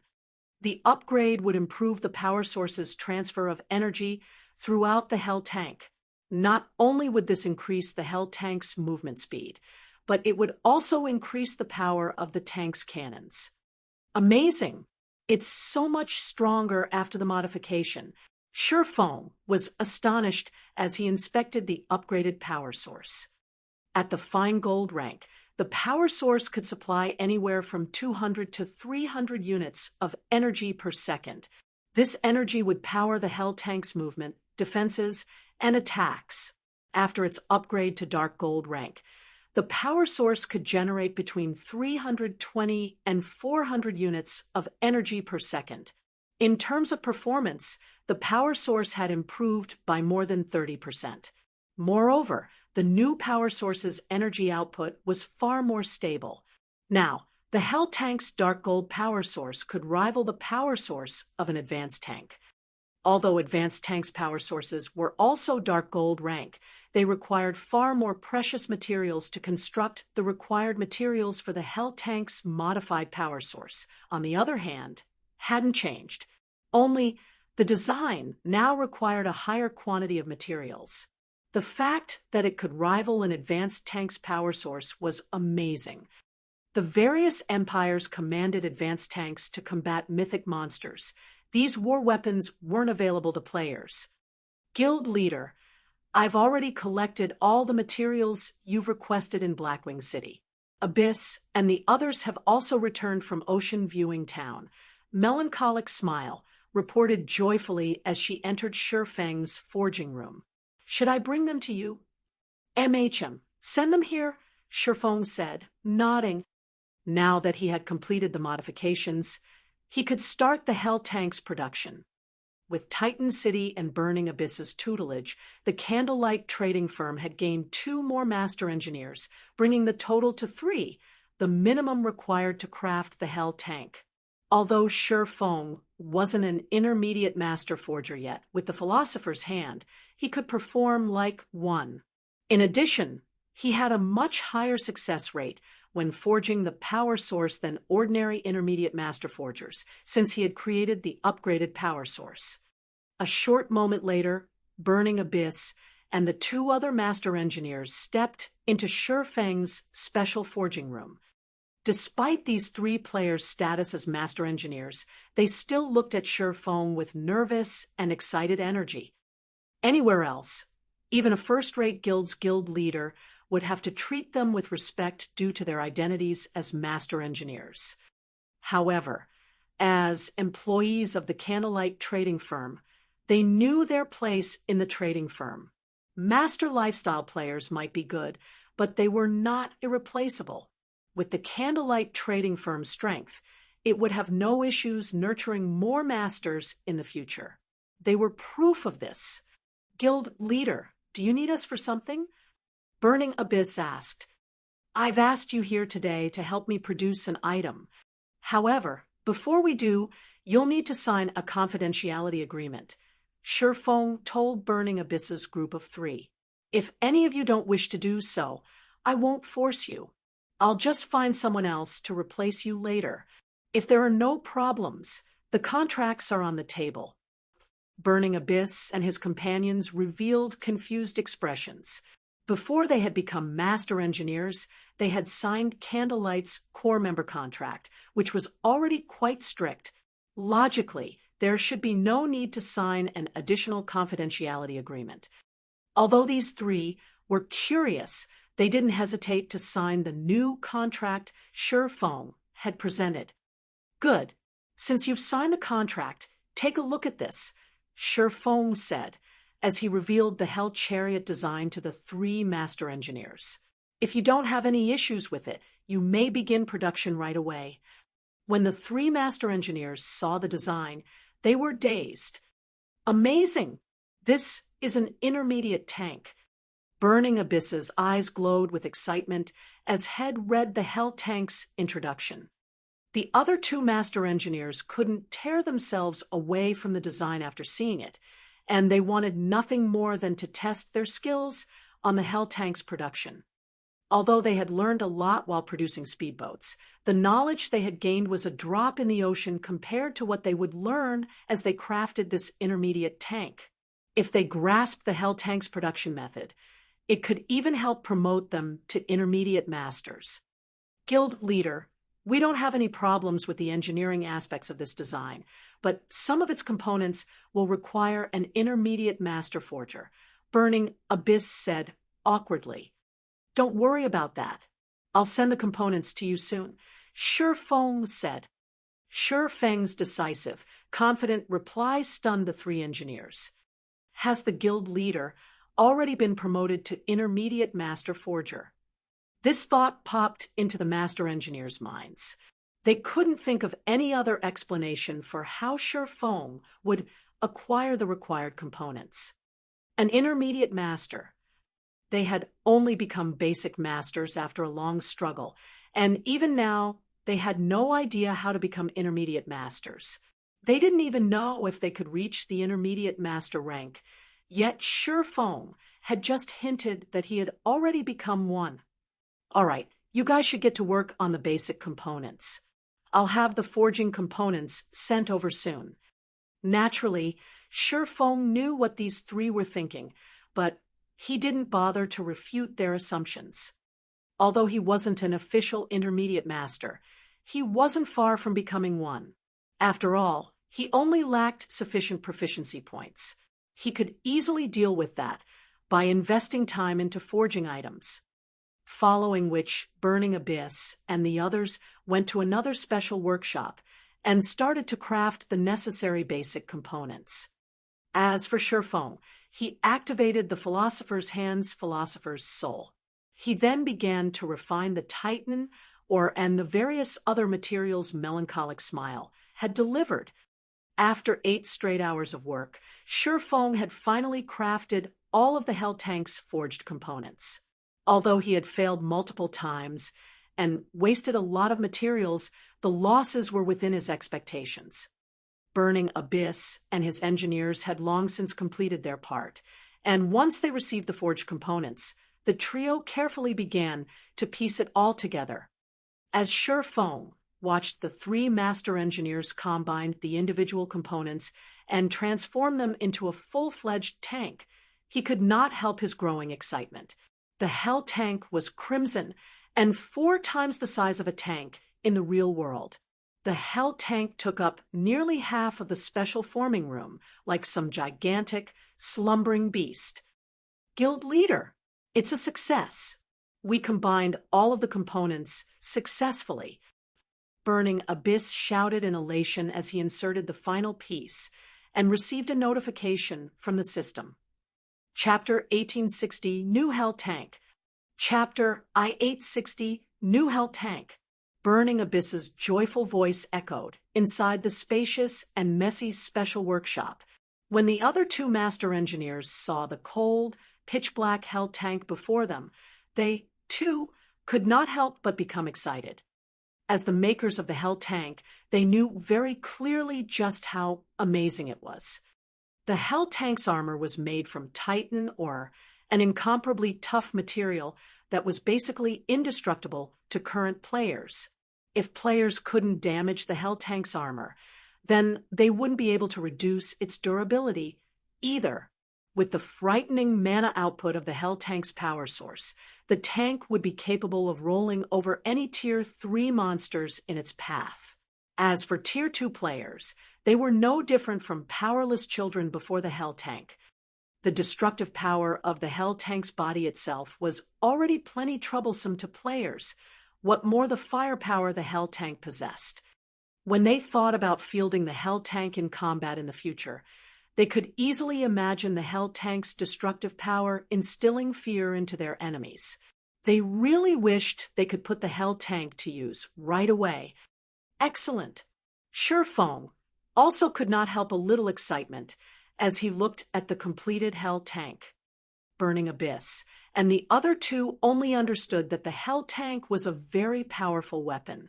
However, they failed to appreciate what an intermediate tank represented. Never having witnessed how frightening an existence an intermediate tank was when used against players out in the fields. Even a 100-man, Tier 2 expert team would be helpless against a fully armed intermediate tank. There would only be one outcome, death. The powerful armor of an intermediate tank was not something that Tier 2 skills and spells could destroy. Only Tier 3 attacks stood a chance of damaging an intermediate tank slightly. Hence, for Tier 2 players, going up against an intermediate tank would be akin to raiding an invincible monster. However, the immunity to Tier 2 attacks and below still wasn't the most amazing aspect of an intermediate tank. The crucial detail about an intermediate tank was its speed and power. If one had an intermediate tank, one could basically move unhindered, so long as one did not come across Tier 3 or above players and monsters or players that wielded war weapons. After verifying that the production was a success, Sure Foam arrived before the Hell tank and stored it inside his epic-ranked spatial bag. This scene stupefied Burning Abyss and his fellow master engineers. The Hell tank wasn't an item that could be stored whole in a player's bag space. If players wished to store it there, they would have to disassemble it first into smaller parts because not only did the Hell tank occupy too many bag space slots, but its weight was also extraordinary. Normally, several players would be required to lug it around. Currently, even the most expensive 1,000 slot bag sold on the market could hold only 1/10 of the Hell tank. If one wanted to store the entire Hell tank in a single bag, said bag would need a capacity of 10,000 slots. However, this was still not the most crucial point. The deciding factor was the weight. Carrying a Hell tank required at least 5 strength-focused Tier 2 players. Nevertheless, Sure Foam had actually stored the entire Hell tank all by himself. What Burning Abyss and the other two did not know was that epic-ranked spatial bags existed in God's domain. Take Shurfeng's spatial bag, for example. Not only could it store 12,000 slots worth of items, but it also had a built-in warehouse that allowed the storage of non-bag space items. In addition, items stored inside the spatial bag wouldn't add to the load of players. Hence, Sure Foam was able to store the Hell tank without problems. After collecting the Hell tank, Sure Foam had to inspect its attributes. As the Hell tank was a war weapon, its attribute panel could not be inspected while it was present in the outside world. At most, one would see only its name when inspecting it.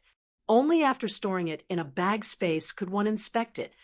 Hell tank, intermediate tank equipped with a dark gold rank power source. Maximum capacity, 20 people increases movement speed by 210%. Possesses upper rank Tier 2 defensive capabilities. Durability 400 additional skill 1 dash. Magic Shield constructs a Tier 3 magic barrier that can absorb up to a maximum of 3 million damage for 24 minutes. Each use costs 18 magic crystals. Cooldown 10 minutes. Additional skill 2 dash. Hell Cannon 1,700 yard range. Deals a devastating blow at the Tier 3 standard to a 35-yard radius. Each use costs 90 magic crystals. Cooldown 14 seconds. Additional skill 3 dash. Flame Spears creates 14 flame spears. Each flame spear carries power at the peak of Tier 2 and has a 150-yard attack range. Cooldown 7 seconds. It's improved by so much. Sure Foam hid his astonishment as he looked at the attributes of the Hell tank. The original Hell tank was already top tier among intermediate tanks. However, upgrading its power source to dark gold rank had improved it significantly in every aspect.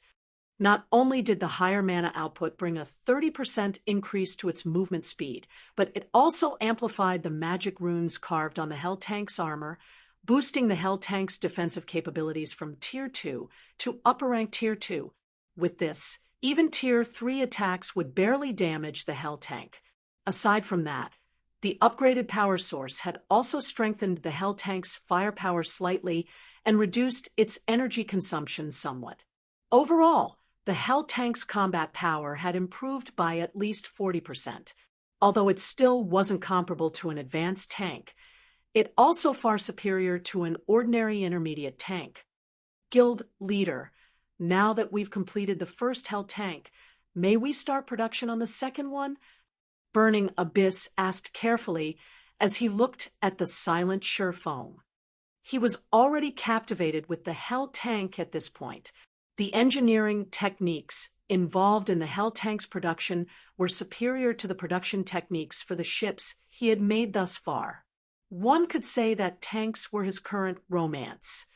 Right now, all he wanted to do was mass-produce the Hell tank and research the theories behind its production so that he could create his own tank in the future. However, the materials required to produce the Hell tank were simply too staggering.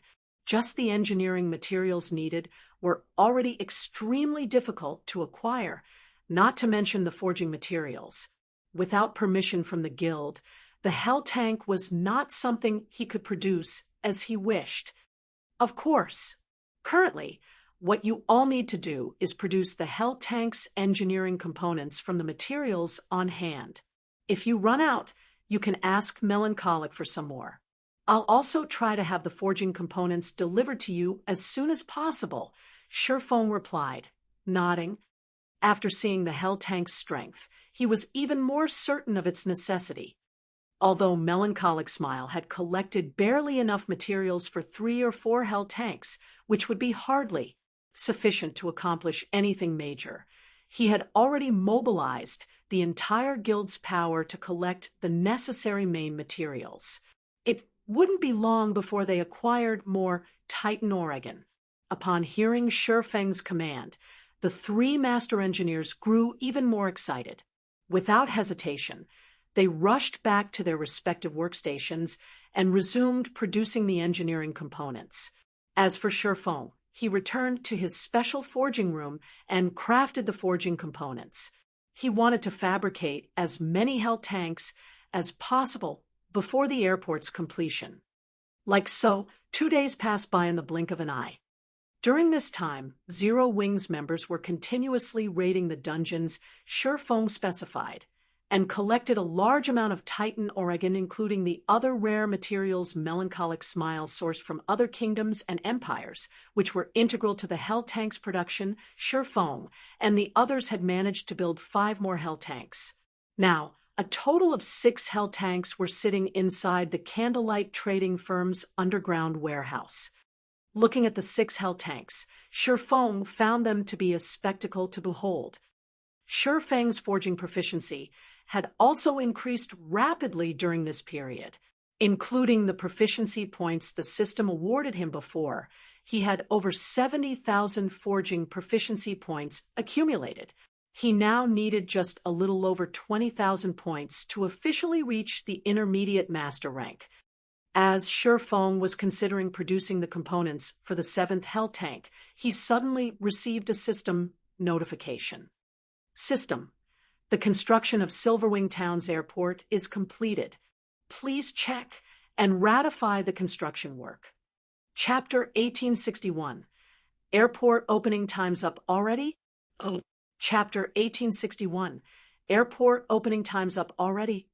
After reading the system notification, Sherfong promptly stopped his work, contacted Cream Cocoa, and instructed her to take his place. He had worked constantly over the past 2 days to produce the Hell tank. He had also used the Philosopher's Hand to help Cream Cocoa and Melancholic Smile forge the Hell tank's components. After all, he was Zero Wings Guild leader. He didn't have a lot of spare time to commit to the Hell tank. Now that the 2 women had become basic master forgers, the Philosopher's Hand could help them perform as intermediate master forgers as well. As the 2 women forged more components, their forging standards improved. Likewise, their production success rate increased. Although they weren't nearly as skilled as Sherfong when crafting the Hell tank's upgraded power source, their success range was tolerable. With this Melancholic Smile, and Cream Cocoa could work on the Hell tank's forged components, as long as they had materials even if he wasn't around. When Hell tanks were used on a battlefield, they weren't very effective unless an army had a certain number of them. However, once they had a sufficient force, players wouldn't be able to compare to their destructive power. Hence, production of the Hell tanks must continue without pause. Moreover, once she used and familiarized herself with the philosopher's hand, Melancholic Smile could use the alchemy treasure effectively to nurture Candlelight's advanced lifestyle players. With it, she could gauge which players would quickly reach master rank.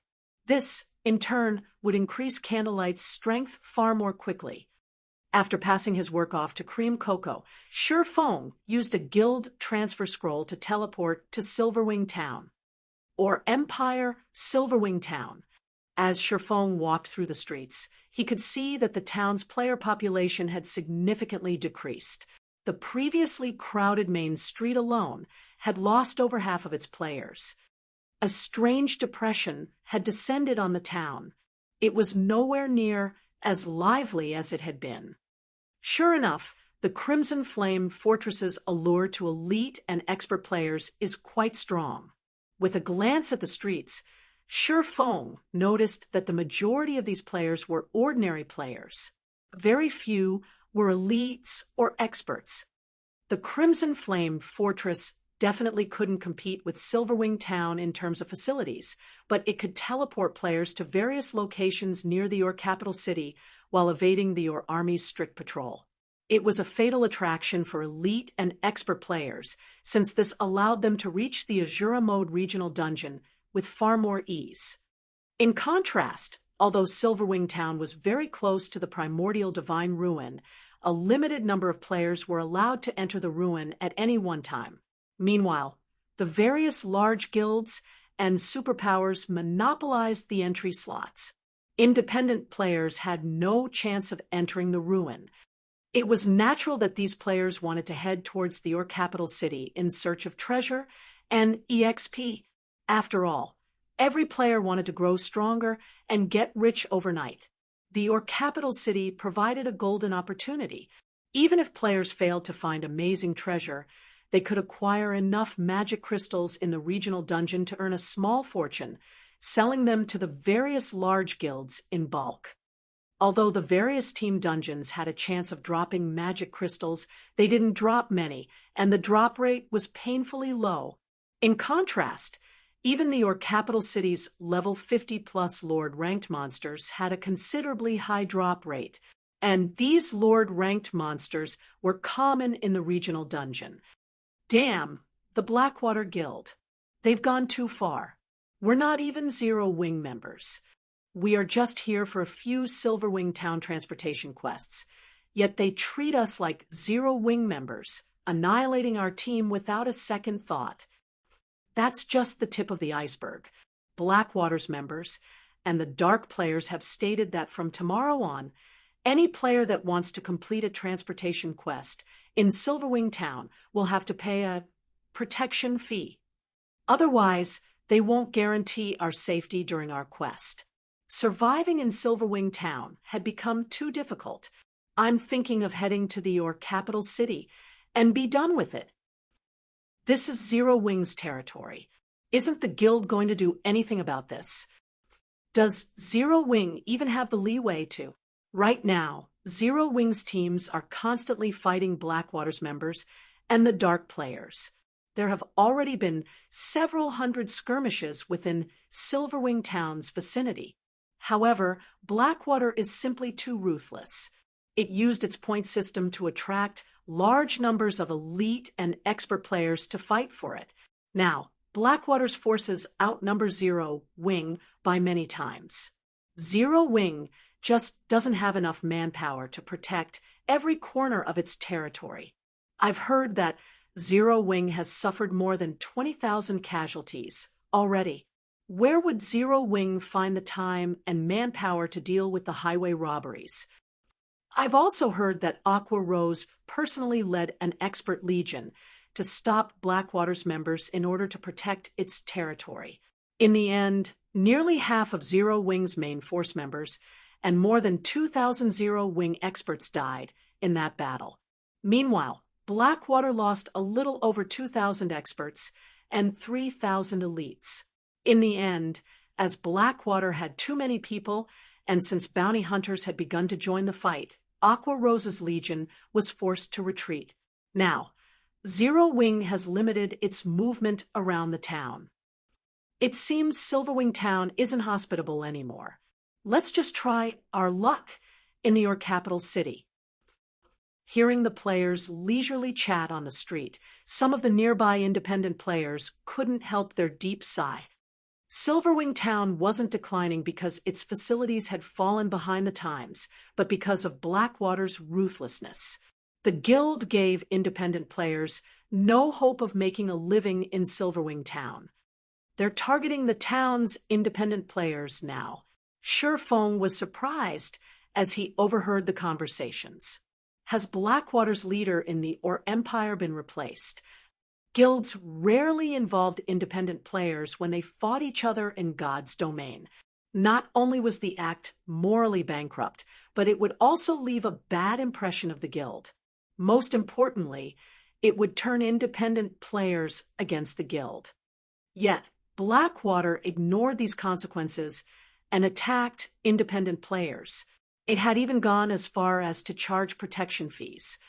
The vicious methods the guild employed wasn't typical of Blackwater's previous pattern. Previously, Blackwater had operated arrogantly. Although it had tried to use overwhelming power to force its opponents to submit, the guild had only pointed its blade at its enemies. The guild hadn't involved bystanders. However, Shurfeng didn't give the matter much thought as he made his way towards the new airport. Regardless of what Blackwater actions, there was one thing he could be sure of. The guild was his enemy. Although Blackwater's new tactics were unexpected, now that the airport was complete, he could begin to take action. Very quickly, Shurfeng arrived in the town's eastern outer area. Since this area didn't have any particularly important buildings, very few players normally visited this side of town. Since Silverwing Town had deteriorated, even fewer people wandered this way. However, the gigantic magic barrier that enveloped the airport was extremely eye-catching, so a few passing players had stopped to examine the massive barrier. Recently, over a dozen level 100 NPC guards had gathered at the mountain-like barrier's entrance, attracting even more attention. Lord Protector, I am the guard team's knight, Captain Fleisch. I will be responsible for guiding you once we're inside. Fleisch, a Tier 3 knight captain, respectfully introduced himself as Shurfeng arrived. I'll have to trouble you, then, Shurfeng said, nodding as he followed Fleisch into the magic barrier. The moment he entered the magic barrier, a luxurious, spacious airport appeared before his eyes.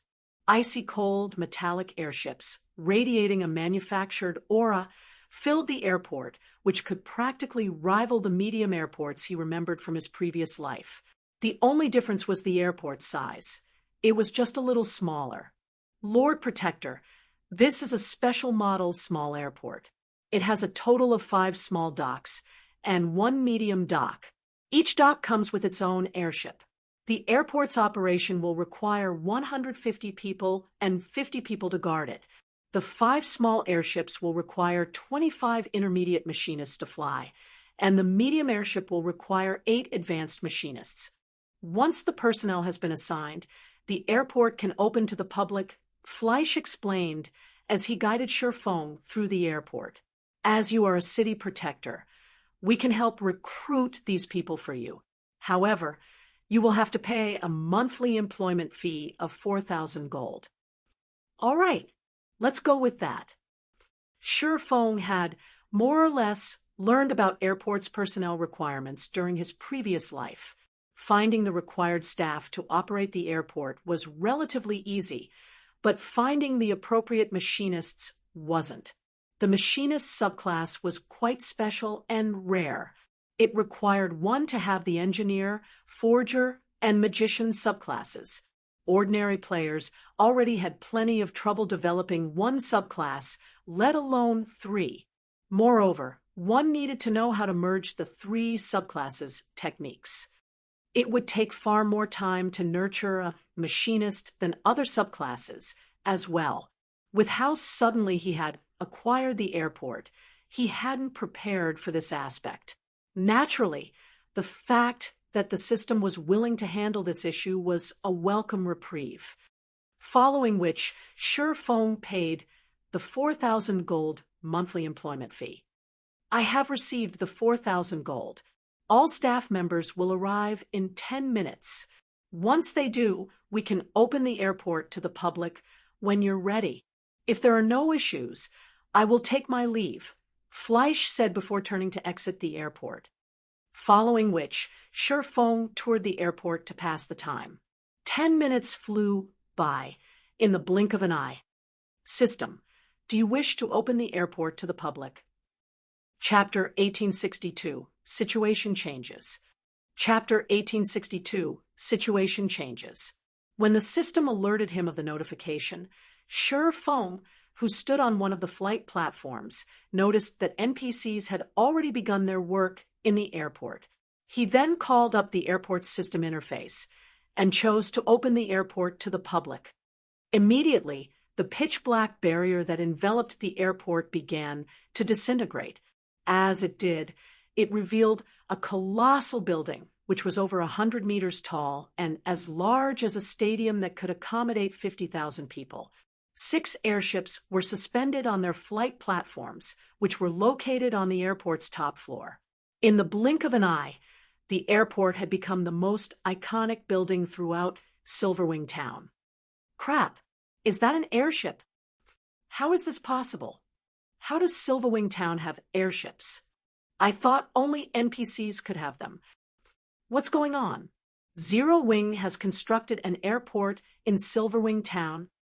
The airport's revelation shocked every player in Silverwing Town. It was difficult to ignore, since the 6 airships were so eye-catching.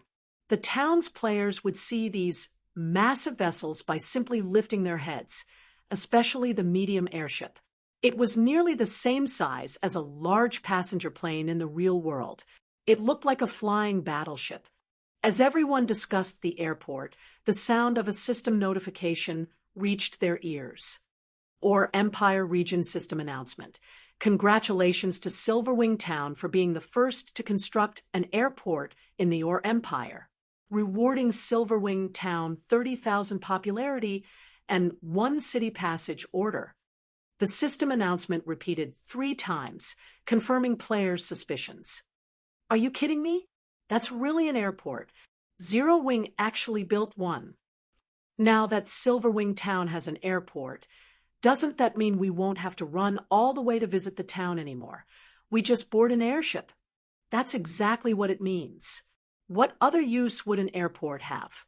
I wonder which NPC city this airport is connected to. Silverwing Town's independent players couldn't help but cheer with joy. They might not know an airport's exact purpose, but they knew that it would make travel to Silverwing Town far easier and more convenient. Instead of running from their home countries to the Or Empire, they could simply board an airship to Silverwing Town. They were incredibly excited just thinking about it. Meanwhile, when they heard the system announcement, the players grinding in the Or Empire read it with glowing, excited expressions. They had long since learned to loathe running from place to place, especially when venturing into a dangerous, neutral map like the Or Empire. Now, however, they could just hitch a ride on an airship. This new convenience would allow them to travel between the Or Empire and their home countries frequently, saving on repair fees, particularly because the repair fees in the Or Empire were unusually high. Meanwhile, a large number of Dark players fought Zero Wing's members on a gravel hill not far from Silverwing Town. However, due to the unexpected system announcement, the battling Dark players froze in shock. Big Sis Aqua, our guild leader, is simply too awesome. He actually got his hands on an airport as well. Operating in the Or Empire will be much easier. Now, with the airport, players that had avoided the Or Empire due to the troublesome travel can take an airship straight to Silverwing Town. As more players visit, these Dark players will have a harder time near Silverwing Town. Moreover, with so many independent players, It'll be impossible for Blackwater to continue suppressing Silverwing Town, Turtledove exclaimed as she watched the dark players slide to a halt. Since so many dark players had gone overboard, even Zero Wing's main force members, such as herself, had been forced to take action. Not only were there so many of these dark players, but there were also a few extremely powerful experts among them. They moved stealthily as well, making them incredibly challenging to defeat. This had given their team huge headache. However, with Silverwing Town's new airport, their problems could be easily solved. It wouldn't be long before the news of the airport reached the neighboring countries. The dark players' momentum continued to increase because normal players had such difficulty visiting the Yor Empire. In contrast, since the Yor Empire was allied with the dark forces, dark players could teleport to the Yor capital city directly. However, now that Silverwing Town had an airport, normal players could travel into the Yor Empire with relative ease. To dark players, this was definitely not good news. This would turn the tables on them in the Yor Empire. Not only would this allow normal players to earn glory points by killing dark players in the Yor Empire, but they could also acquire the dark players' weapons and equipment, killing two birds with one stone. Once the airport gained popularity and independent players flooded into the Empire, dark players would have an even worse time in the Yor Empire than they did in human kingdoms and empires. Indeed, but we can't let down our guard. Blackwater and Beast Emperor are our main enemies. Based on the latest reports, Blackwater has dispatched its capable vice guild leader, Xuanwu to lead the fight in the Empire. Xuanwu actions thus far have been minor tricks to wear us down. If Xuanwu takes this seriously, we'll definitely be in trouble. Aqua Rose nodded in agreement with Turtledove's estimation when she saw the dark players' panicked expressions, but she also offered her teammates a warning. Neither Blackwater nor Beast Emperor had taken any direct action yet. The two forces had been relying on others to do their dirty work, yet they'd forced Zero Wing into such a precarious position. Big Sis Aqua, the guild leader, has asked us to return. He says that he has something he wants to discuss with us, Flying Shadow said. I understand. Let's retreat. Then Aqua Rose said, with a last glance at the scattering dark players, she gave up the idea of chasing them down and led her team back to Silverwing Town. Now that the airport had been constructed, the dark players' days were numbered. Even if Zero Wing didn't try to exterminate these pests, these dark players wouldn't dare linger near Silverwing Town. Silverwing Town, Zero Wing's residence. Zero Wing's upper echelons, who had been grinding or fighting dark players near Silverwing Town, promptly gathered in the residence upon receiving Shurfeng's call for a meeting. The spacious meeting room practically vibrated with activity as its occupants chatted about Silverwing Town's new airport. The more they talked about it, the more energetic they became. Their exhaustion after ceaselessly fighting had vanished. Guild leader, aside from Cola and the others that are leveling up on your orders, everyone has arrived, Aqua Rose reported to Shurfeng, who remained silent in his seat. Good. Let's begin the meeting. Then, Shurfeng nodded, following which Aqua Rose stood from her seat with a light cough. Immediately, the meeting room fell silent as everyone turned toward the guild leader's throne, wondering about the purpose of today's meeting. I'm sure you all know about Silverwing Town's recent development. I believe that all of you have had your hands full with the fight against the dark players and Blackwater's members. You should have also noticed that we have been forced to shrink our territory around Silverwing Town, Shurfeng said and gestured, calling up the Yor Empire's regional map in the center of the meeting table. However, now that the airport is complete, I've decided to expand Zero Wing's activity in the Yor Empire to increase our members' leveling speed and obtain more resources to strengthen the guild. When they heard Shurfeng's intentions, everyone in the meeting room grew excited. They had waited a long time for this moment. Because of the Dark Players and Beast Emperor's evil beasts, they had been forced to reduce their territory and activity. But now that they had solved the problem of the Dark Players, this was a good opportunity to expand. Guild leader, how far are we planning on expanding our territory? Aqua Rose asked. We're going to take the Or Empire's entire southeastern region. Shifeng announced, gesturing at the southeast section of the map before him. Chapter 1863, Expansion Plan. Chapter 1863, Expansion Plan. After Shifeng was done speaking, the originally lively meeting room promptly fell silent. Everyone inside gaped in shock as they took in Shifeng's calm expression. It was as if he considered what he had just mentioned something trifling, something that could be accomplished easily.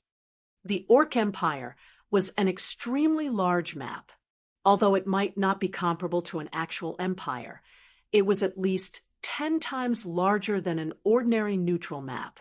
Even now, the territory they occupied in the Orc Empire covered only the vicinity of the primordial divine ruin in the outer area of the Orc Empire's eastern region.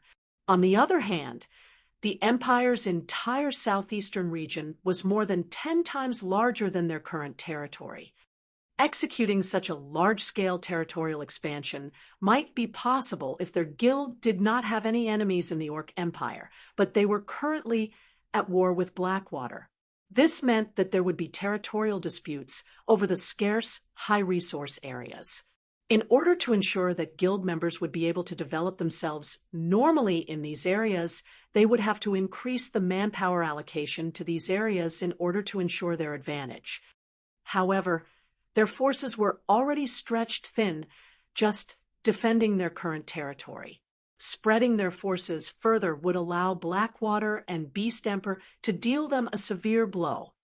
Nowadays, not only did Blackwater's members in the Orc Empire greatly outnumbered Zero Wings, but due to Blackwater's bounty system, there were also a large number of experts hunting Zero Wings members. Now, the only reason why they could afford an expansion was the solution of the Dark Player problem. Doing so guaranteed that guild members could grind efficiently and acquire all sorts of resources. However, attempting to expand their territory in the Orc Empire to more than 10 times its current size would simply be counterproductive. After all, Zero Wing did not have the strength or manpower to defend such a large area. Without sufficient manpower for surveillance and patrol squads, the guild's teams would very easily be surrounded and annihilated by Blackwater's and Beast Emperor's armies.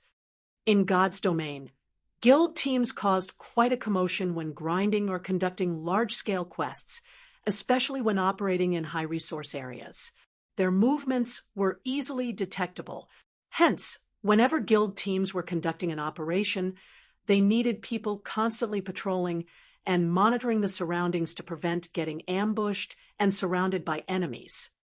Moreover, even if they dealt with the manpower problem by moving more members from Starmoon Kingdom to the Orc Empire, the players tasked with surveillance and patrols needed to have sufficient strength.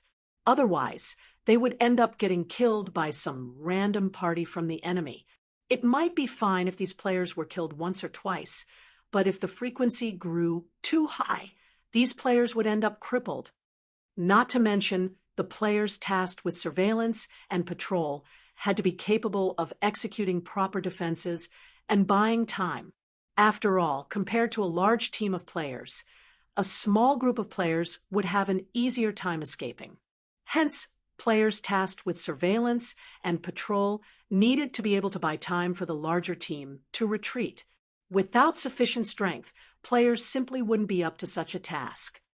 Guild leader, although we can acquire more high-resource areas by expanding our territory and increase the guild's development speed, with our current strength, we simply can't afford to defend such a large area. This expansion will just end up backfiring on us and give Blackwater the opportunity to weaken our expert and elite players. Aqua Rose then added, my suggestion is to occupy 2 or 3 high-resource areas first. If it's just that much, we'll have enough manpower and strength to defend these areas. Once we stabilize our strength, we can then proceed with occupying more high-resource areas. The crowd inside the room expressed their agreement after hearing Aqua Rose's suggestion. While expanding Zero Wing's territory by more than 10 times would indeed increase the guild members' leveling speed significantly and rake in a lot of wealth that was dependent on them being able to defend their territory. If their members were to get killed repeatedly by Blackwater's and Beast Emperor's forces, then the expansion would just do more harm than good to their guild. While it is indeed good to take things step by step, we simply do not have the time for that right now, Shifeng said, shaking his head. If we go by the current number of members we have in Silverwing Town, your suggestion is indeed excellent. However, I plan to transfer at least 150,000 members from Starmoon Kingdom once we're done with the expansion. If we occupy just 3 high-resource areas, there simply wouldn't be enough resources to go around. 150,000. Aqua Rose could not help but be shocked by Shifeng's words. Why are we suddenly transferring so many people over? Thus far, Zero Wing had only 120,000 members operating in Silverwing Town. Moreover, this number was a result of Silverwing Town recently becoming an intermediate town. If the number of guild members operating in Silverwing Town more than doubled, the current leveling resources available around Silverwing Town wouldn't be enough to allow them all to develop rapidly. Moreover, due to the appearance of the airport, the leveling resources available within the vicinity of Silverwing Town would soon face further pressure from the influx of independent players. Everyone else in the meeting room also gasped at Shifeng's statement. They simply could not understand what was going through Shifeng's mind. Their guild leader's plan was ludicrous. While increasing the number of guild members operating in the Orc Empire would bolster Silverwing Town's strength, at the end of the day, God's Domain was still a virtual reality game. In every virtual reality game, leveling resources were finite. Each leveling area had only so much resources available. Too many players sharing them would impact the leveling speed of these players. Although transferring so many guild members over would increase Zero Wing's momentum in the Orc Empire within a short period, as more time passed, Zero Wing's members would fall behind Blackwater's members in terms of both levels and equipment. This was also the reason why the various superpowers did not concentrate all their members in a single location despite having a huge advantage in strength and numbers. Even if a superpower were trying to target a power in a particular area, it would only dispatch a small number of expert and elite members. This way, not only would it increase the guild's overall strength in the area, but it also wouldn't affect the other guild members operating in the affected area. In the case of Blackwater, the reason why it could dispatch so many players into the Orc Empire without affecting its guild members' development was the Crimson Flame Fortress and the guild's cooperation with Beast Emperor. With these two factors, Blackwater was free to monopolize all kinds of resources in the Orc Empire. The current super guilds and super first-rate guilds definitely wouldn't be able to match Blackwater's feat. I believe you all know about the secret stone fortress that recently appeared in the Orc Empire, Shifeng said. It's the only NPC fortress in the Orc Empire operated by the human race. The fortress comes equipped with all kinds of facilities. At the same time, it is extremely close to the Orc Empire's inner area. One could say that it is a rest stop for players trying to move from the Orc Empire's outer area to the inner area. Moreover, it is also close to the inner area's Copper Mountain Fortress, which is extremely rich in resources. If we utilize the secret stone fortress's teleportation ability, we could teleport to the vicinity of the Copper Mountain Fortress. Due to this reason, many guilds have set their sights on the secret stone fortress already. They are thinking of ways to raise their status in the fortress so that they can garrison it and use it as a foundation to capture the Copper Mountain Fortress. after hearing Shi Feng's sudden non sequitur. Aqua Rose gave a detailed introduction of the secret stone fortress. At this point in time, the secret stone fortress was already a competition ground for the various large guilds. Particularly, after witnessing the Crimson Flame Fortress's daily income, the various superpowers were extremely eager to control a fortress of their own. That's right. Originally, I wanted to keep this matter a secret. However, there is no longer a need to do so, Shi Feng said, nodding. He then swept a glance at everyone present and added, "Through completing a quest, I have already acquired the rights to garrison the secret stone fortress. I believe you all should understand what this entails." Chapter 1864, Crazy Operation. Chapter 1864, Crazy Operation. The garrison rights to the secret stone fortress. What? With the rights to garrison the secret stone fortress. Doesn't that mean our guild is now the fortress's manager? Upon hearing Shi Feng's words, everyone immediately revealed surprised and excited expressions. The various large guilds were currently contesting crazily over the secret stone fortress. They were all looking for ways to become the fortress's manager so that they could use it as a springboard to acquire the nearby resources, particularly those around the Copper Mountain Fortress. A fortress allowed players to gain control of an area much more easily than a town. This was because the fortresses in the Empire allowed players to teleport to anywhere within their vicinity. In other words, a fortress's entire teleportation range was its defended territory, and guilds could send large numbers of reinforcements at any time. With this, enemy players would have difficulty mounting ambushes or encirclements. In addition, the secret stone fortress was partly managed by human NPCs, which made it the safest location in the entire Empire. It was not a fortress that current players could threaten, hence, becoming the manager of the secret stone fortress was equivalent to taking control of an impregnable fortress. Due to this reason, the various large guilds were doing everything they could to become the fortress's manager. Yet now, Shi Feng suddenly informed them that he had already acquired the garrison rights to the secret stone fortress. How could this revelation not surprise them? I understand. I'll head back to White River City immediately and start gathering the required manpower. Aqua Rose's eyes glowed brightly when she heard Shi Feng's words. At this moment, she finally understood why Shi Feng wanted to transfer an additional 150,000 guild members over to the Empire. The acquisition of the secret stone fortress meant that Zero Wing's territory had grown to include all areas within the secret stone fortress's teleportation range. The current number of guild members they had in the Empire was naturally insufficient to fully take advantage of all that territory. Moreover, with the increase of so many guild members in the Empire, Zero Wing's strength in the Empire would also skyrocket. Hold on for a second. Wait till you're done listening to my plan, Shi Feng said. He could not help but shake his head and laugh when he saw Aqua Rose's eagerness to occupy the secret stone fortress now. Having a large number of guild members garrison the secret stone fortress is only the first step. Our true goal is the Dark Witch's Tower in the southeastern region of the Empire. The Dark Witch's Tower was originally an abandoned tower. However, after the Dark Forces and the Empire became allies, it became a temporary teleportation point for the Dark Forces. Due to the existence of this tower, Dark players have easy access to the Empire's southeastern region from the capital city.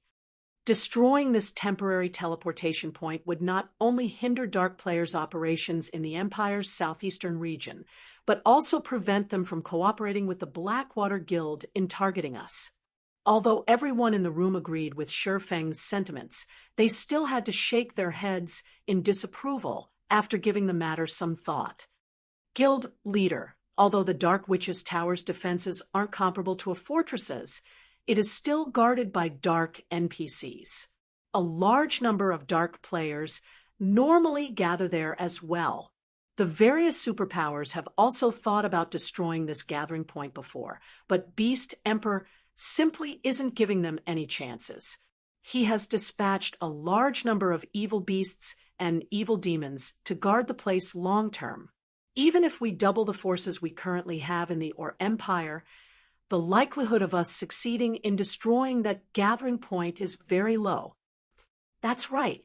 Moreover, if we execute such a large-scale operation, there's no way that Blackwater won't find out about it. At that time, Blackwater will no doubt dispatch its own army to launch a pincer attack on us. At this point in time, the Dark Witch's Tower had become a target of hatred of normal players operating in the Empire's southeastern region.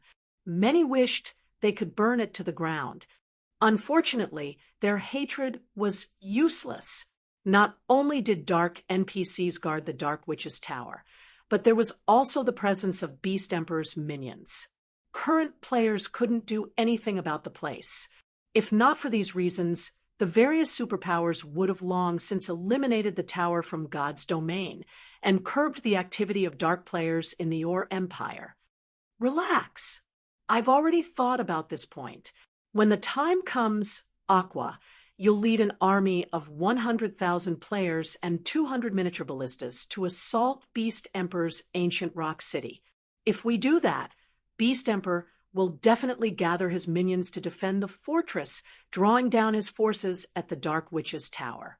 Not to mention, those dark players will no doubt come seeking to take advantage of the siege battle, which will further reduce the number of players defending the tower. When the time comes, I'll personally lead a 1,000-man team and thoroughly destroy the Dark Witch's Tower. Shifeng said, "Destroy the Dark Witch's Tower with just 1,000 players? Guild leader, isn't this too dangerous? After all is said and done, that place is a gathering point for the dark forces. No matter how deserted it becomes, there should still be around 2,000 or 3,000 players inside the town. Not to mention, there are also several hundred dark NPCs there." Everyone in the room chimed in worriedly. A team of 1,000 is just right. Any more, and our movements will be discovered very easily. Plus, even if our team of 1,000 is discovered, our enemies will just treat us as a team that's going out to grind or do a quest. They will never think that we are actually going to destroy the Dark Witch's Tower, Shifeng said, shaking his head. For the operation this time, the key point will be whether the main army will be able to lure away the evil beasts and evil demons. The more monsters lured away, the higher my side's chances of success. Guild leader, leave it to me. I'll definitely make our movements known. I'll let Beast Emperor and Blackwater think that we're going for a final stand. At that time, they'll surely spare no effort in trying to deal us a heavy blow, Aqua Rose said. Only, are you really fine with just 1,000 players? 1,000 is more than enough, Shifeng replied, chuckling. If nobody has any problems, we'll start the operation right away. With this battle, Zero Wing will claim the entire southeastern section of the Empire in one fell swoop. The 1,000-man team he planned on bringing with him to the Dark Witch's Tower wasn't actually meant for battle. The team would be there only to serve as support and scouts. The main actors in this operation would be the 6 Hell tanks he produced. Although 6 Hell tanks were still far from enough to siege a city, destroying a small gathering point for dark players would not be a problem for them. Moreover, he also wished to take a good look at the power of the Hell tanks. Understood. Everyone felt their blood boil with excitement at Shifeng's words. Although they weren't sure whether Shifeng was actually capable of destroying the Dark Witch's Tower, they had been waiting a long time for such a large-scale war. The fights they fought before had been scuffles at best. They had also been suppressed by the Dark Players and Blackwater's members all this time, and had long since gotten fed up. Now that they had an opportunity to fight on a real battlefield, they more than welcomed it. Immediately, Everyone took action according to Shifeng's arrangements. As for Melancholic Smile, she hurried back to Star, Moon Kingdom and started gathering the guild's elite and normal members, readying them to head toward the secret stone fortress. For a time, the entire Zero Wing Guild was a beehive of activity. This situation befuddled the spies the various large guilds planted in Zero Wing. They all wondered what Zero Wing was trying to do this time. After getting a thorough understanding of the situation, they all involuntarily fell into a daze. What's going on? Zero Wing is actually planning on making a last stand against Beast Emperor and attack Ancient Rock City? Is Zero Wing insane?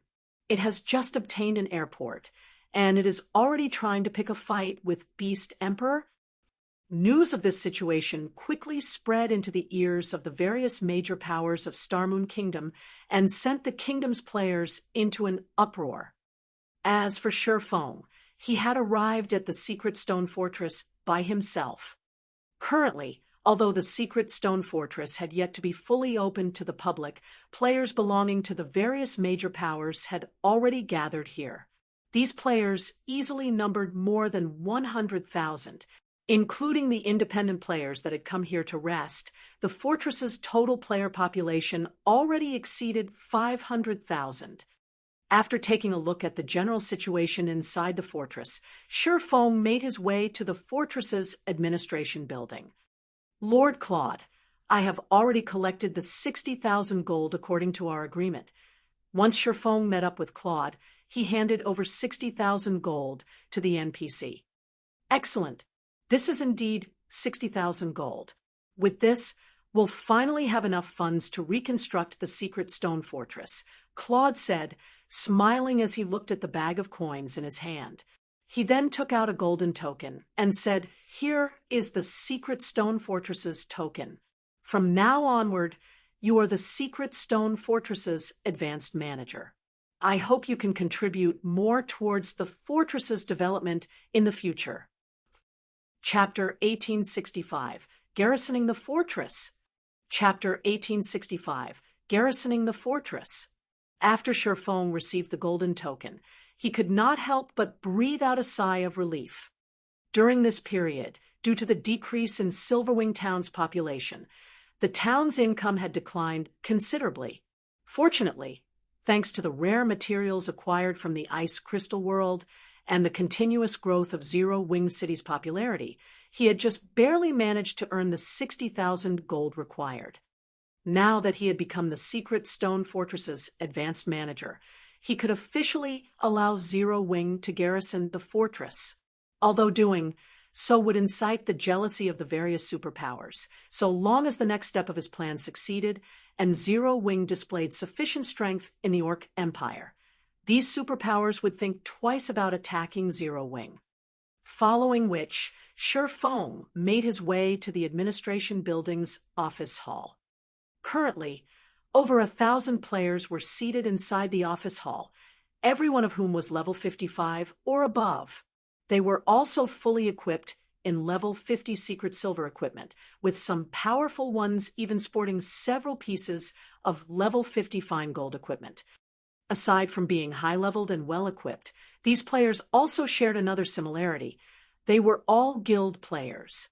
Currently, these guild players were grouped in parties as they waited for their turn to meet with the NPCs at the front desks. The queue is moving so slowly. Hopefully, the leader will pick up a good quest. The previous quest we got was simply fraudulent. It actually required us to collect 500 orc weapons, yet gave only 3 guild contribution points in return. There weren't even any additional rewards. You guys got it a lot better. Our quest was the real fraudulent one. We were actually required to steal 3 medium rapid-fire ballistas from an orc fortress. The designated orc fortress was chock-a-block with orcs at the chieftain rank and above. Even level 60-plus Great Lord ranked orcs were present in large numbers. Our party got wiped out twice doing this quest. If not for our party's healer having the intermediate resurrection skill, which reduced the death penalty we suffered, every member in our party would have lost 2 levels already. The various guild parties in the hall were all grumbling about the contribution quests given out by the Secret Stone Fortress. Not only was the difficulty of these quests extremely high, but the rewards given were not particularly good either. However, they also couldn't refuse to do the quests. Otherwise, their guilds wouldn't be able to gain the garrison rights to the Secret Stone Fortress.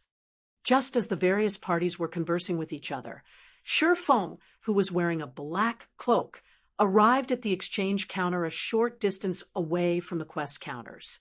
His presence soon attracted the attention of the players inside the hall. Crap, who is that person? Is he actually using his contribution points to exchange for items? Impossible. Just activating the exchange counter function requires an individual to have 200 CPs and be an honorary warrior of the Secret Stone Fortress. After my party did a high-ranking quest, each member only got between 5 to 10 CPs, and that quest took my party over 5 hours to complete. Even if that guy doesn't sleep and does quests one after another, there's no way he would have 200 CPs right now. He should be asking about the available items for exchange. Currently, the Secret Stone Fortress had been opened for only 4 days. Gaining access to the fortress's exchange function was simply impossible at the moment. Meanwhile, just as everyone was having such thoughts, the NPC beauty, who wore an indifferent and aloof expression on her face, suddenly smiled and bowed respectfully after seeing Feng. "Lord Protector, how may I be of service to you today?" the NPC beauty asked respectfully. "I wish to accomplish the guild garrisoning procedures," Feng replied, nodding. Upon hearing Feng's request, the NPC beauty immediately took out a form and explained, "All right, please fill up this form. Afterward, you will have to pay a 500 gold security deposit. Once that is done, your guild will be officially recognized by the Secret Stone Fortress." "Here is 500 gold, Feng said, handing over the money before he started filling up the form before him. Meanwhile, the NPC beauty's actions immediately had the guild players inside the hall gaping in shock. Who is he? Why is the NPC being so respectful toward him? That guy is carrying out the guild garrisoning procedures. How is that possible? Didn't they say that the exchange function is only available after an individual has accumulated 200 CPs? How can he complete the guild garrisoning procedures already?" For a time, the members of the various large guilds failed to react to what was going on.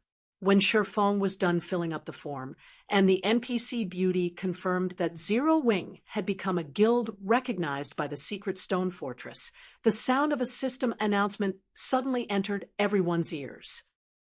Orc Empire Region System Announcement. Congratulations to Zero Wing for becoming the first guild to garrison the Secret Stone Fortress. Rewarding 500 Secret Stone Fortress Guild contribution points and the rights to rent a large residence in the Secret Stone Fortress.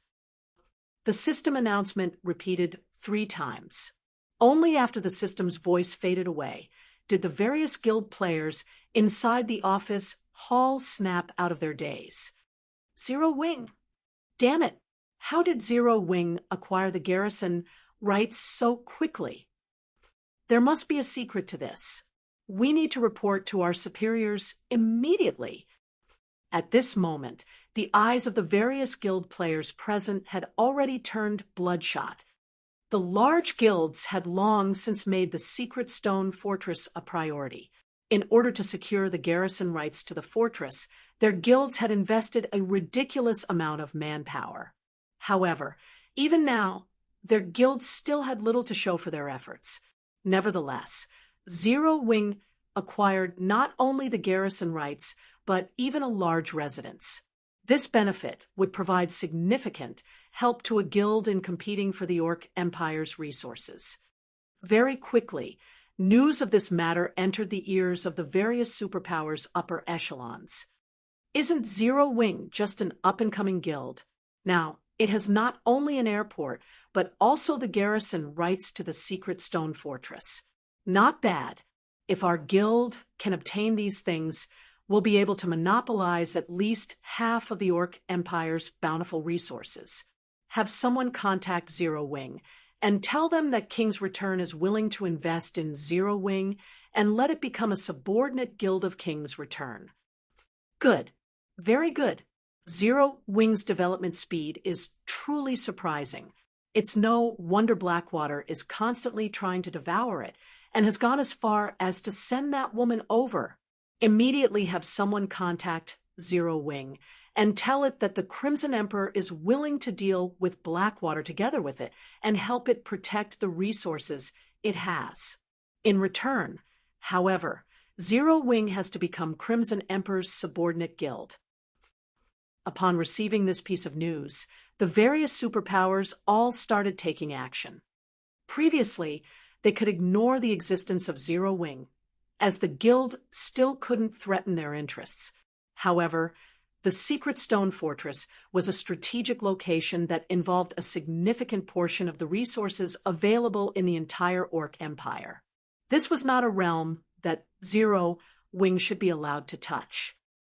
Shortly after the system announcement, Aqua Rose, who was currently in Starmoon Kingdom arranging for the transfer of members to the Orc Empire, received invitations for a meeting from various superpowers, as many as 7 at this point, which made her scalp tingle.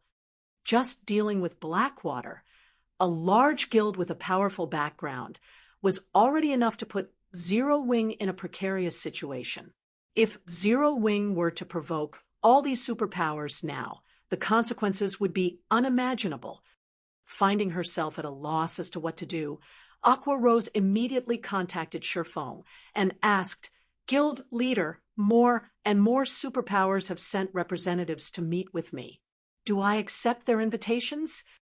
Even if the representatives of the various superpowers did not state their intentions, she could already guess the purpose of these meetings. Back when Zero Wing was still operating solely in Starmoon Kingdom, it could afford to provoke these superpowers, as it had the home ground advantage. At worst, the superpowers would only feel slighted by Zero Wing's rejection. They wouldn't take any real action against Zero Wing. After all, they had more important matters to deal with. They simply didn't have enough time and manpower to do something unprofitable. However, the situation was different now. The Orc Empire was the competition ground for the various superpowers. Meanwhile, the matter regarding the Secret Stone Fortress involved the future of the entire Orc Empire. Hence, these superpowers would not take Zero Wing's refusal lightly. If the various superpowers got serious, they were very likely to destroy Zero Wing. After all, if they could not acquire the Secret Stone Fortress, then they wouldn't allow others to acquire it, either, much less leave Zero Wing to monopolize it. Chapter 1866, Stepping Stone. Chapter 1866, Stepping Stone. They sure moved fast, Sherfong said, chuckling when he saw the anguished expression on Aqua Rose's face. He had long since anticipated that the various superpowers would make such a move. Previously, Zero Wing had already incurred the envy of the various superpowers over Silverwing Town. However, as Silverwing Town couldn't affect the overall situation at the Orc Empire and Zero Wing's territory, there was still relatively small. The various superpowers weren't that concerned about Zero Wing. The Secret Stone Fortress, though, was different. Every location within the teleportation range of the Secret Stone Fortress could be considered the fortress's territory. Not to mention, the Secret Stone Fortress was the safest fortress for human players in the entire Orc Empire. The fortress was also relatively close to the Copper Mountain Fortress, presenting a stepping stone for the capture of the Copper Mountain Fortress. One fortress already provided an extensive territory. One could easily imagine what kind of temptations 2 fortresses held. In particular, seeing Blackwater occupy the Crimson Flame Fortress made the various superpowers even more anxious to obtain a fortress of their own. Now that Zero Wing had acquired the garrison rights to the secret stone fortress, it would be strange for the various superpowers not to take action. Guild leader, you still have the leisure to laugh. Aqua Rose exclaimed, thunderstruck. If we meet them now and refuse to cooperate with them, it would be tantamount to declaring ourselves their enemy. So, it's best not to meet them for now, Shifeng said. But if we don't meet with them, I'm afraid the end result would still be the same.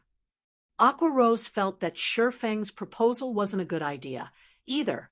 In fact, maintaining their silence would most likely annoy the various superpowers even more.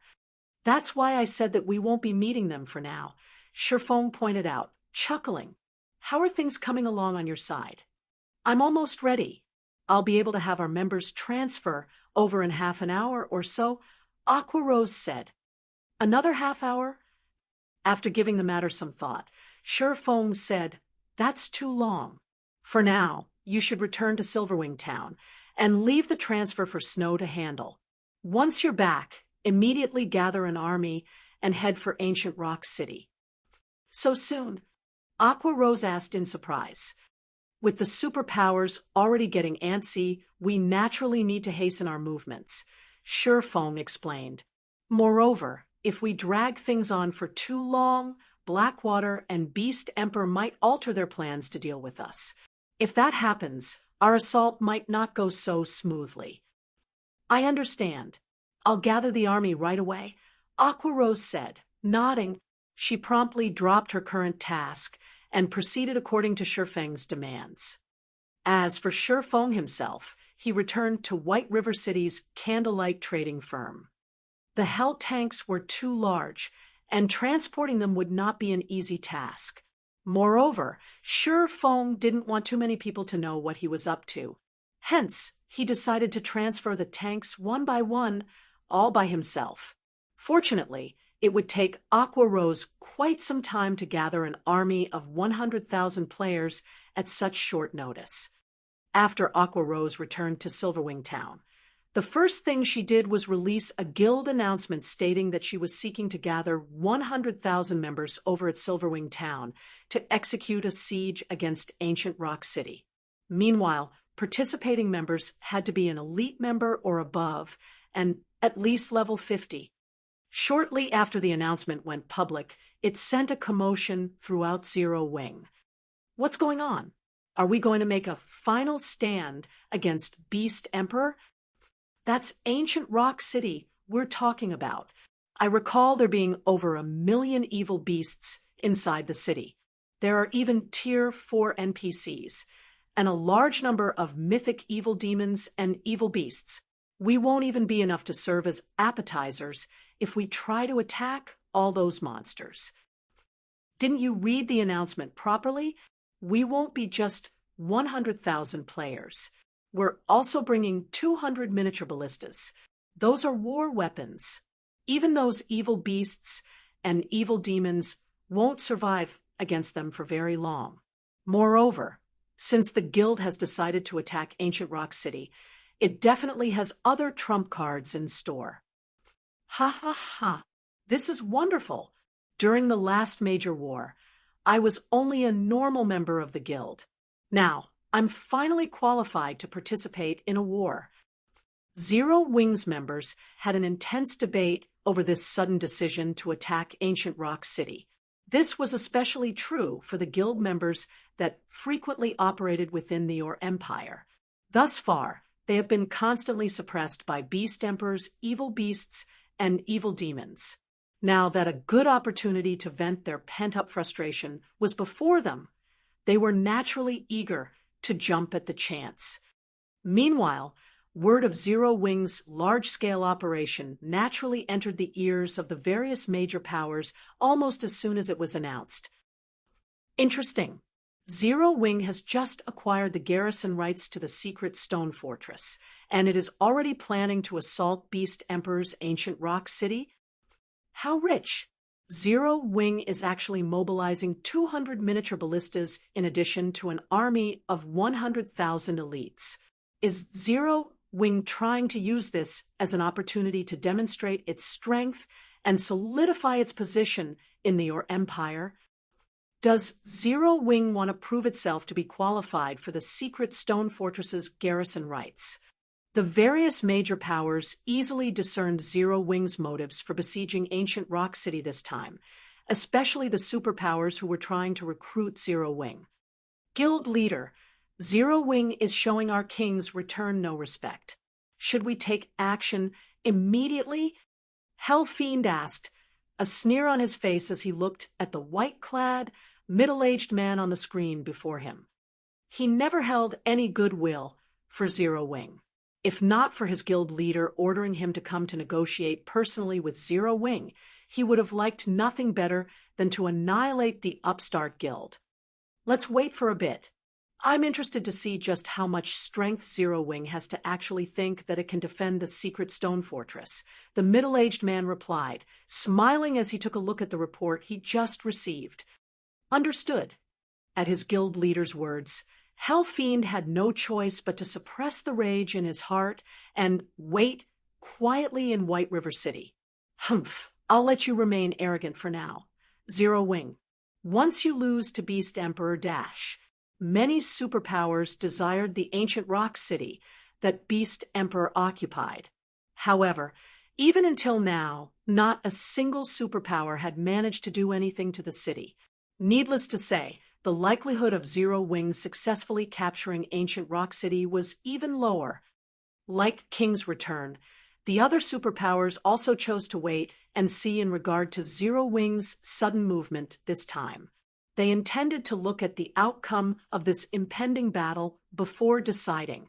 A defeat in this battle would force Zero Wing to acknowledge its inadequacy. If that happened, negotiations would go much more smoothly afterward. Zero Wing really is overestimating itself.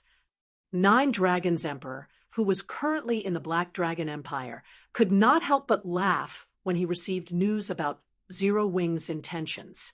Originally, I was planning on advising the Great Pavilion Master to hinder Phoenix Rain from providing aid to Zero Wing. Now, it would seem that I won't need to waste the effort.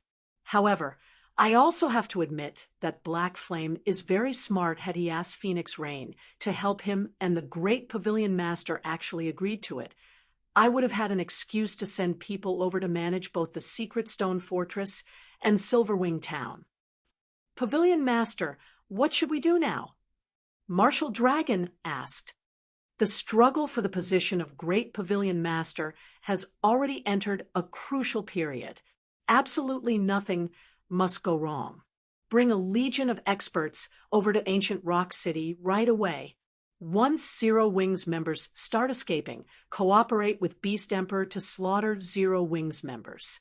It's fine, even if you can't wipe them out completely. Just make sure to deal enough damage so that Zero Wing's development stagnates to prevent Zero Wing from helping Phoenix Rain. Nine Dragons Emperor said, once I'm done dealing with Phoenix Rain, it'll be Zero Wing's turn to die. In response, Martial Dragon nodded and took his leave. Meanwhile, inside the Evil God's Branch Temple in Ancient Rock City. Good. Very good. You want to use me as a stepping stone to raise your position in the Empire. Beast Emperor flared up in rage after finding out about Zero Wing's actions. Since you are so eager to die, I'll fulfill your wish. Immediately notify all apostles and have them transfer their evil beasts and evil demons over. If Zero Wing's members dare come to Ancient Rock City, I'll make sure none of them leave this place alive. At this moment, even a fool could tell what Zero Wing's goal was.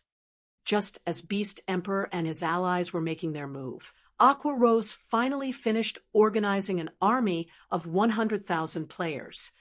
Guild leader, just like you guessed, Beast Emperor has already recalled the evil beasts and evil demons to Ancient Rock City. By the looks of it, he plans on smiting us, Aqua Rose said, smiling. Good. Let's begin our operation. Surephone commanded, nodding. Chapter 1867, Battle at Ancient Rock City. Chapter 1867, Battle at Ancient Rock City. On Shurfeng's command, Aqua Rose gathered the army of 100,000 elite and expert players in Silverwing Town, boldly advancing on ancient Rock City. A total of 100,000 Zero Wing members atop majestic Thunder Wolves exited Silverwing Town. Some of these Thunder Wolves had even been promoted to bronze rank, and not only were they much larger than their ordinary counterparts, but faint arcs of blue electricity also danced along their bodies. In comparison, ordinary Thunder Wolves only gave off electricity from their paws. There were over 5,000 of these bronze-ranked Thunder Wolves, which were also players' companions in battle, wielding skills that could assist their masters. Seeing these Thunder Wolves greatly shocked the players in Silverwing Town. Amazing! Why do these mounts feel even stronger than ordinary players? Crap! My guild has only just built its stable and is preparing to nurture a guild mount. Yet so many of Zero Wings members have already nurtured their guild mounts to bronze rank. Although I have heard that Zero Wings members are well equipped, isn't this a little much? Those are 100,000 players we are talking about, yet every single one is wearing at least 1 or 2 pieces of level 50 secret silver equipment. These players can rank among the top of my guild's elite members. Look at the experts wearing the core member emblem. Their weakest piece of equipment is level 50 secret silver rank. They even have several pieces of level 50 fine gold equipment. Although my guild has a lot of experts, those experts have only managed to collect 4 or 5 pieces of level 50 secret silver equipment so far. Zero Wing is cheating. The players in Silverwing Town, in particular, knew that Zero Wing could nearly rival first-rate guilds and had a very large number of experts. However, when they saw Zero Wing's organized and powerful army, they re-evaluated their opinions of the guild. No first-rate guild could hope to amass such an army. As they watched Zero Wing's players march by, many of the guild experts in the town even considered leaving their guilds to join Zero Wing. They had worked arduously in their respective guilds, raiding dungeons and questing every day, but they had only gotten their hands on a few pieces of level 50 secret silver equipment. In contrast, even Zero Wing's elite members possessed 1 or 2 pieces of level 50 secret silver equipment, with the more powerful elite members wearing 5 or 6 pieces. However, the most enviable part about Zero Wing's members had to be the Thunder Wolf. Previously, when the various large guilds had yet to acquire a stable of their own, they hadn't understood how valuable the Thunder Wolf was. However, now that some large guilds had their own stable and had begun to nurture their own guild mounts, they finally understood. The majority of the large guilds that acquired a stable were fortunate if they acquired a 3-star mount. However, a 3-star mount had less than a 30% chance of becoming. As for a 4-star mount, encountering one was simply too difficult. Moreover, even if they managed to find one, they wouldn't be able to capture it. Meanwhile, as the Thunder Wolf was a 5-star mount, it had the potential of becoming a mysterious iron mount in the future. There was even a small chance that it could grow into a secret silver mount if nurtured properly. As Zero Wing's army depart for ancient Rock City, many players curiously followed. Not many players had witnessed a battle of tens of thousands of players, let alone a siege war of this scale. They would definitely regret missing out on this rare opportunity. Because of this, many players from neighboring kingdoms who had learned about the upcoming battle and were confident of their strength decided to trail after Zero Wing's army. In the face of Zero Wing's army, the various ores and monsters on the path to ancient Rock City were little more than momentary distractions. Even when level 65 Grand Lords appeared, the fierce attacks of several dozen miniature ballistas easily shot them down. When the dark players, who had intended to take advantage of the situation and assault Zero Wing's members, saw this, their mouths twitched. They then abandoned any thought of ambushing Zero Wing's army. Such power could easily annihilate an army of 10,000 players. Not even expert players would escape 200 miniature ballistas. After all, while a Tier 2 expert might be able to dodge one miniature ballista's attack, dodging 200 simultaneous AoEs would be utterly impossible. Even a Tier 3 expert would most likely fall in the face of such a large-scale attack. As Zero Wing's army arrived at the foot of ancient Rock City, the tension among the spectating players reached its peak. Some spectating players had even started to tremble. The scene before them was simply too spectacular. Zero Wing's 100,000 mounted players had stopped a short distance away from ancient Rock City, and the 200 miniature ballistas the army had brought were sparsely lined up in two neat rows surrounding ancient Rock City's small hill. However, ancient Rock City wouldn't just lie down before this force, with its troops' disposition even stronger than Zero Wing's. At a glance, one could easily spot over 300,000 evil beasts and evil demons waiting outside the city walls, ready for battle. Even the weakest among these monsters was a level 60 special elite, and 5 50-meter-tall, level 80 mythic evil beasts stood at the forefront to current players. This army was invincible. Upon seeing this army of monsters, the players observing the battlefield from several thousand yards away with magic mirrors could not help but shudder. Wiping out a guild town would be child's play for this frightening army. If Beast Emperor wanted to, he could easily drag them into this fight. Zero Wing, do you think that just because I exhausted a large portion of my forces at Crimson Flame Fortress, you will have an opportunity to strike? Beast Emperor sneered at the distant Zero Wing army from atop the city walls. Unfortunately, 100,000 players aren't even enough to serve as a warm-up. Previously, to assist Blackwater, he had exhausted a lot of his forces. During the battle to acquire the Crimson Flame Fortress, he had lost a total of 6 mythic evil beasts and mythic evil demons. The number of Grand Lords and Great Lords he lost was also massive. Even so, he still had 7 mythic monsters under his control, 5 of which were evil beasts, and 2 were evil demons. For this upcoming battle, he intended to use the 5 mythic evil beasts as the main force, while reserving the 2 mythic evil demons as a trump card. Although his current army was far from ideal, it was more than enough to stop Zero Wing's army. In reality, he wished that he could avoid pitting his army against Zero Wing's, utilizing his defender's advantage to whittle the enemy forces down. However, as he was responsible for summoning the evil god's branch temple in ancient Rock City, he was responsible for protecting ancient Rock City. He could not allow any damage to come to the city. If the city were damaged, not only would he have to spend his own money to repair it, but he would also lose evil god's temple contribution points. Boss, Blackwater's members are in position. Blackwater has dispatched 3,000 experts and 20,000 elites. In addition, 9 Dragons Emperor has dispatched a 1,000-man expert legion. Roughly 7,000 dark players are also participating in this battle.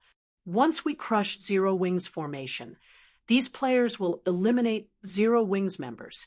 Wind Hunter reported. A bunch of scavengers. But so be it in any case, we just need the corpses. It doesn't matter who dies in the end. Beast Emperor said, sneering. Boss, I also received a report stating that a 1,000-man team from Zero Wing has left Silverwing Town and is heading toward the Dark Witch's Tower. I'm not sure what that team is trying to do, but the members are all considerably well equipped, Wind Hunter said. The Dark Witch's Tower? Isn't that a teleportation point for the dark players? Why is Zero Wing sending people there? Beast Emperor was confused. Could they be trying to attack the Dark Witch's Tower while they attack ancient Rock City? That shouldn't be the case. That's the Dark Witch's Tower we're talking about.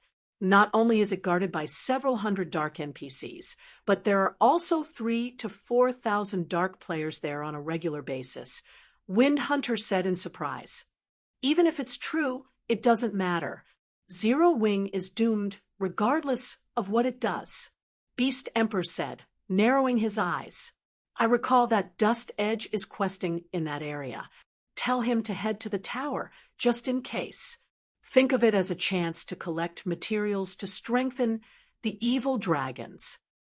Send Dust? Isn't that overkill? Wind Hunter gaped. Dust Edge was the strongest evil god's apostle under Beast Emperor's command right now. He had acquired one of the evil god's temple's 9 great legacies. Currently, he was only a step away from becoming an evil god's envoy, like Beast Emperor. He was the Beast Emperor's greatest trump card. It doesn't matter. Now that we've acquired the Crimson Flame Fortress, we'll have plenty of resources coming our way. There's no longer a need to keep him a secret, Beast Emperor said, waving his hand. He then had Wind Hunter notify Dust Edge of his orders. After Beast Emperor issued his commands, 3 massive golden magic arrays appeared above Zero Wing's army. These 3 magic arrays were none other than the result of the Divine Beast's Descent magic arrays, which Shifeng had used the guild's accumulated resources to produce. Moreover, all 3 of these magic arrays were powered by elemental sources. In the next moment, 3 golden dragons descended from the sky with deafening roars that echoed throughout Ancient Rock City's area. Go! Destroy Ancient Rock City's defensive magic array. Aqua Rose, who stood on a hill a short distance away from the city, said as she pointed her staff at Ancient Rock City. Immediately, all 3 divine magic dragons charged toward Ancient Rock City. Chapter 1868, Barrier Destroyed. Chapter 1868, Barrier Destroyed. When they saw the 3 divine magic dragons, the rowdy evil beasts and demons fell silent. Each of the divine magic dragons had a wingspan of 600 meters. Just a flap of their wings would be more than enough to kill hundreds of players. Even the spectating crowd could feel their auras from several thousand yards away. The ambient mana on the battlefield also gathered to the divine magic dragons, and just a flap of their wings caused powerful storms to brew. Pitch-black spatial tears appeared as their wings passed. Even many of Zero Wing's members were shocked to see the divine magic dragons. Although most of the Zero Wing members had seen the battle videos depicting these dragons, they had never seen one up close.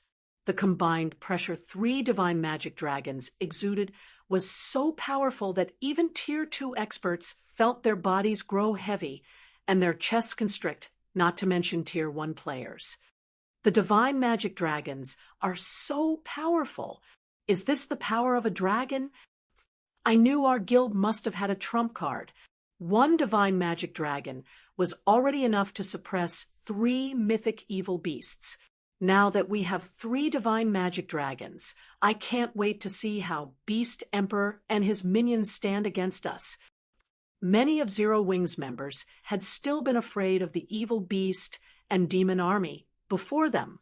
After all, there were 5 level 80 mythic evil beasts standing between their army and Ancient Rock City.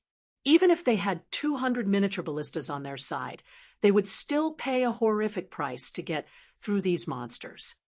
However, now that they had 3 divine magic dragons on their side, the battle had turned in their favor.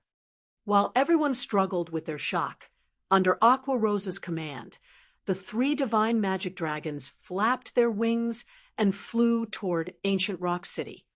Although the 5 evil earth dragons tried to stop the divine magic dragons, the divine magic dragons were too fast.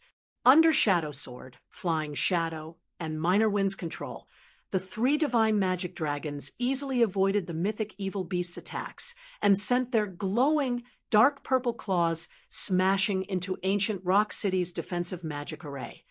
Boom, boom, boom. The 3 divine magic dragons' claws struck the defensive magic array simultaneously, the force behind their powerful attacks instantly creating 3 intense storms that spread around them. Meanwhile, the magic barrier protecting Ancient Rock City shook violently, dimming considerably. Seeing this, Beast Emperor's expression darkened. The various major powers' upper echelons, who watched via magic mirrors, were astonished. What a powerful attack! When the various superpowers had assaulted ancient Rock City, that barrier hadn't even faltered under a Tier 4 attack, yet it's trembling after those divine magic dragons struck it. It seems the dragon's damage exceeds the barrier's threshold. At this rate, it will take no time at all to deplete the magic array's energy reserves. 3 divine magic dragons. I hadn't thought that Zero Wing still had such a trump card. It's no wonder why it dares provoke Beast Emperor. It seems Zero Wing really is confident of striking down ancient Rock City. The various upper echelons were similarly shocked by the 3 divine magic dragons' power. However, while they were shocked, they weren't particularly afraid. After all, tools that could summon such powerful monsters certainly weren't indefinite. It simply wasn't a permanent source of strength. Damn it! Just one attack from those dragons depleted nearly 6% of the magic array's energy reserves. We can't let those dragons continue to attack the barrier. Activate the evil god's temple's offensive magic array and annihilate these dragons. Beast Emperor hurriedly commanded when he saw the defensive magic array's energy reserves. Boss, it'll cost us 3,000 CPs to activate the offensive magic array once. Are you sure you want to use it? Wind Hunter hesitantly asked. Evil God's temple contribution points were extremely difficult to acquire. These points could not be acquired just by completing quests. They also needed to trade a large amount of resources for these points. Although they had acquired a lot of resources from Blackwater to capture the Crimson Flame fortress, they had expended a considerable amount.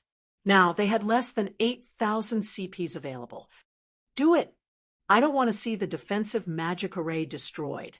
Beast Emperor growled as the divine magic dragons launched their second wave of attacks. If the defensive magic array fell, anybody could enter ancient Rock City.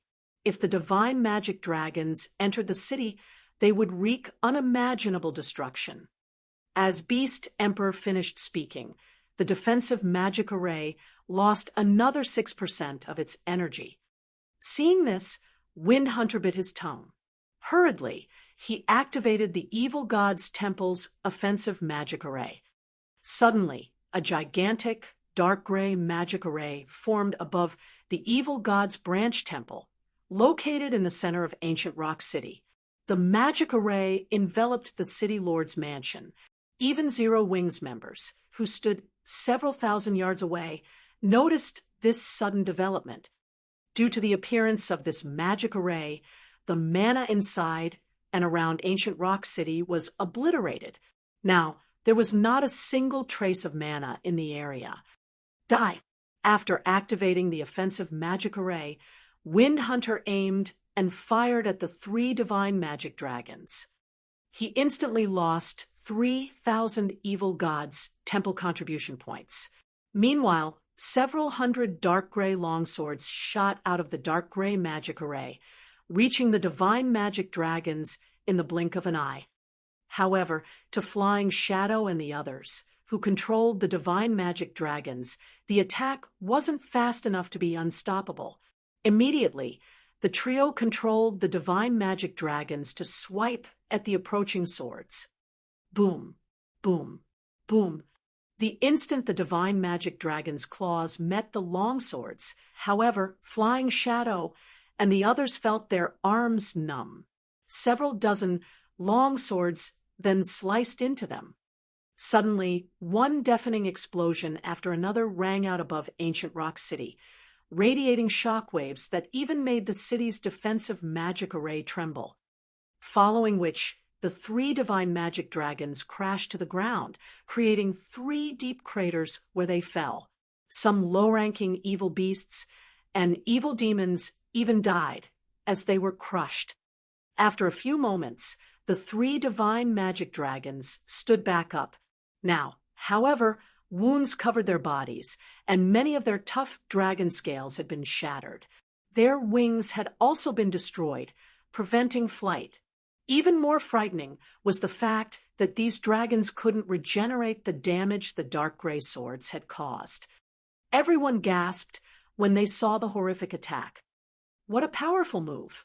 The various major powers were dazed for a long moment. They had witnessed the power of the divine magic dragons, so they knew just how powerful these summoned creatures were. Yet Beast Emperor had injured them heavily with a single move. Beast Emperor's foundations clearly exceeded their estimations. After such a devastating blow, it was almost impossible for Zero Wing to capture Ancient Rock City. The evil beast army had surrounded the divine magic dragons soon after they had fallen, and Zero Wing's summoned creatures were embroiled in a heated battle. They couldn't even reach Ancient Rock City. With only the miniature ballistas and its players' attacks, Zero Wing would need hours of nonstop combat to destroy the city's barrier. Big Sis Aqua, I'm struggling to control my divine magic dragon. Even fighting the mythic evil beasts is taxing. I can't approach Ancient Rock City's defensive magic array at all. What should we do? Flying Shadow, who currently controlled a divine magic dragon, reported it felt as if he were trying to control a broken machine. Not only were the divine magic dragon's reactions delayed, but the dragon's strength had also fallen. Sure enough, trying to strike down Ancient Rock City won't be easy. Aqua Rose could not help but sigh. Since that is the case, let's go all out. The three of you use the divine magic dragon's final power. Understood. Flying Shadow, Shadow Sword, and Minor Wind nodded to Aqua Rose's command. In the next moment, the three divine magic dragons released furious roars, the resulting shockwaves shoving back the Great Lord-ranked evil beasts.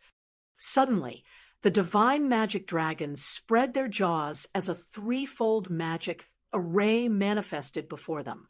The three dragons then fired three black-white breath attacks at Ancient Rock City's defensive magic array. This move was the strongest these divine magic dragons possessed. Tier 4 Curse, Shadow Light Breath. In the blink of an eye, all three breath attacks plowed into the barrier around Ancient Rock City. After persisting for 2 seconds, the indestructible magic barrier shattered, transforming into countless particles of light before it disappeared. Chapter 1869, Dark Witch's Tower. Chapter 1869, Dark Witch's Tower. As the magic barrier protecting Ancient Rock City disappeared, the distant spectating players' mouths fell wide open.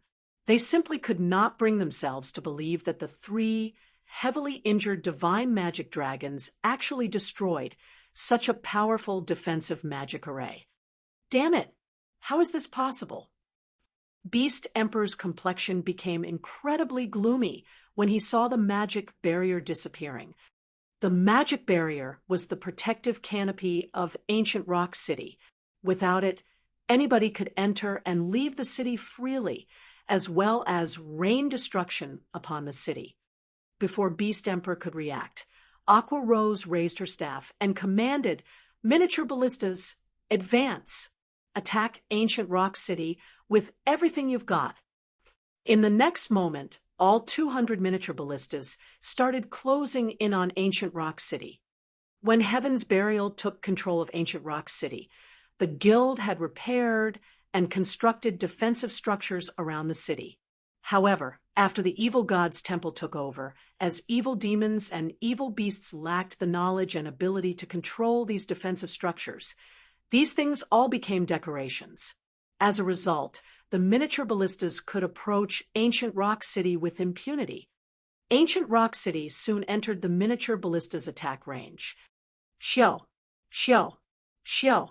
Immediately, 200 exploding arrows flew into the sky and pelted down on the buildings inside Ancient Rock City, following which a series of blasts reverberated throughout the city. Just one volley of arrows already flattened many buildings in the city's outer area. They dare? Beast Emperor felt his heart bleed when he saw many of the accommodations for evil demons getting raised. He angrily commanded all of his evil beasts and evil demons, "Go, destroy every one of those ballistas." At this moment, he no longer cared about the defense of the city. All he cared about was the destruction of Zero Wing's miniature ballistas. Meanwhile, due to the miniature ballistas attacks, the evil beasts and evil demons controlled by NPCs belonging to the evil god's temple also took action.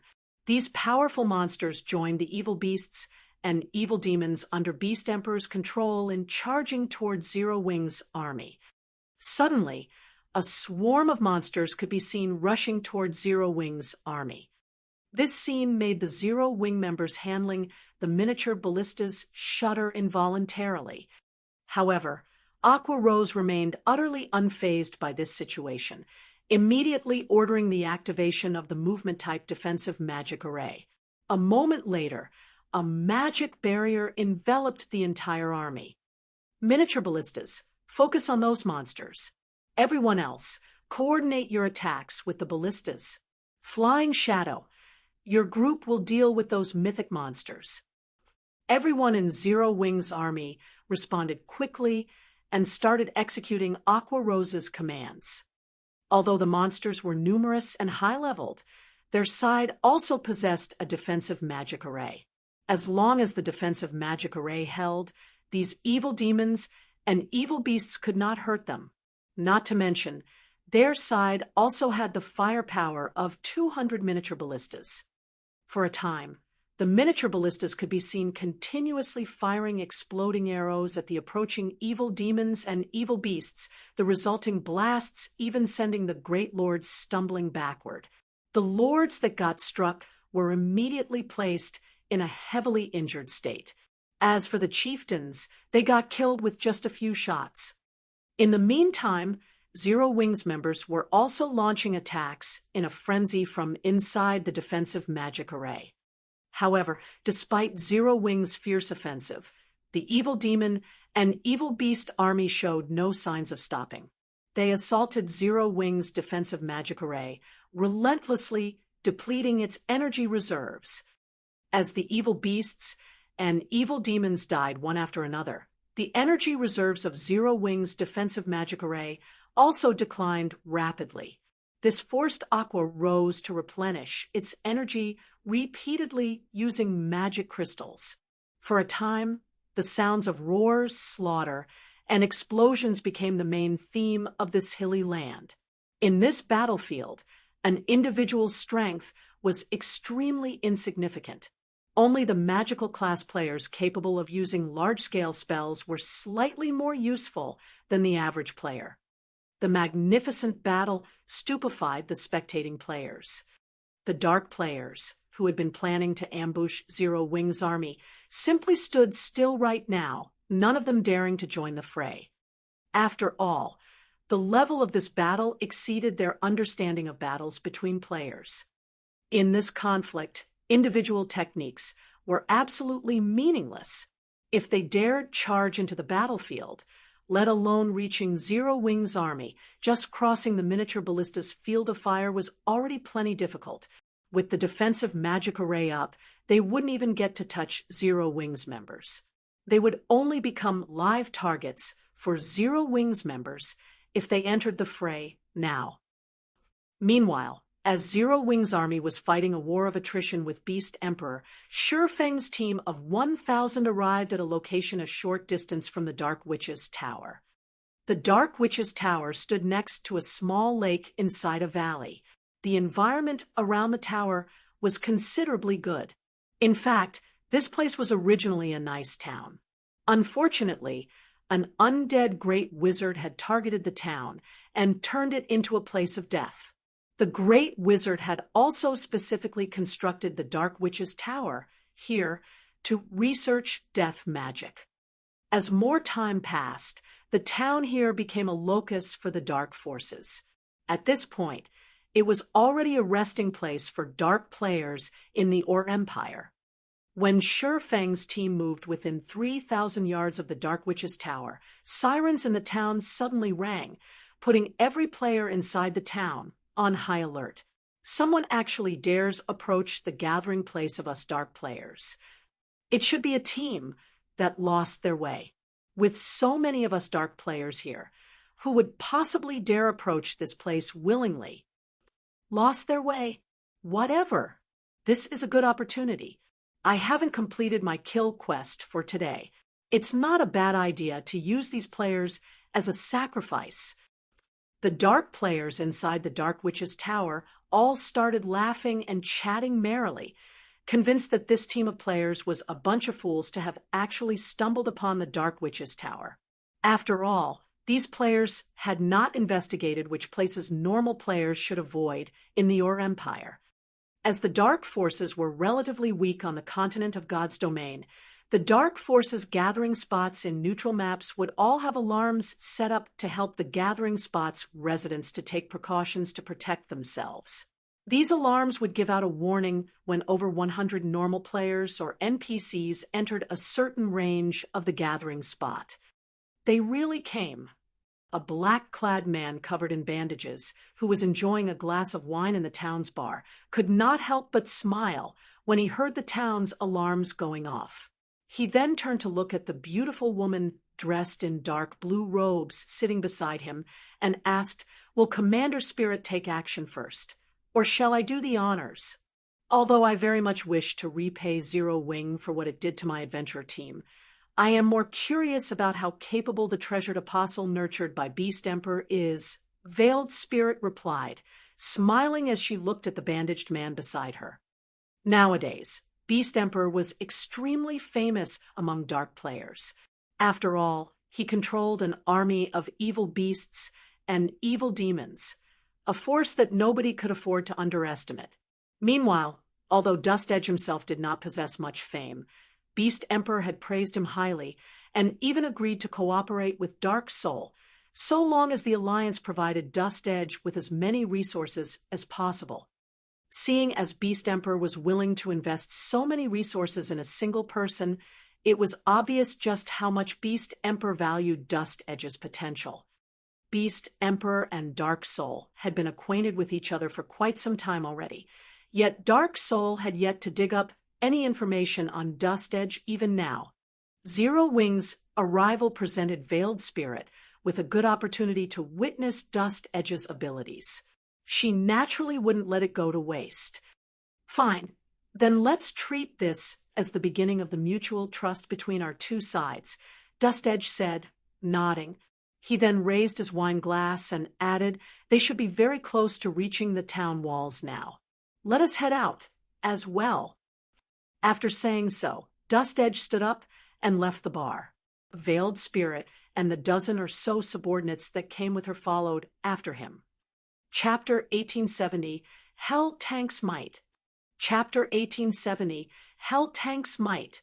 A large number of dark players had gathered in the Dark Witch's Tower's watchtower, gazing down at Zero Wing's members as they fell into formation in the distance. What?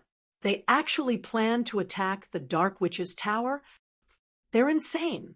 Hundreds of NPCs guard the town, not to mention the defense turrets and arrow towers. Repelling a 1,000-man team isn't even a warm-up. The dark players could not help but laugh, ridiculing Zero Wing as they watched Shurfong and his companions prepare for the assault. Although the Dark Witch's Tower was a very small town, it had robust defenses. Not only did the town have defensive structures, but it also had a defensive magic array. Furthermore, thousands of dark players occupied the town. Even an army of tens of thousands of elite players would fall swiftly if it tried to attack the town, let alone a 1,000-man force. Even a superpower would have to pay a hefty price to destroy the Dark Witch's Tower. This was why most superpowers simply ignored this dark player hub. Look at their guild emblems. They seem to be Zero Wing's members. A Tier 2 Ranger stated, surprised after using eagle eyes. Isn't Zero Wing attacking Ancient Rock City? Why has it come all the way here to attack the Dark Witch's Tower? They must have gotten the wrong memo from their superiors, a level 56 assassin said, laughing. But since they're here, we can have some fun. Blackwater has offered a generous bounty for Zero Wings heads. Normally, Zero Wings members are very challenging prey, but this is a golden opportunity. We have over 3,000 players in the Dark Witch's Tower. Wiping out this 1,000-man team will be a piece of cake. We can't let the town's NPCs get to them first. The various dark players present in the Dark Witch's Tower didn't take these Zero Wing members seriously in the least. Rather, all they saw as they looked at their enemies were walking sacks of cash. Meanwhile, Dust Edge and Veiled Spirit's group had left the Dark Witch's Tower's walls and quietly observed Zero Wing's team, astonishment flashing in their eyes. All of these Zero Wing members were merely elites. Aside from the 100 or so players that wore black cloaks, every member of the force was a Tier 1 player. Moreover, they could tell that the 100-plus cloaked players weren't actually combatants, so they were even weaker than Zero Wing's elite members. Big Sis Spirit, is Zero Wing attempting suicide? It's actually attacking the Dark Witch's Tower. With such a team, with such standards, we won't even need to get involved.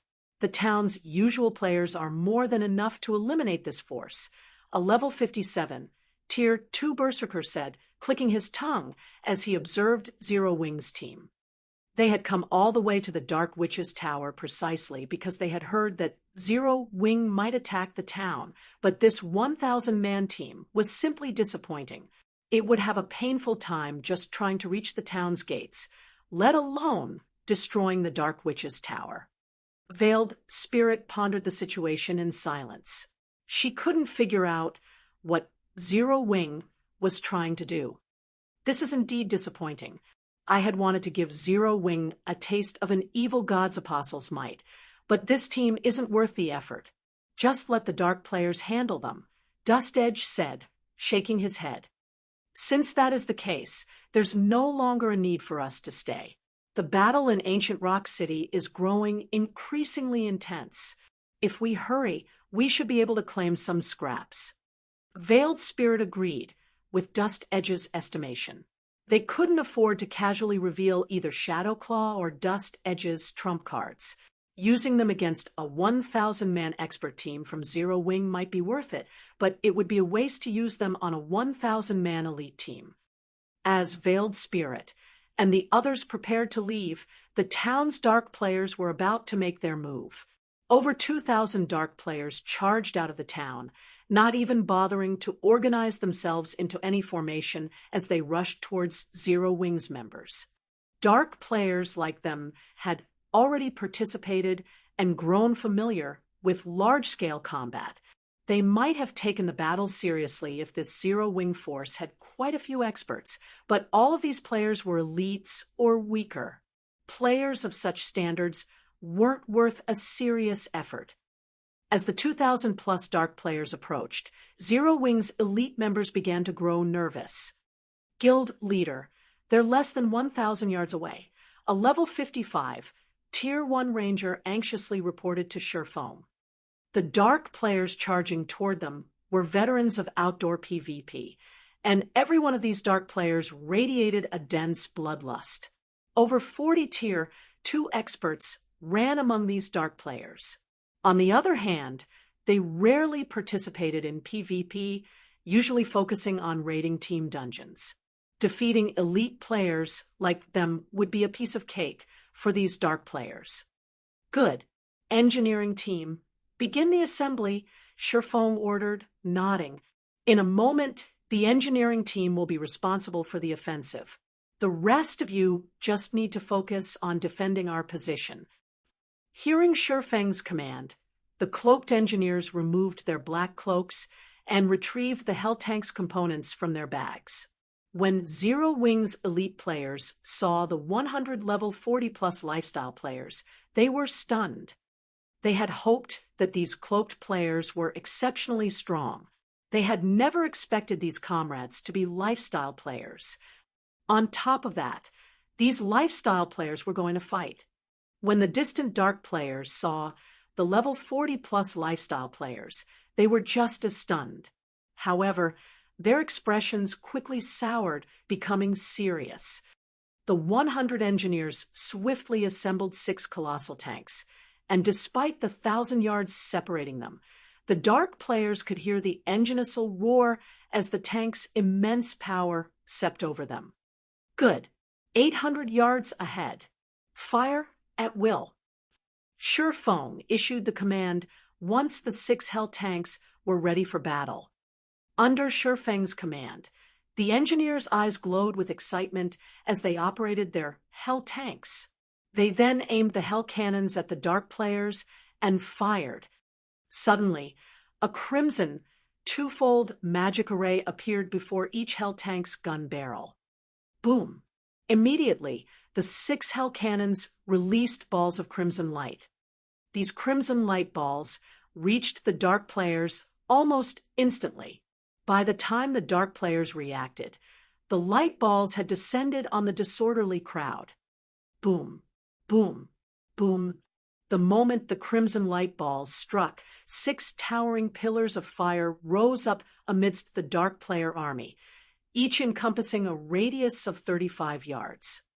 The towering flame pillars were clearly visible from several thousand yards away. As the flame pillars faded, they revealed 6 lava pits on the battlefield, glowing with a red light. Every player that had been caught in the AoEs had transformed into streaks of white light before disappearing. With a single round of attacks, over 600 Dark players had been removed from the battlefield. Chapter 1871, Nightmare on the Battlefield. Chapter 1871, Nightmare on the Battlefield. When over 600 PvP experts were suddenly vaporized, the Dark players charging towards Zero Wing's team slid to a halt and stared at the empty lava pits before them. Damn it! What are those things? After losing nearly half of their allies, the other Dark players panicked. They had seen war weapons in action before, but the Hell tank's speed and power were beyond their understanding of such weapons. The Tier 2 experts on this battlefield even had a high chance of avoiding defense turrets attacks from over 500 yards away, especially the speed-type classes. Yet, despite the nearly 800 yards between them and their quarry, the Hell tank's balls of light had rained down on their heads by the time they had realized that they were under attack. The power of the Hell cannon's attacks was simply horrific, easily rivaling the power of Tier 3 large-scale destruction spells. Even a Tier 2 metric tons would have to activate a life-saving skill to survive such an attack. These Dark players felt as if they stood within 6 magic towers' attack range. The Dark players that had chosen to remain in the Dark Witch's Tower to watch the battle had lost the laughter in their eyes. Now, their gazes only contained fear as they watched the 6 Hell tanks. Veiled Spirit, who stood in the watchtower, couldn't help but frown at the scene. The speed and power of the Hell tank's attacks were horrific. Expert players were no more than ants before the monstrous vehicles. Those war weapons were basically mobile magic towers. How does Zero Wing have such powerful war weapons? We're doomed. We don't have any war weapons. How are we supposed to deal with those things? What's there to be afraid of? We may not have war weapons, but the Dark Witch's Tower does. Moreover, the town has a defensive magic array. If Zero Wing's war weapons get near the town's NPCs will bombard them with the defense turrets. Besides, with how powerful those attacks were, those war weapons definitely have long cooldowns. Once our people get close to the weapons, not only will we kill Zero Wing's members, but we'll also use the war weapons for target practice. Although the might of the Hell tank's cannons had shocked many people, some more experienced experts retained their cool and analyzed the vehicle's weaknesses, developing a plan to combat the war weapons. Very quickly, the other Dark players also came to realize the Hell tank's weaknesses. Instead of retreating, they resumed their charge in an attempt to reach the Hell tanks. Although they had never used a war weapon themselves, they knew that all war weapons shared a single flaw. They were vulnerable at short range, like the miniature ballistas bombarding ancient Rock City. Once hostile players drew near, The war weapons could be destroyed with a few attacks, regardless of how much destructive power they possessed. The remaining 1,000-plus Dark players dashed towards the Hell tanks in a frenzy, intent on destroying the war weapons before the Hell tanks' cooldowns ended. Guild leader, they've resumed their charge. Should we form a defensive line? Seeing the Dark players draw closer, Zero Wing's elite members grew restless again. The Hell tank's power gave them some hope of victory, and as long as they protected these massive weapons, they could defeat these Dark players. But despite the Dark players closing the distance to 200 yards, Feng hadn't given the command to defend the war weapons. If they allowed these Dark players to engage the Hell tanks in melee combat, they'd be doomed. No, let them come. Feng waved a hand, signaling for his companions to hold their positions. Following their guild leader's orders, Zero Wing's elite members had no choice but to stand their ground, watching as the Dark players approached. 200 yards, 150 yards, 100 yards. Brothers, we're almost at the war weapons. Once we destroy them, victory will be ours. Ranged players, attack with everything you've got once you're in range. The Dark players couldn't help their excitement as they reduced the distance between them and the Hell tanks to 50 yards. At this time, Feng raised his longsword into the air. He then pointed it at the approaching Dark players and shouted, "All Hell tanks, move out. Leave none of them alive." The engineers, itching for action, eagerly stepped on the tank's accelerator. The engines roared to life once more, and the 6 Hell tanks jerked forward, speeding towards the Dark players in a V formation. What are they trying to do? The advancing Dark players were stunned as the Hell tanks raced towards them. However, before the Dark players could react, each Hell tank released 14 flame spears. Meanwhile, each flame spear carried power at the peak of Tier 2. A total of 84 flame spears flew at the Dark players simultaneously, as if 84 miniature ballistas had launched their payload at the same time. But unlike the ballista's exploding arrows, the flame spears weren't AoEs. Xiao, xiao, xiao. When the flame spears made contact, light flashed among the Dark player army. Many of the melee players leading the charge, who had failed to defend themselves in time, transformed into stakes of light and vanished on the spot. Although some players had activated life-saving skills or dodged the attacks in time, surviving the first volley, the flame spears had claimed over 50 Dark players' lives. However, the surviving melee players slid to a halt once more, too afraid to approach the Hell tanks after watching that wave of attacks. Ranged players, hurry and attack. Some melee players shouted, snapping out of their daze. The Dark-ranked players then launched spells and arrows, aiming for the approaching Hell tanks. Just as the spells and arrows were about to slam into the Hell tanks, the 6 war weapons activated their magic shields.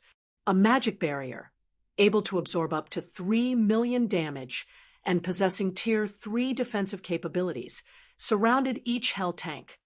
The Hell tanks pushed through the rain of spells and arrows, receiving no damage whatsoever. How is this possible? Seeing the unscathed Hell tanks stunned the Dark players. They had never thought that these war weapons had defensive magic arrays as well. As the Dark players tried to think of a way to deal with the enemy weapons, the Hell tanks reached the melee players that led the army. Without slowing in the slightest, the Hell tanks bulldozed through the Dark players in their way. The Tier 2 MTs at the forefront were immediately thrown over 20 yards back, their HPs decreasing by nearly half. Unfortunately for them, the Tier 1 melee players died instantly. The 6 Hell tanks charged forward like a herd of stampeding bulls. Not only did they break up the crowd of Dark players, but they also killed over 100 players as they sped through. Run! Run quickly! Don't let these things get near you. After watching the Hell tanks slaughter their allies, the fighting dark players realized one thing. This battle wasn't a battle at all. It was a one-sided massacre.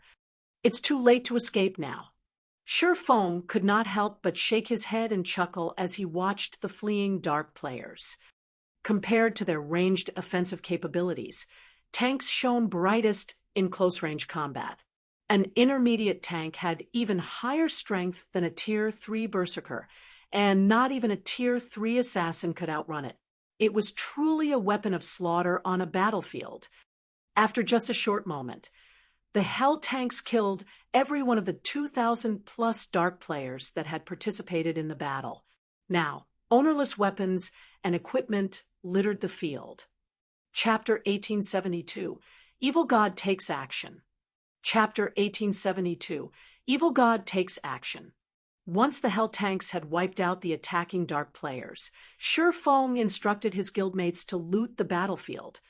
The dark players that operated in the Orc Empire were very well equipped on average. Otherwise, they wouldn't have dared to join the glory battlefield that was the Empire. Fortunately, Sure Foam could use the weapons and equipment these dark players had dropped as compensation for the magic crystals the Hell tanks had expended and to make a small profit. Naturally, he wouldn't leave the items for other players to loot. However, Zero Wings members only took action sometime after Sure Foam had given the order. They had still been stunned at the Hell tanks' performance. Before these Hell tanks, Tier 2 experts were a joke. They couldn't even escape the Hell tanks' destruction. Despite the 1,000-plus surviving dark players fleeing for their lives in every direction, the 6 war weapons annihilated them all. Zero Wings members watched the war weapons, their eyes sparkling as if they gazed at a piece of top-tier equipment. These tanks are amazing. I can't wait to see how these dark players plan to maintain their arrogance around Silverwing Town now that we have these tanks. I wonder if the guild will give a similar tank to the guild teams. If every 1,000-man legion had 5 or 6 of these things, we'd be unstoppable in the fields. Keep dreaming. How could the guild casually afford to arm a guild team with such powerful tanks? I'd be satisfied if my team had just one of these tanks, not to mention 5 or 6.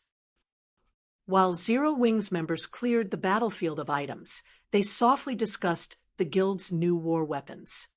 When Sure Foam overheard these discussions, he couldn't help his bitter smile. The necessary materials to produce the Hell tank were extremely precious. He had already depleted the materials the guild had fought to collect to craft the 6 Hell tanks before him. If he wanted to produce more, he would have to rely on guild members to collect the necessary materials from team dungeons.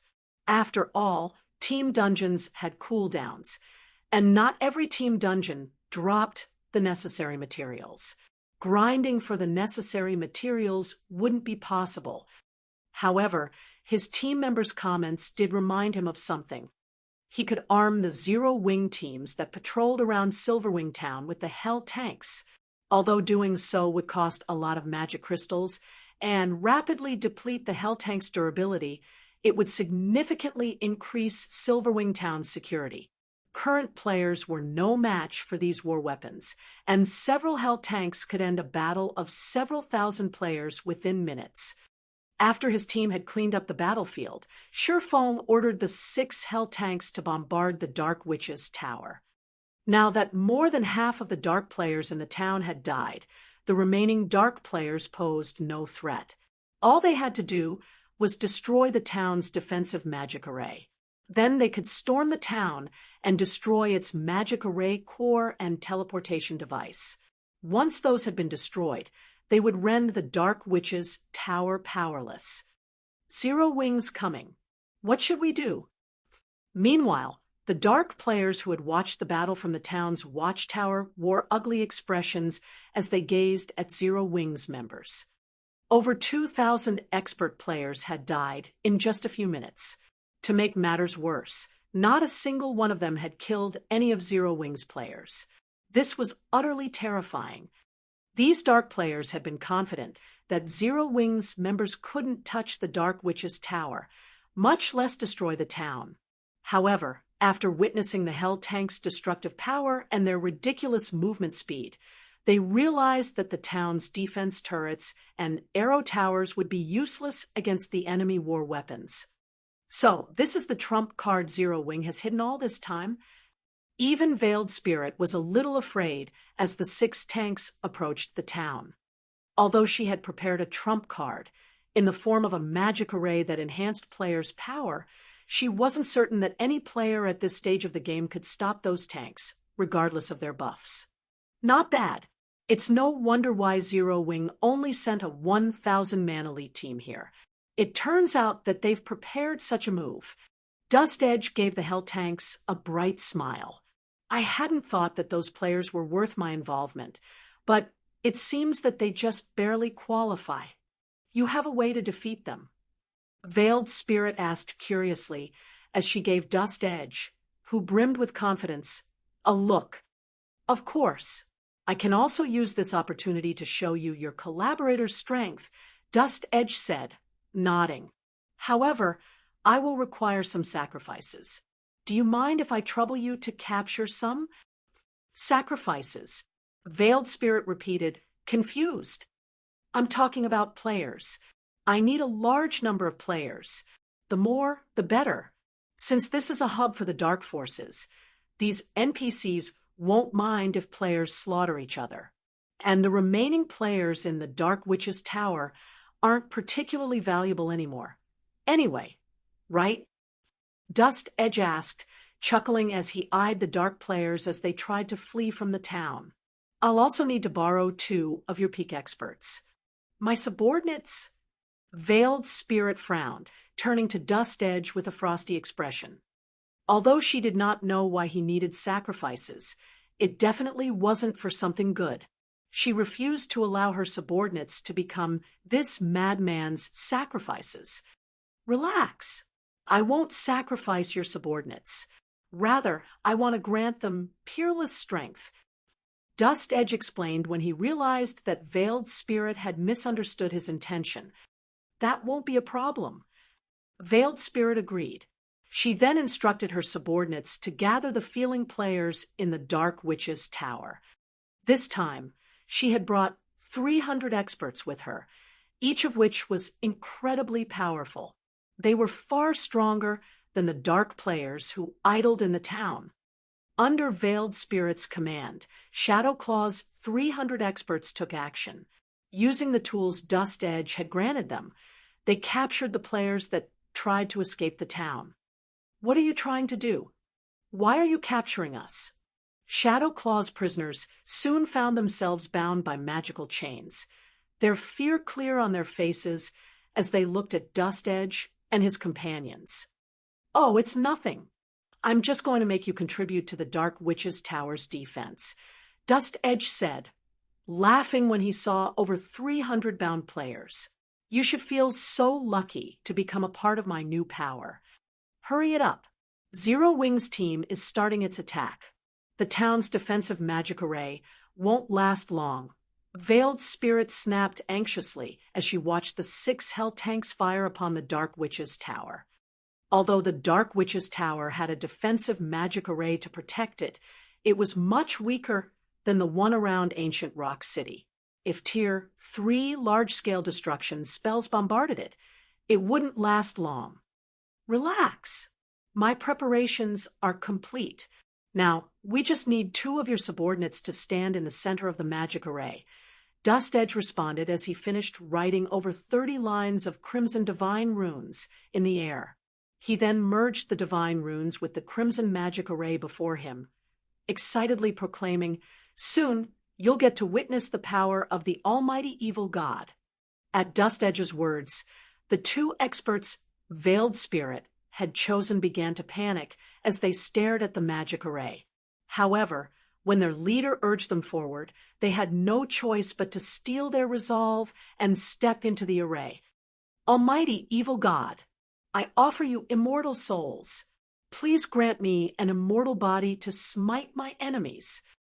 Dust Edge sang before tapping the butt of his staff on the array.